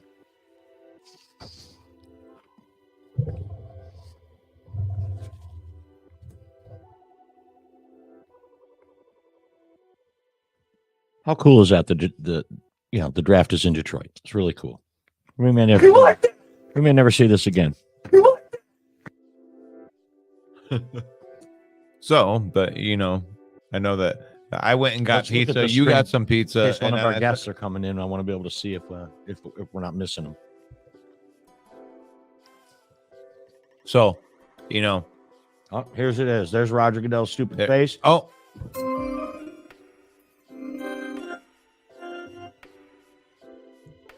Amarius Mims, Yep. Georgia, defensive tackle. No, offensive. That's what I meant. Offensive tackle. So they do not go defensive tackle or wide receiver. They go offensive line. The big kid Mims from Georgia. I like it. I mean, now the Los Angeles Rams are on the board. And they have corner listed as their biggest need. We've got to see a corner off the board now. You got Amarius Mims. He's rated as the 20th overall prospect. I mean, there are no surprises right here other than the fact they just are not taking any defensive players. Amarius Mims, 6'7".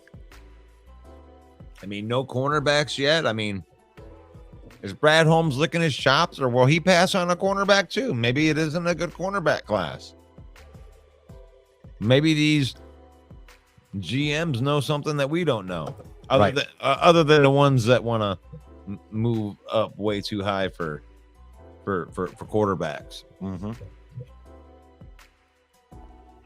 You don't want to get desperate. The Rams here picking at 19. They can use a corner help big time. They've got their pick of them. And then Pittsburgh, after that, they have wide receiver and center listed as in the need. So before the Lions, there are only two teams that need a corner before the Lions, or have it listed as need. And that is the Rams and the Eagles. And Green Bay.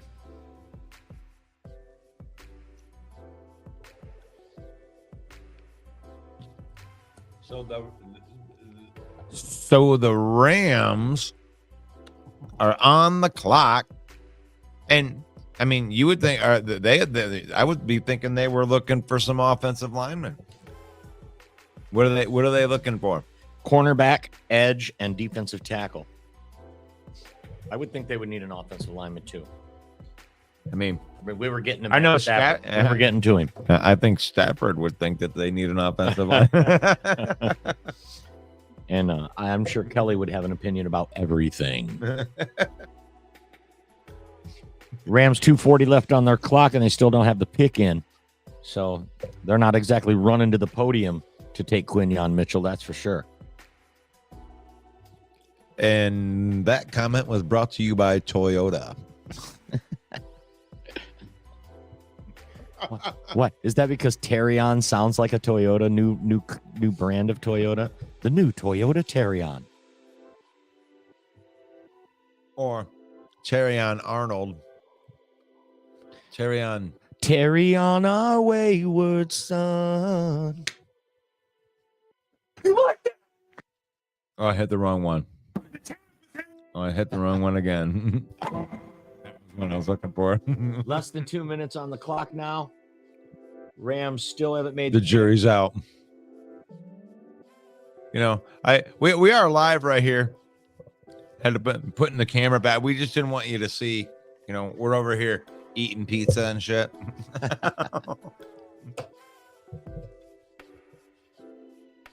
But this man is licking his chops right now. The pick is in. They made it under the clock. Oh, well, they just said the pick was in. Rams. So, you know, Okay, we should go to commercial. They lost Aaron Donald. They're highlighting how they lost Aaron Donald to retirement. Because so you got Jared Verse. I don't know if you might be looking wide receiver. You got Adonai Mitchell, Graham Barton, tackle. I mean, and really, there's just a plethora of cornerbacks that are available right now. So I don't know. Everybody's got an attitude with cornerbacks this year. Lucky us. So, what pick are we on now? This is pick number 19, Los Angeles Rams. So After that, we're at pick 20 with Pittsburgh Steelers and then the Miami Dolphins. well, you gotta like that, man. I do like that. You like it? You had a run on defensive players starting at 15, 16, 17.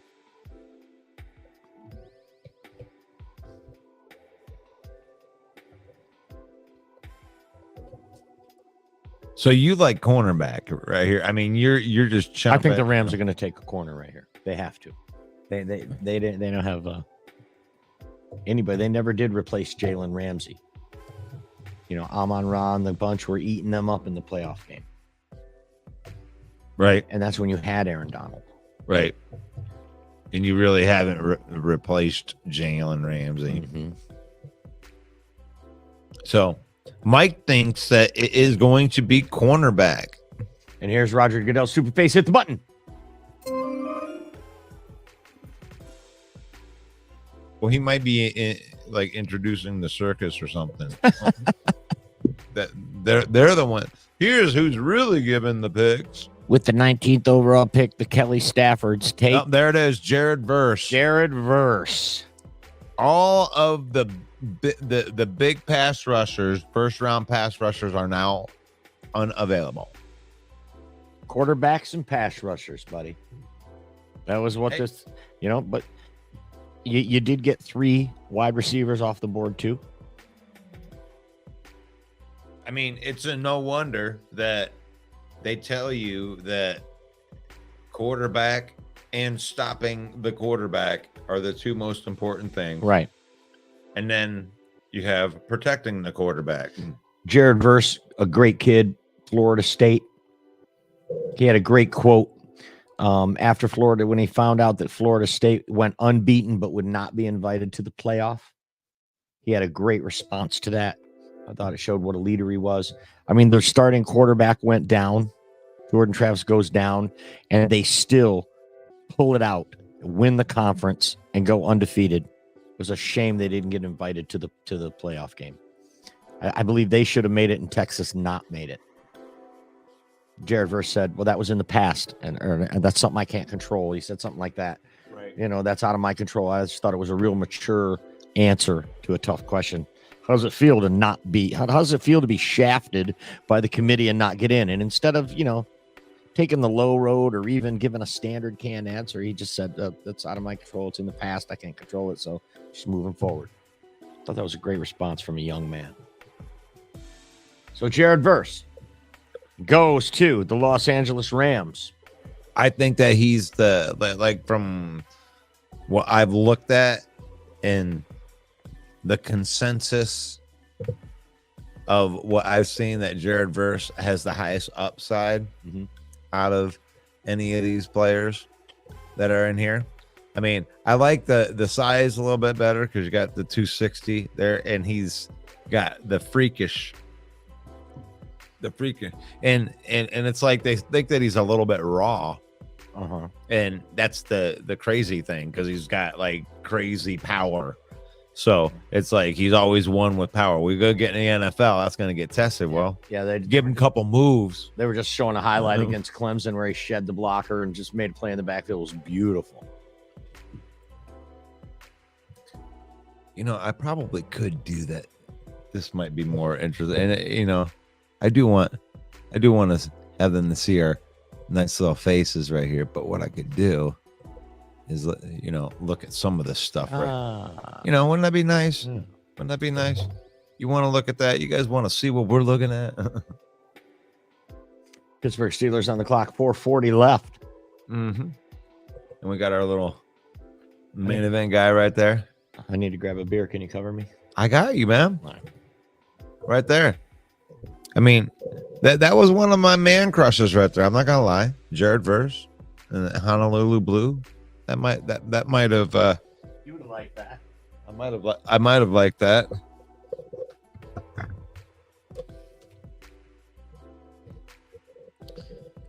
But the Steelers, they say the pick is in, but you know how that works, right there. They're gonna sell a couple telephones and some Aflac, and it's gonna be hooked up for you. But I'm loving this because we're at pick 20, and the Pittsburgh Steelers are on the clock. My good friend Mikey from Muskegon Posse. I don't know. He's in there. I know that he's a Steeler fan, and I respect the Steelers. My first memory.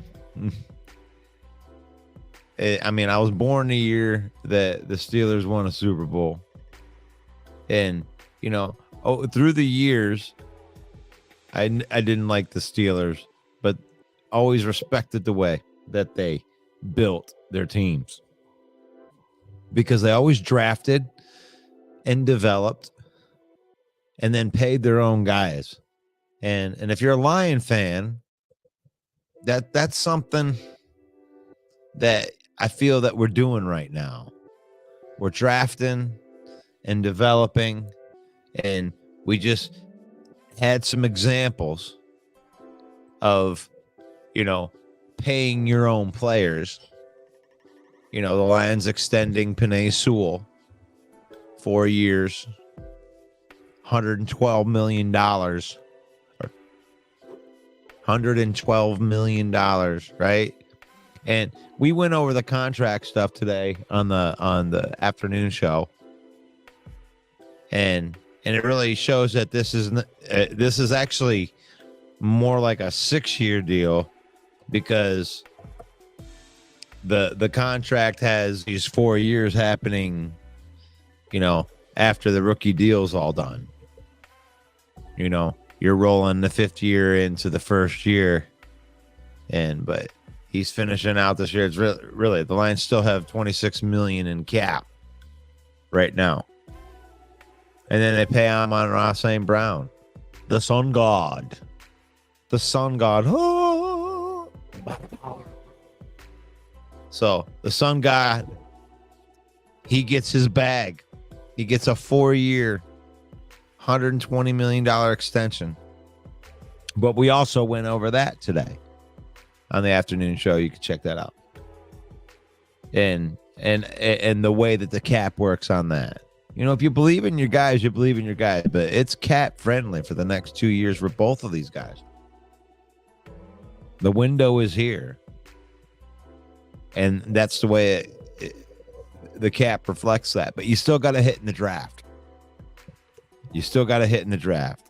Steelers are on the clock right now. And who do you think they're going to take? Who do you got? I'm over here. Let me get myself in the middle here.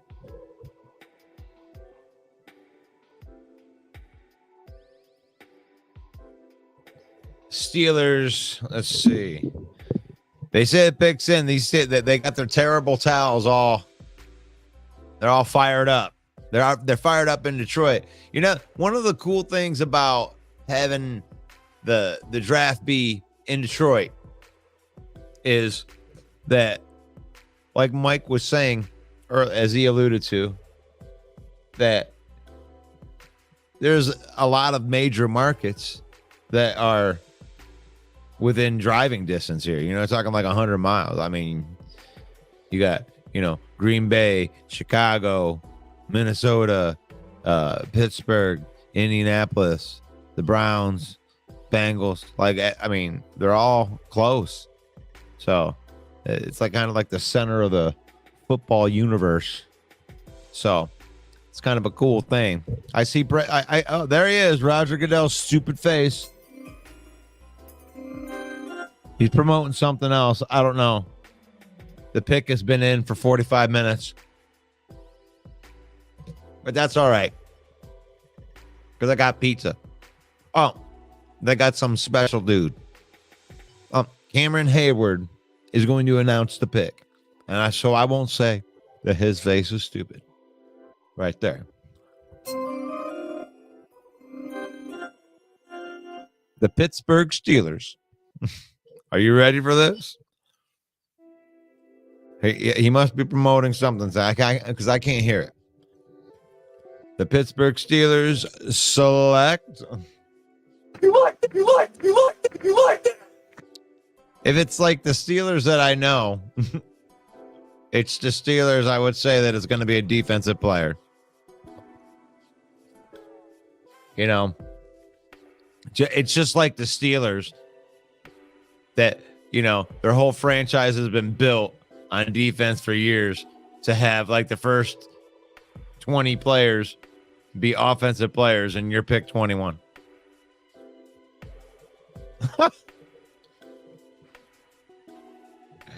Oh my God, I eat my own words right there. But Mike will be happy to know that it is another offensive player, Fautanu. Another offensive player. Another offensive player off the board. Brad Holmes. Wow. Oh, that makes me feel so good. I mean, I know we're doing a draft show right here, and I'm telling you about all these guys. But I'm excited as a Lions fan. Looking at all of these offensive players going off the board. Fautanu.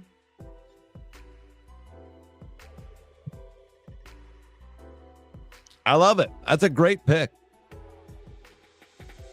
That's a great pick. Pittsburgh kind of player. Fautanu. The first look right there. 6'4", 317 pounds.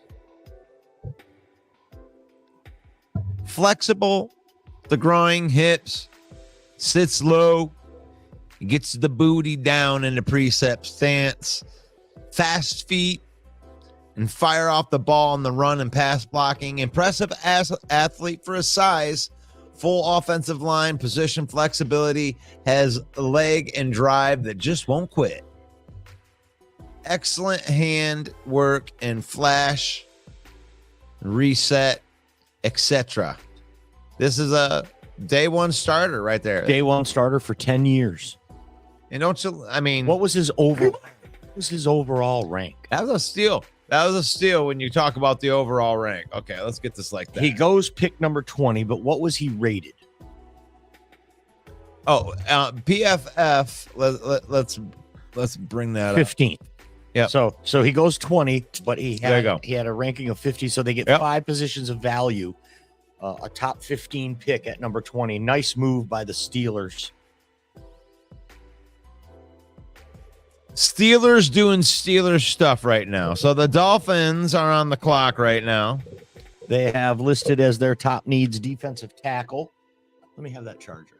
Defensive tackle, tight end, Fell off. offensive tackle, and edge. But we know the Dolphins have a lot of needs. So the Dolphins, the Dolphins, it seemed they just got off of the contract of Xavier Howard. So this might be a spot where you could look and get a cornerback because Well, they still have Jalen Ramsey, but they're going to need to replace Xavier Howard, like you said. yeah, I mean, and plus They don't even have corner listed as a need. Oh, it looks like our good friend Mac Brooks is in the back room. All right, let me get this out of the way and then I can get For some reason it's not coming out. It's our good friend Mac Brooks from the Mac Truck Podcast. How you doing, Mac? Good to see you. Gentlemen, it's been a pleasure. How are we? So good. You were on our show, a couple years ago? I think we had like 1,200 followers. We're like close to 50,000 as of today, Mac. So thanks for being back on the show. I put out a nice promo about your podcast. People can hear, but you're a big Dallas Cowboys fan, right? Die hard. I have been a Dallas fan for pretty much my whole life.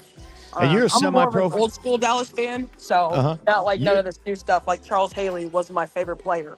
Right on. I know you play semi-pro football too, don't you? I sure do. Yeah. I sure do. That's awesome. We got a real player on. Anything about this draft surprise you so far? Everything. Yeah. Okay, let's just start with, and I apologize if there's a lot of background noise. That's okay. I'm We at, got you good. We can hear you loud and clear. Perfect. I'm at one of my favorite spots here in Des Moines, Iowa, where I live, called Game Day. So if you guys ever get out here, make sure you come to the spot. Nothing but sports here. But in terms of the draft, let's just start with J.J. McCarthy going to the Minnesota Vikings. Okay, being an Iowa graduate, I hate everything about Michigan, but I love that pick for Minnesota. Minnesota needed a quarterback. Nick Mullins ain't going to get it done. Okay, right. Let's also talk about Michael Penix Jr. Michael Penix Jr., one of the best left-handed quarterbacks to come out of a college system, more accurate than Tua, a little bit more arm power, and a little bit taller. He is a little bit injury-prone, but coming out of Indiana and then redshirting that first year at Washington clearly hasn't seemed to phase him. I do see a lot of Falcons fans talking about why didn't we get Brock Bowers and all of this, and I'm just like, your team picks for what they need. You just got Kirk Cousins on a $100 million contract. Desmond Ritter's not going to get the job done for you, so he's going to be at least number 2 or 3.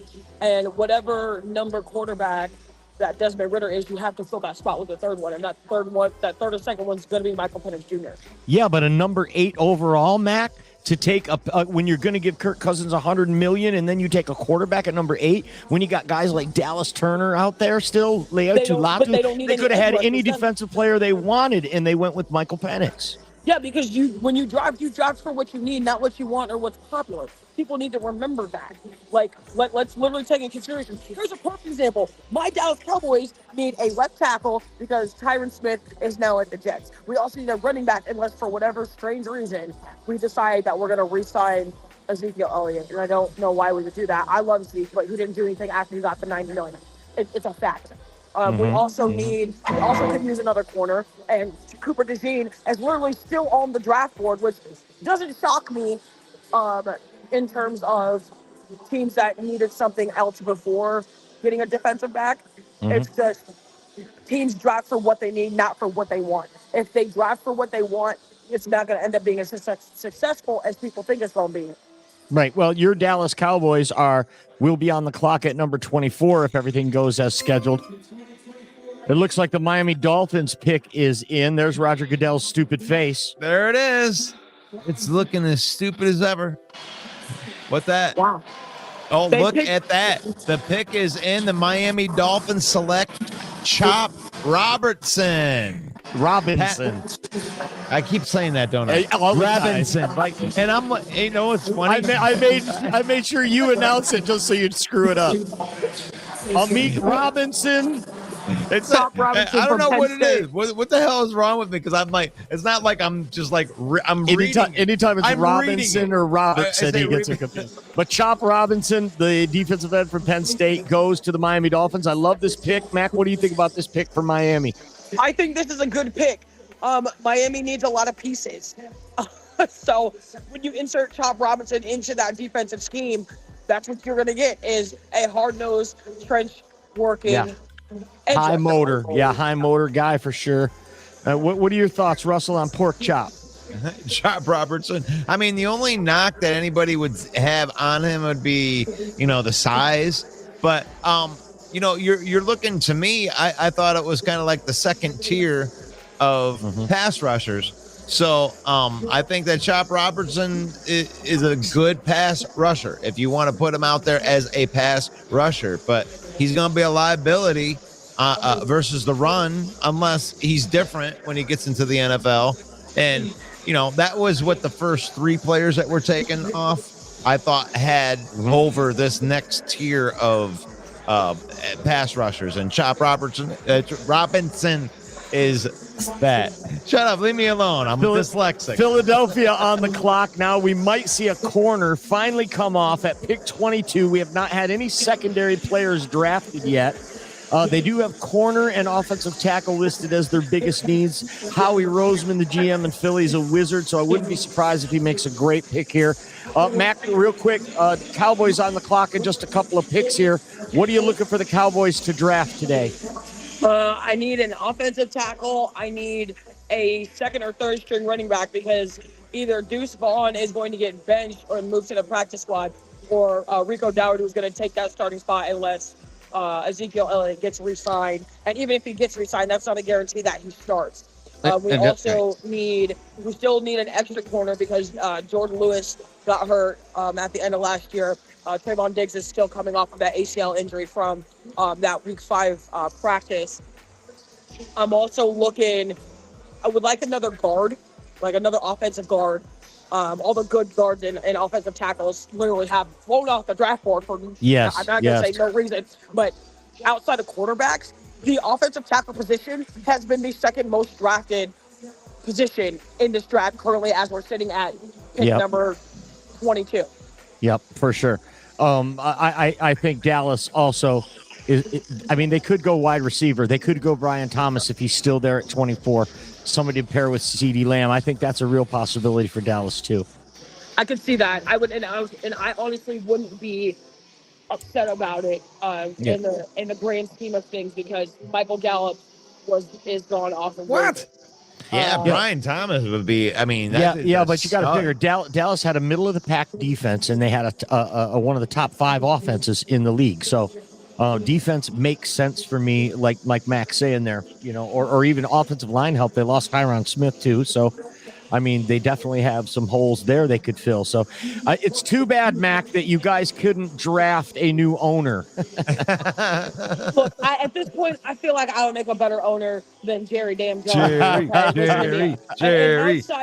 And outside of Dallas normally doing Dallas things and screwing up this draft, I don't actually think they're going to screw this up. I will say that their defense was top 10, top 5 this entire season, but you have to add on to it. You don't have Leighton Vander Esch anymore. Right. That's a great call out. I love it. Right. So Philadelphia, your arch enemies here in the NFC East are on the clock, and they say the pick is in. Yep, and it looks like it said Nate Wiggins. Well, they were just showing Nate Wiggins in his draft party, but they haven't made the pick yet. Oh, okay. Man, they keep on doing what? I hate that. I hate that. I don't want to see the people that it ain't. Come on. Right. Come on, NFL. Look at the war room in Philadelphia. do It looks like a better. freaking funeral, doesn't it? Gee Do whiz. better, NFL. What are we doing? Come on. Right. Well, they're selling their stuff. They sold a lot of pops and cars and jewelry and insurance. They got that down. I'm telling you. But what would you think that the Eagles would do? Well, they don't need a running back anymore because they signed Saquon. Right. They don't need a quarterback. They don't need Devontae wide Smith. receiver. They don't need a corner. They don't need a wide receiver. Obviously, they don't need a quarterback. They Um, they lost Jason Kelsey. They lost did. They do need a Hassan center. Reddick. mm, They lost Hassan Reddick, but they've been replacing these guys and drafting these guys replacements already. well, Howie Roseman's the best in the business. I mean, and to be honest, I'm not even convinced that Jason Kelsey was really ready to retire. But I think because of the tenure and resume of football that he has put together since he went to the University of Cincinnati, I think that was his calling. Like, I've got a Super Bowl. I'm done. I want to enjoy my time, enjoy my life, just like any other, older athlete that's been doing their game or craft, for the longest, like myself included. Like, just I'm taking this year off because I'm 32 years old. I fight MMA. I'm in school. I have 2 jobs, and I just need a break. But that doesn't mean football will never not be there. Right. I love it. We're talking to Mac Brooks from the Mac Truck Pod. You can find that anywhere where you find your podcast, anywhere where you get your podcast. It is all sports from the perspective of a female athlete herself. So, Mac Brooks, thanks so much for being here. We're gonna keep you on here now because Dallas will be on the clock here in 2 more picks. And if you want to stay with us, you can. And it looks like Roger Goodell now going to make the pick for Philadelphia. Oh, a stupid face is there. That's how I know when to ring the bell. You just got to take one look at Roger Goodell's stupid face. As long as he's not going to. And for me, it's the constant booze every single year for him. And I don't really think he's a stand-up guy by any damn means, but the fact that these folks out here just be booing the hell out of him, I love it. Like, it's the thing, isn't it? It's the thing to boo him. It's kind of great. And really, when you look at the body of work, he's really improved this league. He's done actually great work. Yeah. So, yeah, he has. And I think stupid guy making all the money.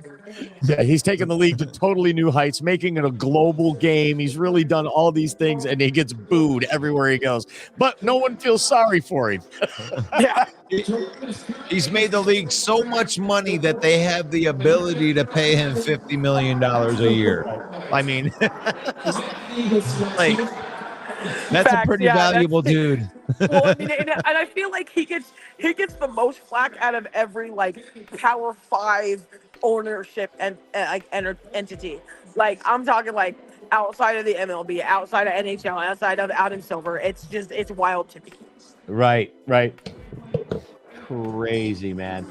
They All are right, really, here we go, fellas. They are really milking it, aren't they? I don't know. Quinyon Mitchell. Oh, there goes the corner. There's the first pick. They picked Quinton Mitchell.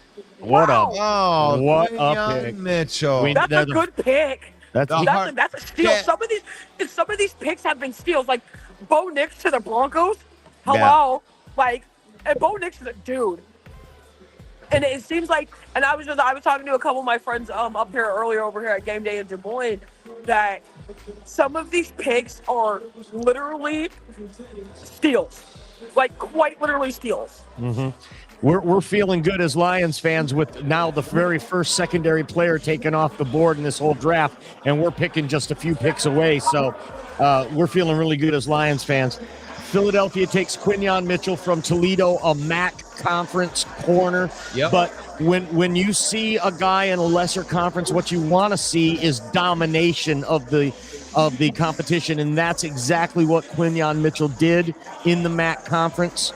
MAC Conference Defensive Player of the Year, and an incredible talent. Impressed everyone in all the pro day and the combine. Number 1 rated corner in this draft. Shot up the draft boards after the Senior Bowl, where he totally dominated. So Quinyon Mitchell goes to the Eagles to shore up an already pretty tough defense out there in Philadelphia. Jacksonville now on the clock because they traded with Minnesota. So Jacksonville at 23 is on the clock. So I want to give needs a lot too. Yeah, they have defensive tackle, offensive guard, and corner listed as needs. So I was going to give a little Quinyon Mitchell right here. Quinyon Mitchell, I know that Chad, I know his heart broke right in half because I know that he wanted a Quinyon Mitchell to be in the Honolulu Blue, but you're talking a 6-foot corner. He weighs $196, and I like just reading these pros right here. Very impressive athlete, body control, explosiveness, and the top speed are well above average for the pros. The pedal is smooth and loaded to break on the ball at any second. Downhill speed in off coverage is strong. Quarterbacks threw his way a lot, and they didn't believe they could get it there, and he often did. Quinyon Mitchell's top end speed is ridiculous. Yeah. Well, Just to put some things into perspective, I'm 5'10" and 250. I played fullback and defensive tackle. He is 6 foot even and a quarter, and he's a buck nut. I got at least 85 pounds on him. There's absolutely no reason why anybody that just almost paper thin should run as fast as him. And he does it with power. It's not like he's trying to run a 200-meter dash. This man is out here just bulldozing folk that are bigger than me. Mm-hmm. Yeah, the knock on him is that he's not real good in press man coverage, which you see a lot of teams playing this year in this modern game. So that's the one knock on him. So he's going to have to improve his game there if he wants to survive at the next level. When you come from the MAC conference, I'm not knocking the MAC conference, but it's not the SEC. You're not seeing the level of competition. And now you're going to the NFL. So you better be able to fix your deficiencies. Go ahead, Matt. No, I'm sorry, I didn't mean to interrupt, but not even just the SEC. It's not a Power 5. Like it's Right. not a Power 5 set. Like the Big Ten is known for trench work defense. Yes, It's known for yes. press coverage. It's known for everything that you see Big Ten players outside of offensive players draft for. The same thing in the SEC, same thing in the ACC, the same thing in the Big 12 and the Pac-12. Okay, that's just how it is. And then, just like you said, it's not a knock on the MAC conference. It's just the MAC conference is more. The Pac-12 and MAC conference are very similar in terms of flashy gunslinging. Yes. Cool, like hard-nosed Jerome Bettis playing football. Where when you move down to the South, Southeastern Conference, that type of thing, it's all long balls, and stupid fast receivers. Right. But their defenses always lack. There's always a conference that lacks something that the other conferences are good at. And unfortunately, the MAC conference being in those types of realms and atmospheres where people or teams rather stick to what they know because they've been winning with it. You have to open your freaking mind. Like you have to open your playbook. You have to explore what you have with your players. And that's just football across the board. It's not even college. Women's semi-pro, women's pro, NFL, it doesn't matter. Like you have to be willing to open your playbook in order to change the trajectory of how you either win games or how you're using your players. Damn, that's such a good analysis, Matt. Thank you for that. That's awesome. Yeah, you're so right too. And I do think that we're moving towards 2 super conferences, and that's what we're going to see. In our lifetime, we're going to see just like an American and a National Football Conference, an AFC and an NFC. You're going to see the SEC and the Big Ten absorb all of these other conferences, and we're going to see 2 big super conferences. And you're going to see a tournament. That tournament for the college national championship might end up rivalry. There it is, Brian Thomas Jr. to the Jaguars. There we go. So Wow. he's not going to go to the Cowboys. So your Cowboys are on the clock right now, Mac. Brian Thomas, the wide receiver from LSU, goes to the Jacksonville Jaguars. Look at that. More weapons That's crazy. for That's a Trevor good pick, Lawrence. too. Brian Thomas is a beast, man. Here's a guy that was rated as like a possible day 3 pick when they very first started the draft process. And this guy just worked his way up. And then when he went to the combine, he runs like a 4.3 40 at 6 foot, whatever. I think he's like 6'4 or 6'3. Let me look on here. I think he's 6'4" and a quarter is what I saw. I could be wrong. I'll find him on here. Where you at, Brian? Where you at, Mr. Tom? There you go. That's a big 6'4". Wow, that's a big X receiver outside the numbers, right? 205 pounds. I got on PFF right here. PFF has him rated as the 25th overall prospect in the draft. I mean, you're just talking about a guy. He's got the route tree. He's dangerous. He can create separation. He can catch contested balls at 6'4". I mean, what a great pick for the Jaguars. And if Trevor Lawrence is as billed, that should be able to unlock that because they got some playmakers over there now. Right. Well, and when you think about the level of play that he came from with Malik Neighbors, with Jaden Daniels, with Brian Kelly down there in the Bayou country, they know flashy football, and not even just flashy football. They know good football. Like they have created a pedigree even before Brian Kelly became the coach. Oh, for sure. So you excited? Are you antsy? Not even. feel- If you can see the undaunting excitement coming off of my face, I just don't want Dallas to screw this up. Well, I mean, there's some really. I mean, Graham Barton from Duke is a tackle, offensive lineman. You can't go wrong right there. Wide receiver Donnie Mitchell from Texas, 6'4", go get it type of wide receiver is still available. I'm trying to see if we got anybody else in the top here. I think they've wiped out all the other top ones right there. Let's see what we got on the second page. Jackson Powers Johnson, Troy Franklin, wide receiver from Oregon. Yep, 6'3", go get it kind of wide receiver. Peyton Wilson, if you're looking linebacker style. Well, in Dallas, now that I think about it, Dallas also needs a punter. You know who's in the draft, who is the best punter in college football? Corey Taylor from the University of Iowa. I could see him going there. I honestly could see Cooper DeJean going there. Not super likely, but I could see either one. I could also see Logan Lee being picked up as another edge rusher or a middle because we don't have Jonathan Hankins anymore. Randy Gregory's gone. What about Eric All? Where do you see Eric All going in this draft, Mac? Super late first, second round. And What was his injury? We couldn't remember earlier when we were talking about it. Was it an ACL or was it a broken leg? ACL. Yeah. Yeah. Him and Cade literally tore the same leg almost 2.5 weeks apart. Okay. Eric All tore his ACL in the middle of the Utah State game back in Kinnick Stadium in week two or three, and Cade McNamara tore his ACL during spring camp of 2023, and then tried to play in the Penn State game and couldn't even bear any weight on it. But I just went to the Iowa spring game, and you couldn't even tell he was hurt. Like, literally couldn't even tell. Both a couple of former Michigan Wolverines. Yeah.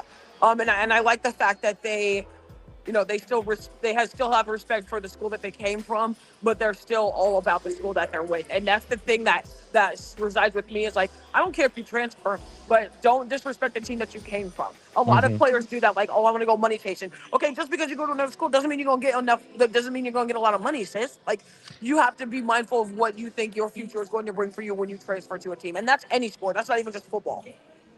1 minute and 34 seconds on the clock for the Cowboys, and they still don't have the pick in yet, so they're not exactly rushing up to the podium with it.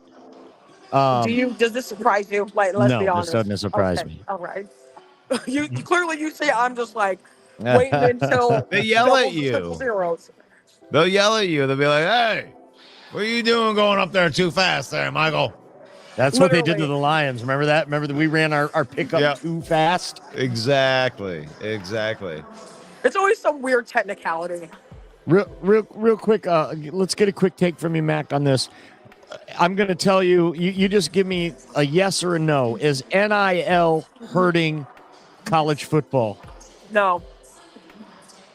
And do you think that it's changing college football? Yes. And aside from the players getting paid, because everybody can get behind that, what are some of the downfalls of the NIL and the impact on college football? Well, let's start with the impact in terms of, and just outside of football, any collegiate sport these days is more or less seen and treated as a job.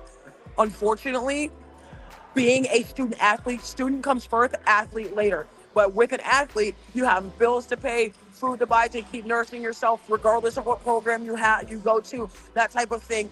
These college athletes also need an avenue to be able to have their own money and to be able to pay their own bills while they're still in college. Like I went to a smaller D2 school and played basketball and softball, and even with the very little bit that I got, it was still hard to get a job in the summer and save up and things like that. Dallas just traded their pick to the Lions. Yes! Whoa! You have that. Did I not tell you some stupid stuff was going to happen? What? Yes. What? The Lions are on the clock, baby. We moved up from 29 to 24. You know what? They took Quinyon Mitchell, and Brad's not going to let another defender go by that he wants. So Wait a minute. I love it. I love it. And the pick is in. Look at these Lions fans looking ridiculous. They are ready. That's your fan base, y'all. Are they going to do? That's fam right there. I wonder if Dallas traded that pick to try to get Cooper DeZean, because he's projected to go 29. Right. And that's a guy that the Lions did not bring in for a visit. Probably not a guy they were looking at, and maybe Dallas has them on the radar. So essentially Dallas only moved down 5 picks. And I knew some crazy was going to Lions happen. fans, you could thank Main Event Mike right here for bringing on a Cowboy fan, and that's who we end up trading with. Yeah, so that is hey. Yeah. Oh, here's for everybody. Hey. You know what? And I should not even sit here and pretend like I'm freaking surprised, but yet here I am, shocked as hell. You can't write it better. This is like a storybook. Yeah, for y'all. Storybook. And who are we going to get now, brother? That's the only logical thing that I can come up with Dallas. They traded their. And look, my fiance just texted me and was like, "Is Dallas stupid?" Yeah. However, outside of that, you know what? They didn't do anything in free agency. They let players walk. They didn't do anything in free agency, and now they moved down in the first round. What is going on with Jerry Jones? I'm telling you, they have to be. They normally don't do some weird SHIT like that unless they actually have a player in mind. Because when you think about it, they did the same thing to Micah Parsons. Oh yeah. Yep. They did the same thing to Micah Detroit Parsons. Lions. And the Detroit Lions were going to take Micah Parsons, and they Brad Holmes got his way and took Penei Sewell, and the rest is history. Absolutely. And there's Terrion Arnold. There he is. The Lions will move up in the first round and take Terrion Arnold. I predicted that a month ago. I'm not one of them. I said it. Tell me, Russ. I did not call that. Hey, you and I can talk about that, This is a picture of a guy right there. They have not picked him yet, but the pick is in. But they did that to us last time. They show a guy in the green room, and then it wasn't him that they picked. That's right. And we got fooled on that. Remember last year we thought that we picked Christian Gonzalez? Yeah. And then it was Jahmyr Gibbs? Yeah. And we both sat there with a stupid look on our face. We were completely flabbergasted, our jaws hanging out. What the hell just happened? All right, Lions fans, are you ready, Lions fans? You know how irritating if y'all get Cooper DeJean, I'm about to throw this phone across the room. Well, Cooper DeJean is. I've listened to a couple people that list him as a safety hybrid, like a middle of the field. He is a true corner, and he listed himself as a corner. They wanted to switch him to safety so bad. And hit the buzzer. Iowa was corner. They got a bunch of punt, pass, and kick winners or something. Jesus Christ. It is the flag football champions. My gosh. Why do you got to do shit like this? Come on, Goodell. Right, and it's bad enough that Dallas fans are suffering, and I can guarantee you, if I go back to my Facebook post, my entire fan base is fussing right now. We were the first we want to thank to see Detroit because I tell you what, if they go to commercial before announcing it, I'm going to chuck this phone across. Do you know how angry I'm going to? Do you know how angry for you I will be if that happens? These Lions fans right in the D. after this, and we're gonna let you know. And the Detroit Lions select The selection Don't do is. it. Terrion Arnold. Come on. Come on. You want to be right. Terry Arnold, look at you. Nice. Yeah. That's a good Terrion pickup. Arnold, baby. That's a good pickup. That's right. Terry The Arnold was 27th ranked defense against the pass last year just got a little bit better, folks. Oh, Terrion Arnold, corner little from bit. Alabama. So fluid in the hips, so impressive. Brad Holmes went down to the pro day in Alabama. People speculated he was looking at Kool-Aid McKinstry or Dallas Turner. I thought right then and there, it's probably Terrion Arnold.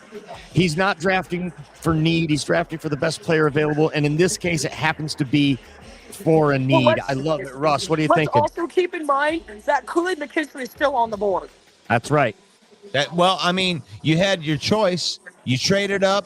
You had your choice, but you chose 6 foot even Terrion Arnold, 196 pounds. And No, I think there- we're getting Cooper DeJean.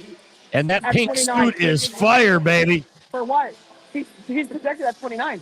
Oh yeah, all these Lions fans love you now, brother. You are the man today. Don't Look at all get the Lions drafted. fans. Yeah, baby.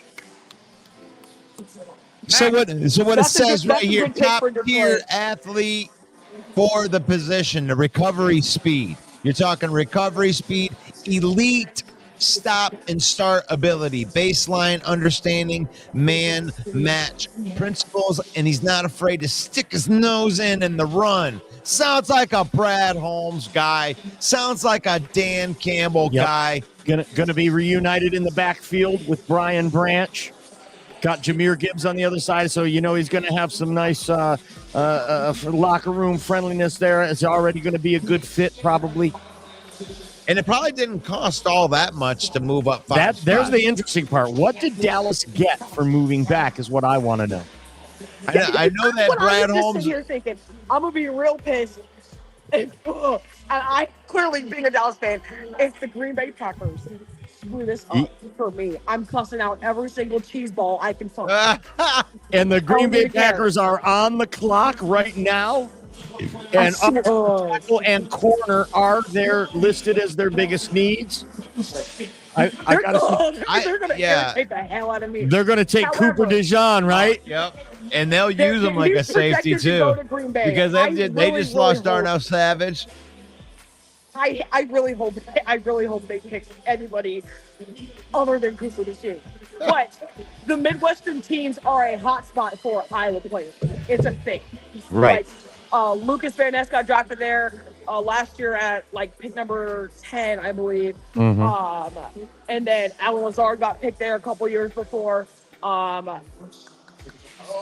I mean, there's been a bunch of people from the state of Iowa college football system that have been drafted to Chicago or a Green Bay or a Minnesota. So it's not going to shock me. It's just going to irritate my fandom.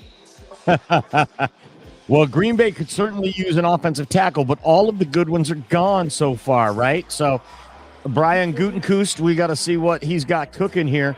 They say the pick is in. It could be Nate Wiggins rather than Cooper DeJean, right?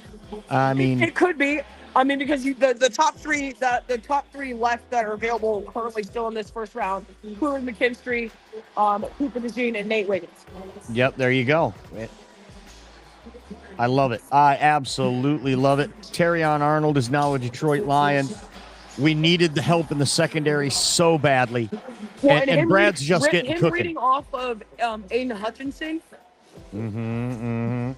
Well, we made some upgrades too. We got DJ Reader on the defensive line now. That's going to make our other players on that side better too. So, boy, getting a shutdown corner over there.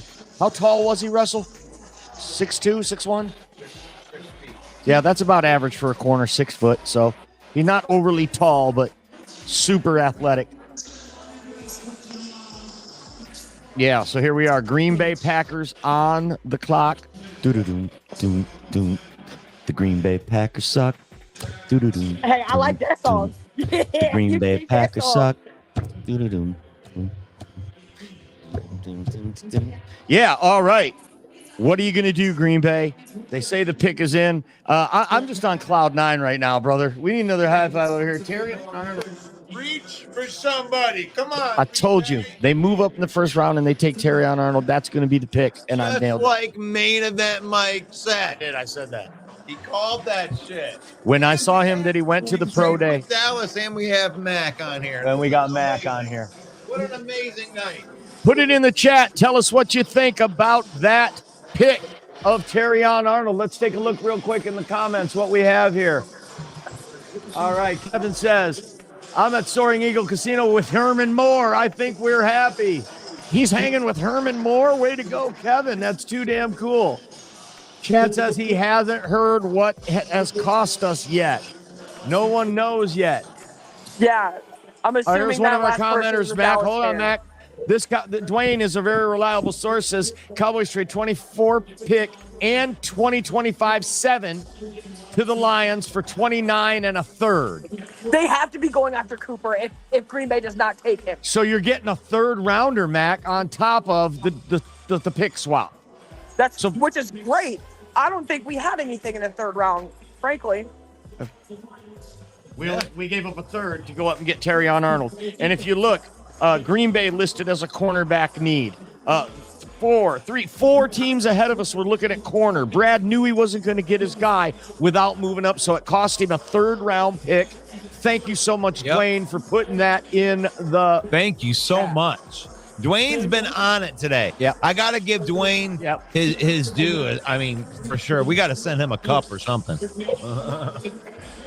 We're talking to Mac Brooks from the Mac Truck Pod. Podcast available anywhere where you get your podcast. It is all sports talk from the perspective of a female athlete, and she brings the heat. She brings the good takes. In case you haven't noticed on our very program here tonight, she's killing it with some of these takes. Now she's waiting as Roger Goodell is about to break her heart and take an Iowa Hawkeye to play in Lambeau. Drum roll, please. Oh, there's a chance. No, Jordan Morgan. Jordan Morgan. Offensive tackle. Offensive tackle. They needed a tackle. They They did. needed a tackle. But that makes me feel better. I got a chance. Woo! Okay. Another Dallas, offensive. So far, we're okay. There you go. Jordan Look at Morgan. that Let's right. look him up real quick. He's an offensive tackle from Arizona, University of Arizona. Definitely, we thought all the talent was taken. Jordan Morgan, I saw mocked in the second round. Every damn mock, he was mocked in the second round. Green Bay, Gutekunst. What did you do, Goody? Yeah, He's I very- mean, that's he's a very solid good with Point pick. of contact. His point of contact in terms of pass blocking or run blocking rather is very, very underrated. It's Okay. kind of scary. Looks like, I mean, he had an 83.5 overall grade for PFF. Looks like he played 477 pass block snaps, 310 run block snaps. So he's got experience. Also, I both. need to give a quick shout out to somebody in the comments. Ken Fisher. Nobody asked for your opinion on the Dallas Cowboys. I'm sorry that you must be like a Raiders fan or something, sis. No one cares. Yeah, not a lot of Dallas fans on our show, Matt. Sorry. And that's totally fine. I'm perfectly fine being the resident one. Just let all your friends and fans know that I'm not the one to mess with. You got the You're right not, girl you're on the not. right day. He's not the one. I can vouch for that. He's not the one. Tampa Bay is on the clock. Tampa Bay is on the clock, and they have wide receiver and center and offensive tackle and edge rusher listed as needs. Wide receiver seems to be dried up for first rounders. You would think. Center Jackson Powers Johnson, the highest rated center, still on the board. Yeah. He could go here at 26 to the Buccaneers. That would be a good pick for the Bucs, I would think. To go with Tristan Wirfs. They need some offensive line. They were terrible running the ball last year. They could their use some run offensive line. game was absolutely atrocious. Absolutely atrocious. Everybody knows they're good with the wide receivers. Their young tight end Cade Otton had a nice coming out year, and I think Baker Mayfield, he worked himself into another contract. He got himself paid a Daniel Jones style 2-year $40 million contract. So they're looking good on offense. They were a playoff caliber team with their offense and a stout defense, but that offensive line was a glaring need. I think that's what they got to go here is now with Jordan Morgan off the board. Who's left in the tackle pool or the guard pool? Zach Frazier's still there. Also, Sure, Graham Barton's still there. Both those guys are interior guys, and that's okay. I mean, you get an interior guy, you're looking at a plug and play starter when you're looking at interior guys because there hasn't even been one taken off yet. So No, there's been no interior offensive lineman taken. It's all been outside tackles. Yeah. And the thing with Graham Barton is he's one of those guys that's a Swiss Army knife. You can put him at the center. You can put him on any of the interior guards. And honestly, you could put him at the blindside tackle, depending on what hand your quarterback is. Because he is left-hand dominant, although he snaps with his right hand. You can tell by the way he maneuvers, he is a left-handed dominant player. Ah, interesting. So, I mean, how would you feel? I mean, what if they went offensive line? What if you guys selected like a Jackson Powers Johnson or a Zach Frazier? Yeah, how'd that make? I would be completely okay with it because again, Good. we're still looking. Hey. We're still looking to replace a Tyron Smith. Yeah. Hey, we love the big men on this show. Yeah, we do. We understand the importance of the middle and the trenches and winning the fight. Listen to me. If football were anything like it used to be in like the Steel Curran era and like the Charles Haley era, people would be finding ways to recreate the fullback position. Unfortunately, there's only one school that I know legitimately that uses a fullback, and yes, this is a little biased. It would be the University of freaking Iowa. My tried and true school. That's the right. basketball. They are very hard-nosed, old school Kirk Ferentz, Bill Belichick style. That's right. Run the ball 3 down your tight throat ends and a football. fullback. and they use tight ends correctly. They don't use them as decoys. They don't use them as a flash and pop pass. No, I'm going to block you and then release and catch the ball for 15 yards, and it's still going to take you 15 yards to tackle me. That's Hence right. Eric Hall. That's why they call it tight end U. Facts. Come on, Bucks. Oh wait, we got to sell some insurance first. Literally, got to sell some insurance. And a movie. And movies. Yes, and movies. Watch this epic production of Planet of the Apes. It's a new Planet of the Apes movie. That's right. Kingdom of the Planet of the Apes. All right. Let's get back to some draft picks here. Tampa Bay Buccaneers on the clock. After that, it'll be the Arizona Cardinals. The Arizona Cardinals picked at number 4 and took Marvin Harrison Jr. How impressive is this guy to you, Mac, Marvin Harrison Jr.? Oh, man. Marvin Jr. is a G. And to be honest, I think he's a little bit better than his dad. And that's Wow. his dad was a G. Yeah. His dad was a G. But, the apple doesn't fall far from the tree. He's got a little bit softer hands than Dad does. He's a little bit faster than Dad was. Dad was a little bit bigger. His field vision was a little bit better. But when you get into these situations and you have juniors as their predecessors to their fathers or their moms or whatever have you, they normally always end up being a little bit better in some respect or the other. Not all the way across the board, but they always end up being better. Unless you're Michael Jordan's kids But that's fair. or Damn. LeBron's kids. Damn, stop it. Mac's like, we're not going to have any Bronny bashing on this show here. No, well, and I mean, if we're going to talk Bronny for a quick second, I don't think USC was a great fit for him. I know he wanted to stay in Southern California where they're from and all that, but USC was not a great pick for him. Right. Well, Hell, he would have had a better chance coming up to Iowa or Iowa State. Hell. I mean, even out there though, he averaged 3.6 points per game. Yeah, I mean, why 3.5. send him to a school where he can't be a bigger a contributor? I mean, he went to a school where he could contribute and didn't. So, I don't know. It's a pretty okay. No Bronny bashing with Mac on the show.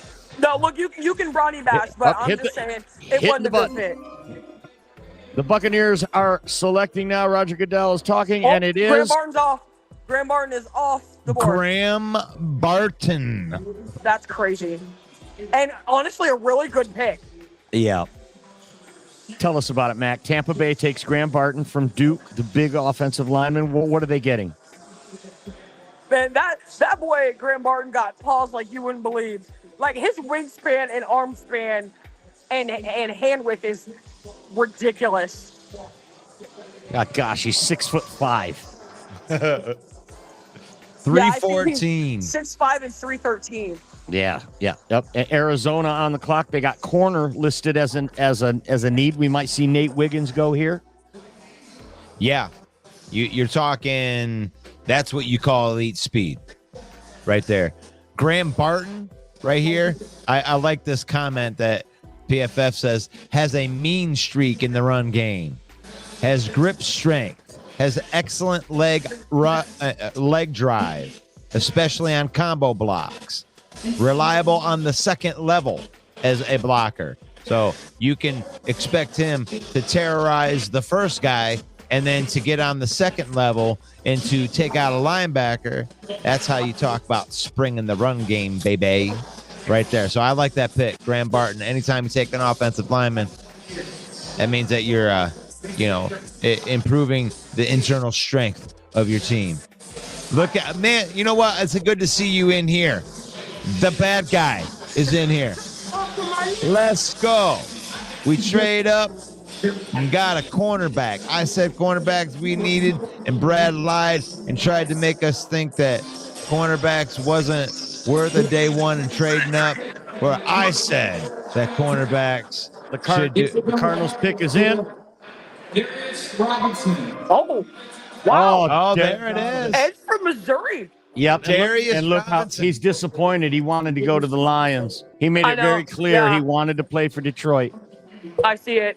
And now he's got to go play for the dumpster fire out on the West It's Coast. beautiful weather though, and Hey, you know what? Enjoy the weather. Have yourself a cocktail. you got Marvin Harrison Hey. out there now. Yourself a cocktail. Yeah, grab yourself a cocktail. Buffalo Bills on the clock. Where's Steve Salter? Don't plan on winning any game. Where you at, Steve Salter? You're not dependable. Supposed to have a Buffalo Bills fan coming in now, Come on, Steve. Come on. and then it'll be Dallas. It'll be Buffalo on the clock next. Is on the clock now, and then it'll be Dallas on deck. Dallas has edge rusher and defensive tackle and safety listed as their greatest needs. I'll be happy if they pick Cooper DeJean. I'll be very angry if they switch him to safety. Mac, that will if- irritate my life. Mac, I need permission from you right now. If they do pick Cooper DeJean, can I use your reaction as a reel? Damn straight. Absolutely. All right. Absolutely. We're doing it then. All right, we're gonna do it. And we'll put, we got to get her front and center up in there too. Yeah, I got you. Look, I'll even do a close-up. I got you. For sure. Okay, Buffalo's on the clock. What Buffalo needed? Oh, there he is. Look at that. Buffalo Now, needs wide receiver, corner, and safety. Oh, is he in? Yep, right here. Welcome to the program, Steve Salter. Steve Salter, welcome, sir.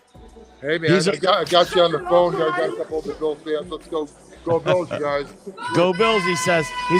Oh, look at that. Let's hear the little one say it again. All right, that is so cute, but that is terrible parenting. Hey, So anyway, guys, we're next on the clock here. Here we go. What are you 2 looking? minutes What are you looking for the Bills to screw up this pick with? You know what? Everybody's thinking wide receiver, but I'm pretty certain they're going with Cooper DeJean. I think Cooper Micah Hyde- DeJean. Yeah, I can see that. I can see and, that. I just wouldn't be surprised if it's that or one of the Xaviers, either Leggett or Worthy. We'll see here. Yeah, that kind of speed, Xavier Worthy, to have Josh Allen just throw it and let that guy go get it. Well, this is the thing that Brandon Beane was talking about in the pre-draft press conference when they were discussing trying to create matchup problems. And what they don't possess, and didn't even have with Diggs for that matter, was like a speed guy in the outside who can actually draw some coverage. So Xavier Leggett is a possibility, but Cooper DeJean, I don't know. He might be another Troy Polamalu. And with Micah Hyde leaving, I'd be happy with either pick. The one thing you got to remember is like the 10 wide receivers top paid wide receivers in the NFL right now, only one was drafted in the first round. That's true. And there's a lot of talent. So. This 50 is getting seconds long, left and I'm on the wondering clock. the trade Wait, out. the Buffalo traded They out. traded to the Buffalo Chiefs. has traded the What is pick. happening That's what I tonight? thought was Kansas going to City. happen. Bills have Kansas traded out of City the has pick. moved up to pick number 28 just to prolong Mac's misery. Literally, like They I swear that's traded all with they're the doing at this Chiefs. point in my life. Unbelievable. Wow. They're gonna take- What happened last time you traded with the Chiefs, Buffalo? I cannot believe that they traded with Kansas City after Well, you know what all happened the people. last time Of they all traded? people. For what? The last time they traded, they selected Patrick Mahomes. That's what I'm Yeah, saying. I literally, can't like, believe yeah. that Buffalo is they chose Kansas City to trade with. Well, Yeah. let's peel back and think about this because there Is it may a be wide that receiver? big issue. Exactly, they may be that big issue with Rashad Rice. So they could go after Xavier Worthy. Yep. It's worthy. It's the fast wide receiver. It's the Tyreek Hill replacement. It's going to be worthy. That's my However, call. They're up They in there. also need a corner because L'Jarius Sneed is gone. Right. That could be Nate Wiggins then. It could be. It just better not be Cooper DeJean. I will be so sad. Oh, well, hey, Steve, thanks for coming on, man. Yeah, that Does took that- the air out of this evening. So Does I that don't mean know. does that mean Buffalo's picking 32? Yeah, Buffalo's picking. You get the last pick of the draft. We're getting? I think they're taking 32, and I think they wanted a third round pick, which they didn't have because they didn't get the compensatory after the trade with Jermaine Edmonds. And I would not be surprised to see them take maybe Xavier Leggett there. And don't be shocked if they take Troy Benson, running back, at 60. Okay, I like that. I like All that. right. They finally had a running game. You want to jump back on when Buffalo's back on the clock, Steve? Let us go, or are you going to hang with us? Well, I've got chicken wings coming my way some point here, but yeah, man, let's hang. All right, let's hang. We don't want to get in the way of any chicken wings. Yeah, I can't do that. Can't get away with chicken wings. Where, No, are, you, these are the best. We've got. Are Are you- they from the you Anchor play- Bar? are you playing anywhere, Steve? Steve's a hell of a musician. He plays all over the country. Where are you playing, Steve? Well, actually, I'm just gigging locally right now with a band called Glow, but Oh, yeah, with I- Heather on vocals. She's phenomenal. yeah. But Awesome. I will report that I've got something else possibly happening. Oh, well, let's hear it. What's the report? No, it's an audition for something a little larger. So Oh, and you're not gonna clue us in on the main event here on the show. not a chance. Oh, okay. My God, it's not good enough. All right. Scoop then. yet. But it'd be some touring. So it'd be Oh, touring. that'd be cool, man. So your Buffalo Bills have moved to the back of the line now. I don't know what's going on with Buffalo with that. I mean, Well, I mean, you're trying to, like you said, I know, but try to acquire some extra. you're talking about the team that's broke your heart for 3 years in a row, the team that's closed your window right in your face, and that's the team you trade with. I just can't. I mean, Well, if they, What, if I mean, they does that got make you another feel a pick, certain I don't way? know. It's got to make you feel a certain way, doesn't it, Steve? I don't know. I'm not sure. I trust. You know, we've got a good trust in Brandon Beane that we've had for a long time now, Oh, you know what? and it's I warranted. Go ahead, forgot Matt. the Chiefs signed Hollywood Brown. Yeah. I forgot, but they still need a receiver on the other side of him. So Yeah, but- you still need another receiver. Rashi Rice will be there though. I'm not sure. He got himself in some trouble, didn't he? Yeah, no, but- he's in some hot water right now. Yeah. The pick's got to be worthy. I know that it's got to be worthy. They're going to take the wide receiver worthy. 4.2-140. Yeah. And this isn't just like, usually when you see these really fast guys, they can't run routes. You know, you're really just getting a track star a lot of time. But this guy actually can run routes. Yeah, but every thing that I saw had his teammate Adonai Mitchell going ahead of him. Well, and the other thing people seem to forget is that as much as we all love to hate on the Speed Kansas City kills. Chiefs, is and not even that, but the Chiefs are a very, very disgustingly fundamentally sound team, and that's what they look for. When you look at Xavier Worthy, he gives you all the fundamentals in one package. He's got the running foundation. He knows how to run heel to toe. He's got soft hands. He knows how to dive out and lean into a catch. And it depends on what you want. Do you want, I mean, Adonai Mitchell, that's a real good call right there. Do you want size or do you want speed? I mean, what are you looking for? So, yeah, that's good. I mean, they may pick Mitchell, but it's a wide receiver, Mike. You think so? I think it's a wide receiver. They have offensive tackle and wide receiver listed as their two biggest needs. And there's Roger Goodell's stupid face. And they're not gonna hit the button. And they're not gonna. Oh my goodness. They're not gonna trade up to get the 9th best tackle. All this So here talking it he's comes. doing is doing too much for me. Like, just get the cord and move on to the next one. Oh no! But what we want to do is we want to introduce you to. This is Kyle. Kyle, he's been around here for a while. He was in the neighborhood. He looks like Kid and Play had a baby. Yeah. Literally, the high top fade. He looks like literally. Kid and Play at the same time. And we're not listening to it. We're probably like just totally trashing on like two like really just awesome people. I'm following. We can't hear it. They're probably saved babies from a burning car or something. Yeah. They did something way greater than we're Will running them through the mud. I am hollering. Y'all are terrible, and I love it. Well, everybody else is so great. So I mean, somebody's got to be terrible. It is. It's a make-a-wish thing. It is. See, I'm going to hell. Oh boy, here it comes. Here it comes. Xavier. Oh man, we're I knew on that's what they fire. were gonna do. On Called it. fire. I called it. That's right. The pick is wide receiver Xavier They Worthy from needed the a University receiver. of Texas. Yeah. Patrick Mahomes gets the fastest guy in the league now on his team. Doesn't seem fair. Oh, heart rock. Nothing with It- the Chiefs seems fair. speed, Let's remember that, y'all. Right.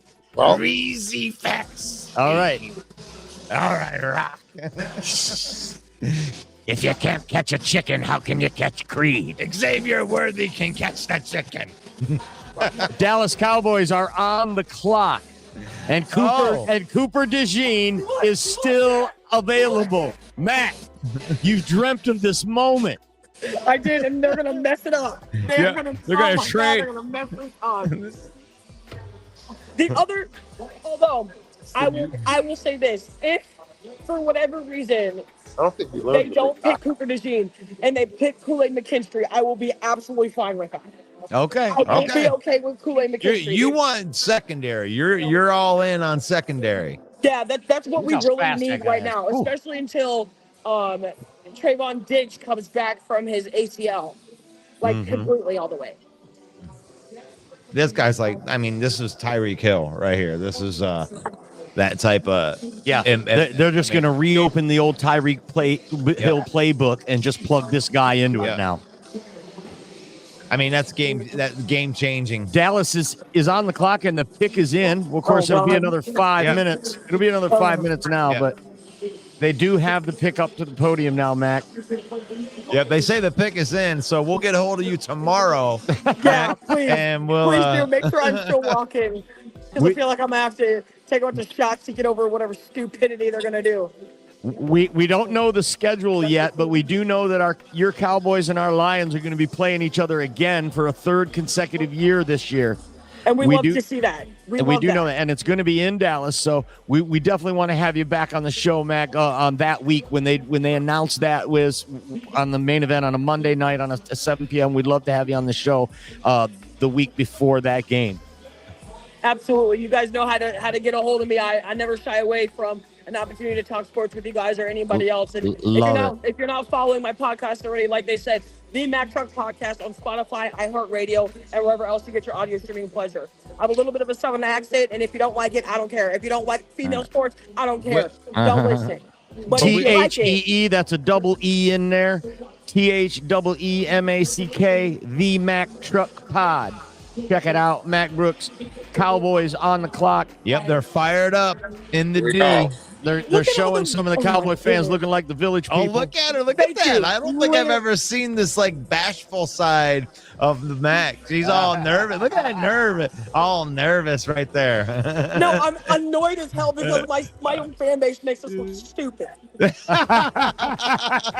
Like, I'm probably one of few sports fans that makes fun of her own fan base. They did look. Oh, here we go. Hit the button. Yep.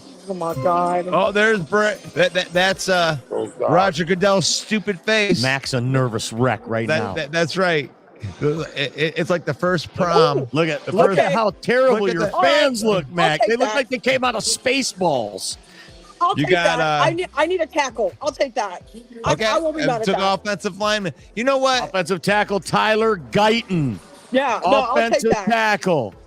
Man. I mean, Right. it stinks because it's like offensive tackles are great. Are great because that's like, but they have that kind of reaction. You're like, oh, offensive tackle. Okay, we need those. Yeah, Okay, no, we need them. So I'm not like What they I'm not need is to upset get about Jerry it. Now Jones I the just hell have out to of there. see where Cooper DeJean's going. Well, let's see where. Watch, Baltimore's on the clock now. Oh, watch him go to the Ravens. I'm gonna be gotta go to the tackle. My Just God. don't even say that. If he goes to the Ravens, that would be unbelievable. And then San Francisco on the clock after that, then Buffalo. Tyler Guyton, right? Yep. Okay. So, oh Right wow, tackle. look at a big dude right here. Oh, this 6'7". This is that dude right here. It's 327 pounds. Yeah. Truly elite movement skills. Yeah, he's a Could dude. honestly play tight end. Fires off of the ball. Defensive end background shows up there. So this guy has played defensive end at some point, and now he's a tackle. From Oklahoma, which they always Yeah. get good talent there. He in has very Oklahoma. good point of contact with his hands. He has very good hand placement. He's not one. He's never been. What are we hearing? Music. He's never been one to get You got something going in the his background? hands up in the That's neck our area. music. That's our music. What? Da-da-da-da-da-da. You don't hear Yeah. it? Yeah. Oh, are you playing it?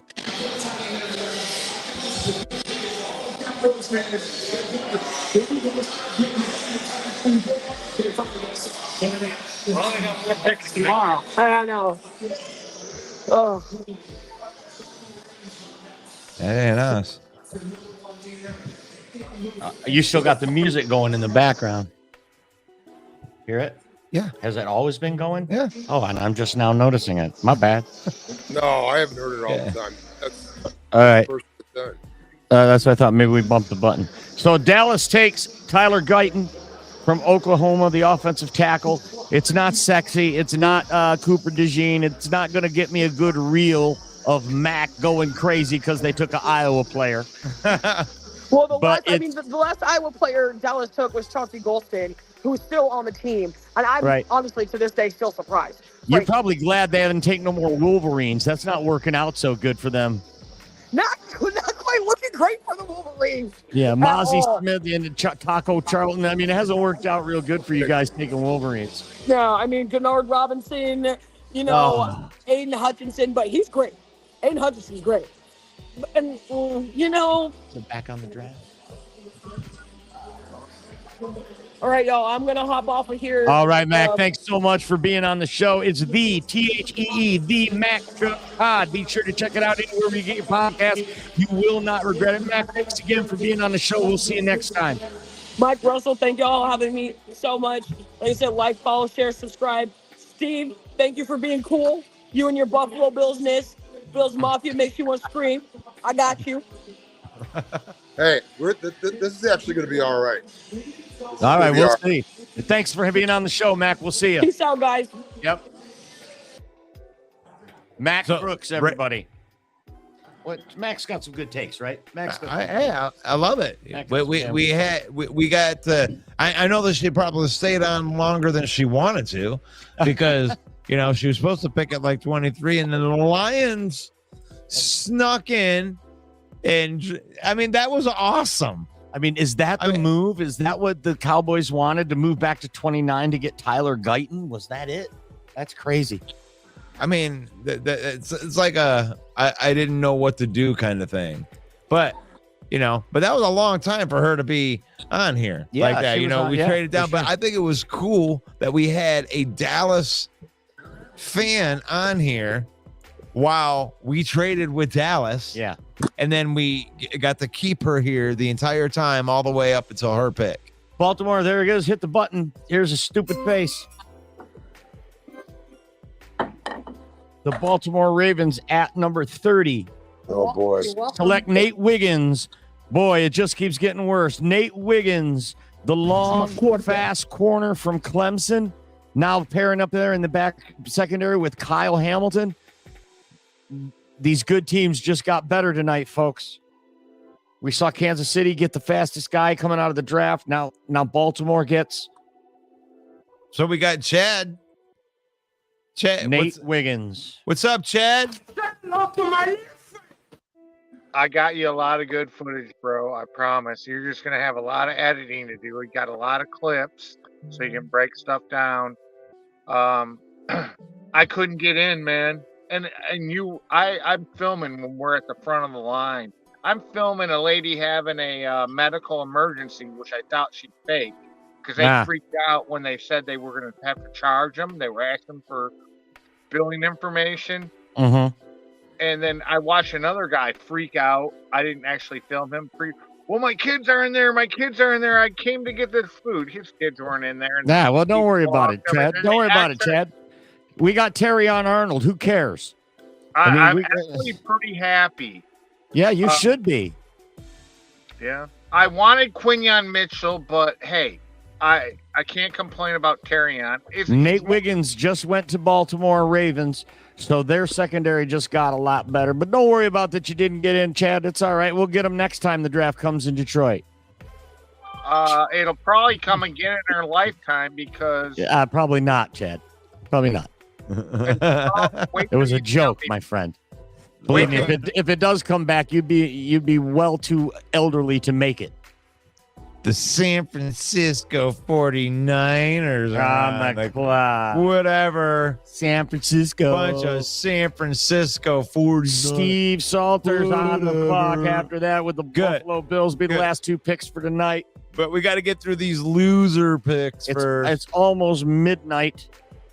And the draft first night in Detroit, Chad just jumped off. He was our plant we had down there. He couldn't get in. He stood in line for 3 hours, and they said that the venue was full, and they wouldn't let anyone else in. Right when he got to the front of the line, they cut it off, and he didn't make it in. We paid him to put GoPro to his head and bum rush the stage. He's 6'6", so we were going to get some good footage, but just didn't work out for us. Maybe tomorrow we can get something going. But we'd like to thank our guests tonight. It's been great. Steve Salter, our Buffalo Bills fan, Mac Brooks. We had Brian Golden, a Jets fan, on today. We had Jeremy Ballreich from the South Florida Tribune. It's been a pretty good night, bro. Yeah, for sure. The Lions move up from 29 to 24 and get the corner from Alabama, Terrion Arnold. Just what the doctor ordered, Russell. I love it. You liked it. You liked it. You liked it. You liked it. You liked it. Just what we needed. I mean, that whole deal. To see who's on the clock. The Niners. Who the Niners are going to get. All right. Let's get this in here. You guys are ahead of me a little bit. I'm hearing the picks from you just a few seconds before. Okay. They're still picking. So with the Buffalo one, we won't say it ahead. No, We'll know because we want your reaction. I've got it turned down. I'm going to hear it from you. Okay. Well, right now, the San Francisco is still on the clock. They don't even have their pick in yet. So I've got it. when they say that 220, 218, 217 left on their clock. Oh, we're 152. So you're right. We're about 30 seconds. 30 seconds. Yeah. So Buffalo, offensive tackle, wide receiver, defensive tackle is what we have listed as needs. Now that Tyler Guyton is gone and Xavier Worthy is gone, that's the last two offensive linemen and wide receivers off the board. Graham Barton before that. I don't know who's left. Zach Frazier from West Virginia is a good-looking player. Do Do you see offensive tackle as the biggest need for Buffalo? I do not. I see them taking Cooper DeJean. I think the safety is a need. I mean, Poyer is gone.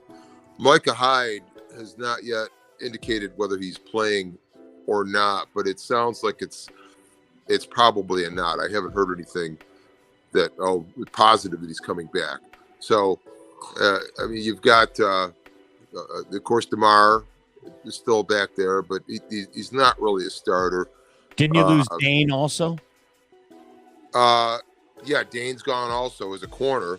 They've got Taylor Rapp, who actually came on late. The Bills, the coach escapes me right now. They've got it's the Sean coach, McDermott? but it's also, no, it's the position coach. But even McDermott himself has been termed a safety whisperer, and they've had great safety play. That's there true. Over the course, and Cooper DeJean, I mean, he strikes me as kind of like a little bit of a Troy Polamalu-esque. The tweener. An incredible athlete. I'll tell you one thing, though. You're 100% right that they lost Tre'Davious White. They lost Dane. I mean, they lost so many pieces of that top-ranked secondary that they had. They got to start. They got to start reloading the ammunition there.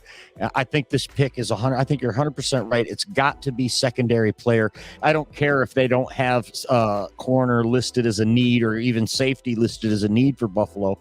They're 100%. Oh wait a minute. They're not in terrible shape on corner. I mean, Rasul Douglas is there.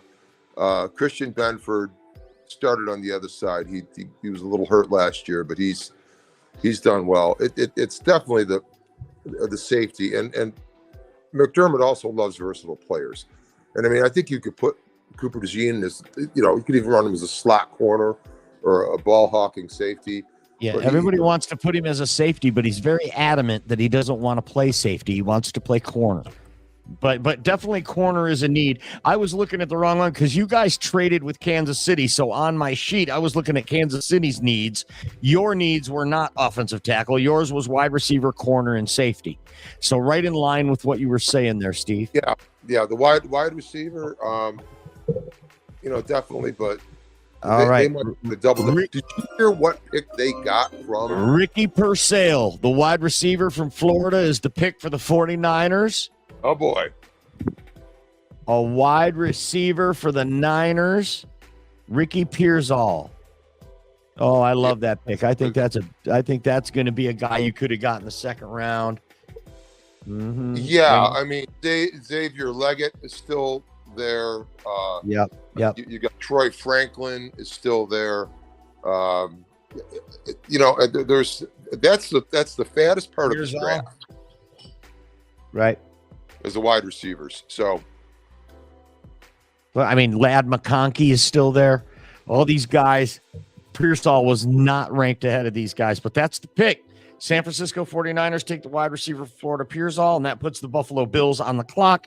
Wide receiver, corner, and safety are their biggest needs right now. So this will be the last pick of the night. Buffalo Bills, we're on with our good friend Steve Salter from the band Glow here in southeastern Michigan. That's GLO. Check them out on Facebook.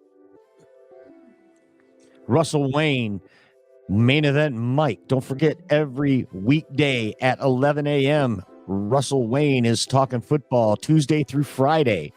At 3 p.m., Russell Wayne, Football Talk with Russell Wayne. And then Mondays at 7 p.m., it's once a week. It's the Main Event with your host, Main Event Mike, talking outside the box.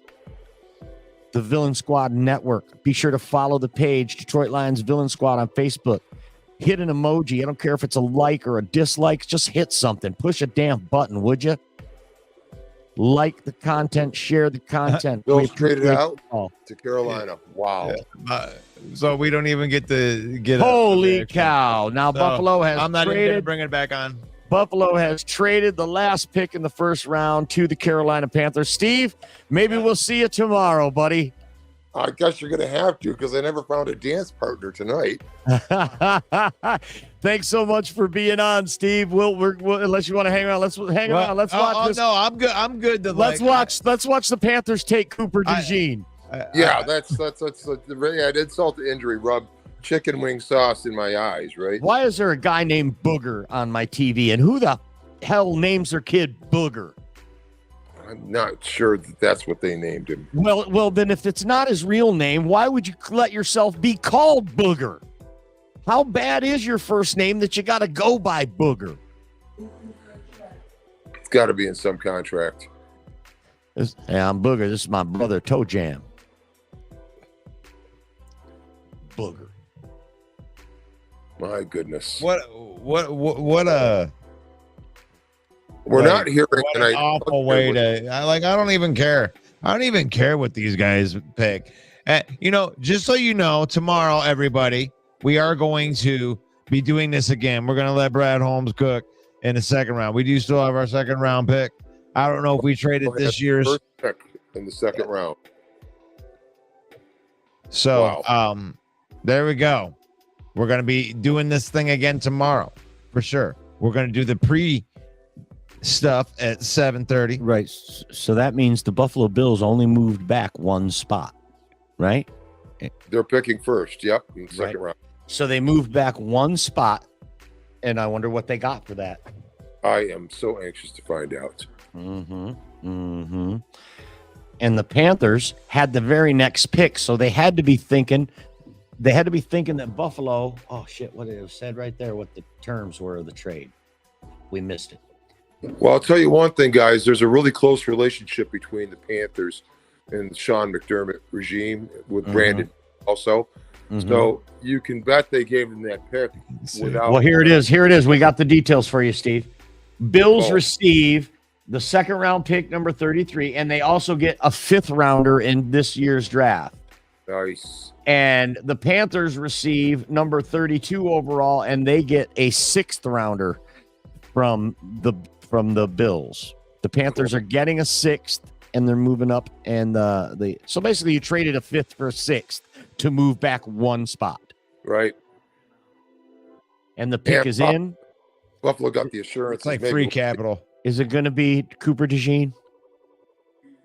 Well, I mean, either way. I didn't see that coming. That Cooper DeJean would be the one that slides in the green room, the one that slides down the draft board. Nobody called that one. Wouldn't that be something the Lions could get him in the second round? I bet Buffalo's taking him at 33. He's got the money on it. If the Panthers don't get him here.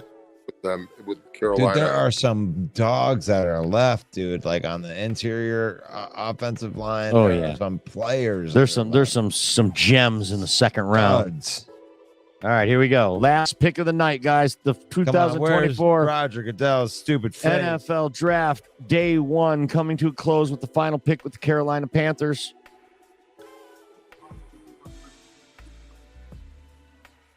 Good God. I thought it said something else. Me too. Oh my God. A big. Oh, make sure that you join us tomorrow, man. Second and third round. We're doing this whole marathon. There's a stupid face. There's a stupid face. It's still early. He's probably going to go up and introduce to the circus. God. Here it goes. My name's Roger Goodell. Russell, you make the last pick. Make the last announcement, buddy. They took Leggett. Okay. Xavier Leggett. Is that what you just said? Yep. How did you see it ahead of us? Oh, okay, I moved backwards. Yeah. Xavier Leggett. All right. Trying to get more Buffalo weapons. Pick in the second is 33 and 60, and is going to maybe double dip. Who knows? Very interesting. So there it is. Xavier Leggett, the last pick in the first round to the Carolina Panthers. Steve Salter, thanks so much for being on. Hopefully, maybe we'll talk to you tomorrow. Good luck with the Buffalo's draft. Very cool. Go Lions. Thanks, guys. All right, buddy. Thanks, man. We'll see you. Steve Salter, everybody. Well, Russ, it's all over with. Let's look at the comments one time before we close this thing down, huh? All right. San Francisco's pick is Ricky Pearsall. Okay. All right. Looking good here. It's the usual suspects. Chad. Maybe you eat boogers, he said. That's how you get the name Booger? You eat them and then somebody calls you Booger because you are what you eat? Is that what you're saying? Maybe you eat boogers. All right. I don't know if he's answering a question or if he just randomly typed in, maybe you eat boogers. All right, guys. I hope that you guys enjoyed the program tonight, or anybody that came through. We appreciate you guys. And Johnny Fever got kicked off the air for saying booger. Now there's a dude named Booger. All right, guys. We'll see you guys tomorrow. Peace out. God bless you all. Thanks for hanging with us, folks.